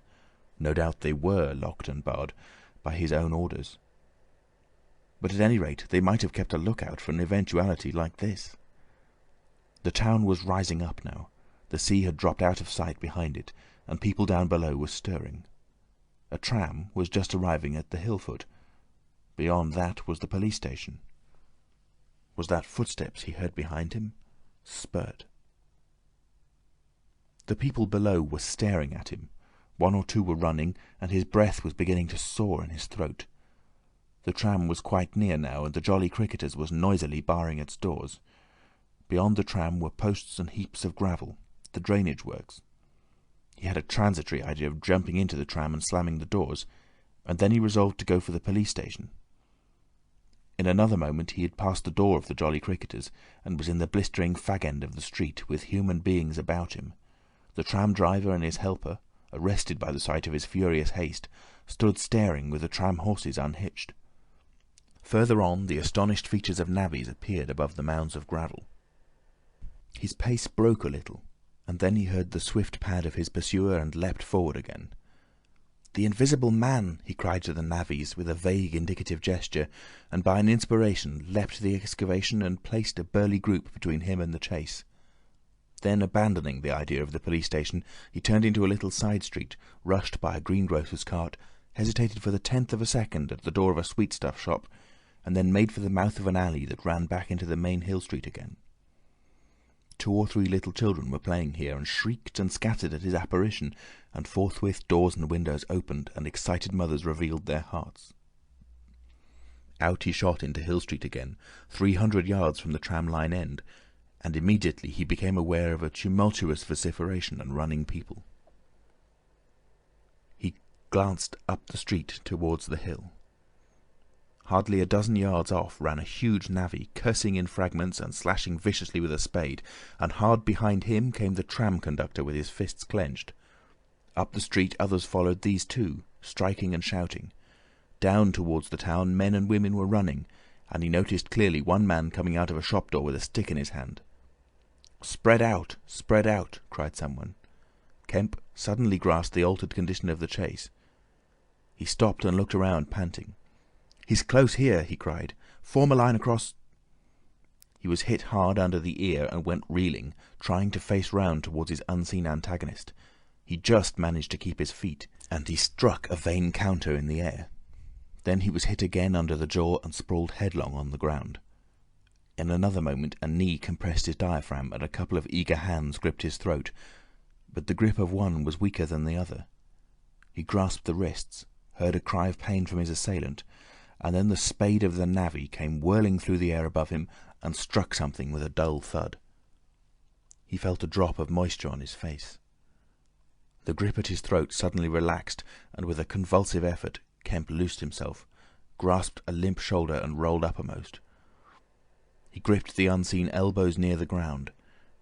"I've got him!" screamed Kemp. "Help! Help! Hold! He's down! Hold his feet!" In another second there was a simultaneous rush upon the struggle, and a stranger coming into the road suddenly might have thought an exceptionally savage game of rugby football was in progress. And there was no shouting after Kemp's cry, only a sound of blows and feet and heavy breathing. Then came a mighty effort, and the invisible man threw off a couple of his antagonists and rose to his knees. Kemp clung to him in front like a hound to a stag, and a dozen hands gripped, clutched, and tore at the unseen. The tram conductor suddenly got the neck and shoulders and lugged him back. Down went the heap of struggling men again and rolled over. There was, I am afraid, some savage kicking. And then suddenly a wild scream of "Mercy! Mercy!" that died down swiftly to a sound like choking. "Get back, you fools!" cried the muffled voice of Kemp, and there was a vigorous shoving back of stalwart forms. "He's hurt, I tell you. Stand back." There was a brief struggle to clear a space, and then the circle of eager faces saw the doctor kneeling, as it seemed, 15 inches in the air, and holding invisible arms to the ground. Behind him a constable gripped invisible ankles. "Don't you leave go of een," cried the big navvy, holding a blood-stained spade. "He's shamming." "He's not shamming," said the doctor, cautiously raising his knee, "and I'll hold him." His face was bruised and already going red. He spoke thickly because of a bleeding lip.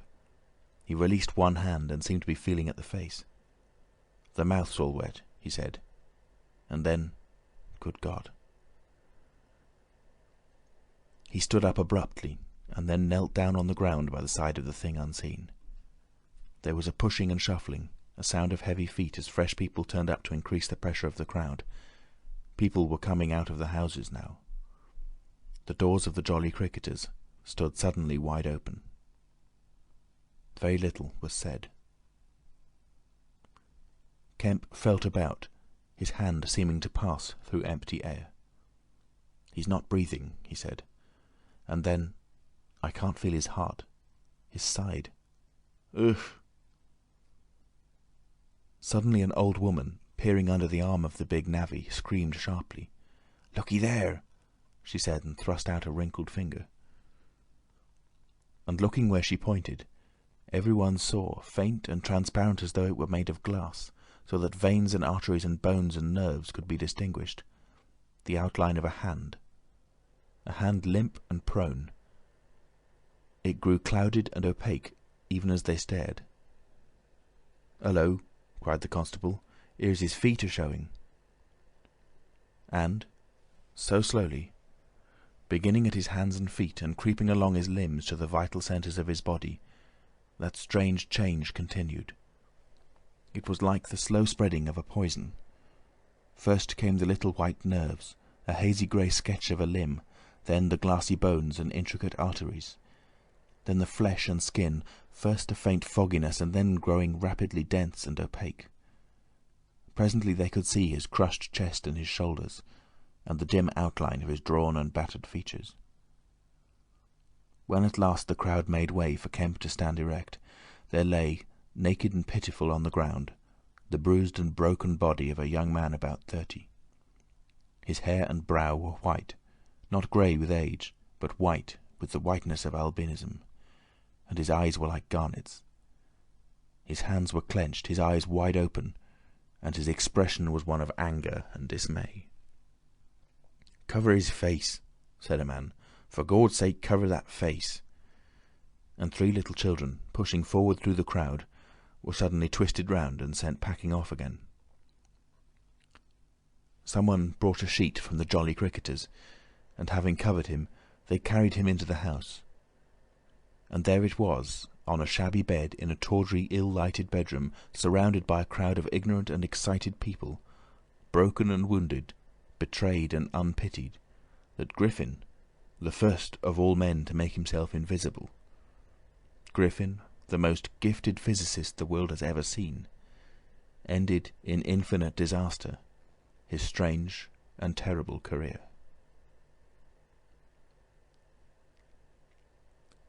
The Epilogue. So ends the story of the strange and evil experiments of the Invisible Man. And if you would learn more of him, you must go to a little inn near Port Stowe and talk to the landlord. The sign of the inn is an empty board save for a hat and boots, and the name is the title of this story. The landlord is a short and corpulent little man with a nose of cylindrical proportions, wiry hair, and a sporadic rosiness of visage. Drink generously, and he will tell you generously of all the things that happened to him after that time, and of how the lawyers tried to do him out of the treasure found upon him. "When they found they couldn't prove whose money was which, I'm blessed," he says. "If they didn't try to make me out a blooming treasure trove, do I look like a treasure trove? And then a gentleman gave me a guinea a night to tell the story at the Empire Music Hall, just to tell him all in my own words, barring one." And if you want to cut off the flow of his reminiscences abruptly, you can always do so by asking if there weren't 3 manuscript books in the story. He admits there were and proceeds to explain, with asseverations that everybody thinks he has 'em, but bless you, he hasn't. The Invisible Man it was took 'em off to hide 'em when I cut and ran for Port Stowe. It's that Mr. Kemp put people on with the idea of my having 'em. And then he subsides into a pensive state, watches you furtively, bustles nervously with glasses, and presently leaves the bar. He is a bachelor man. His tastes were ever bachelor, and there are no women folk in the house. Outwardly he buttons, it is expected of him, but in his more vital privacies, in the matter of braces, for example, he still turns to string. He conducts his house without enterprise, but with eminent decorum. His movements are slow, and he is a great thinker, but he has a reputation for wisdom and for a respectable parsimony in the village, and his knowledge of the roads of the south of England would beat Cobbett. And on Sunday mornings, every Sunday morning, all the year round, while he is closed to the outer world, and every night after 10, he goes into his bar parlour, bearing a glass of gin faintly tinged with water, and having placed this down, he locks the door and examines the blinds, and even looks under the table. And then, being satisfied of his solitude, he unlocks the cupboard and a box in the cupboard and a drawer in that box, and produces 3 volumes bound in brown leather, and places them solemnly in the middle of the table.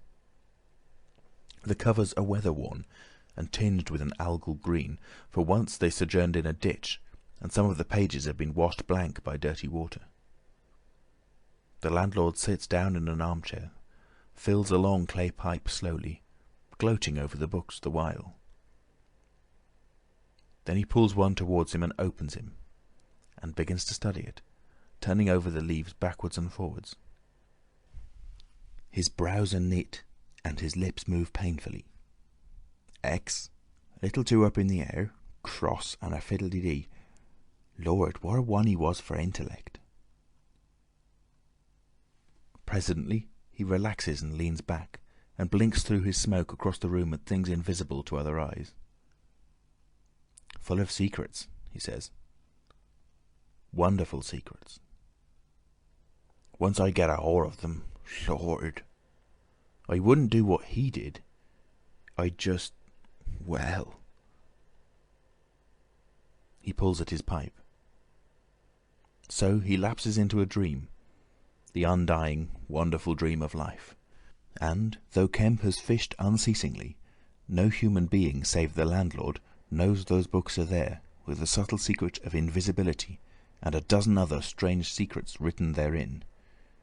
And none other will know of them until he dies. End of The Invisible Man by H.G. Wells.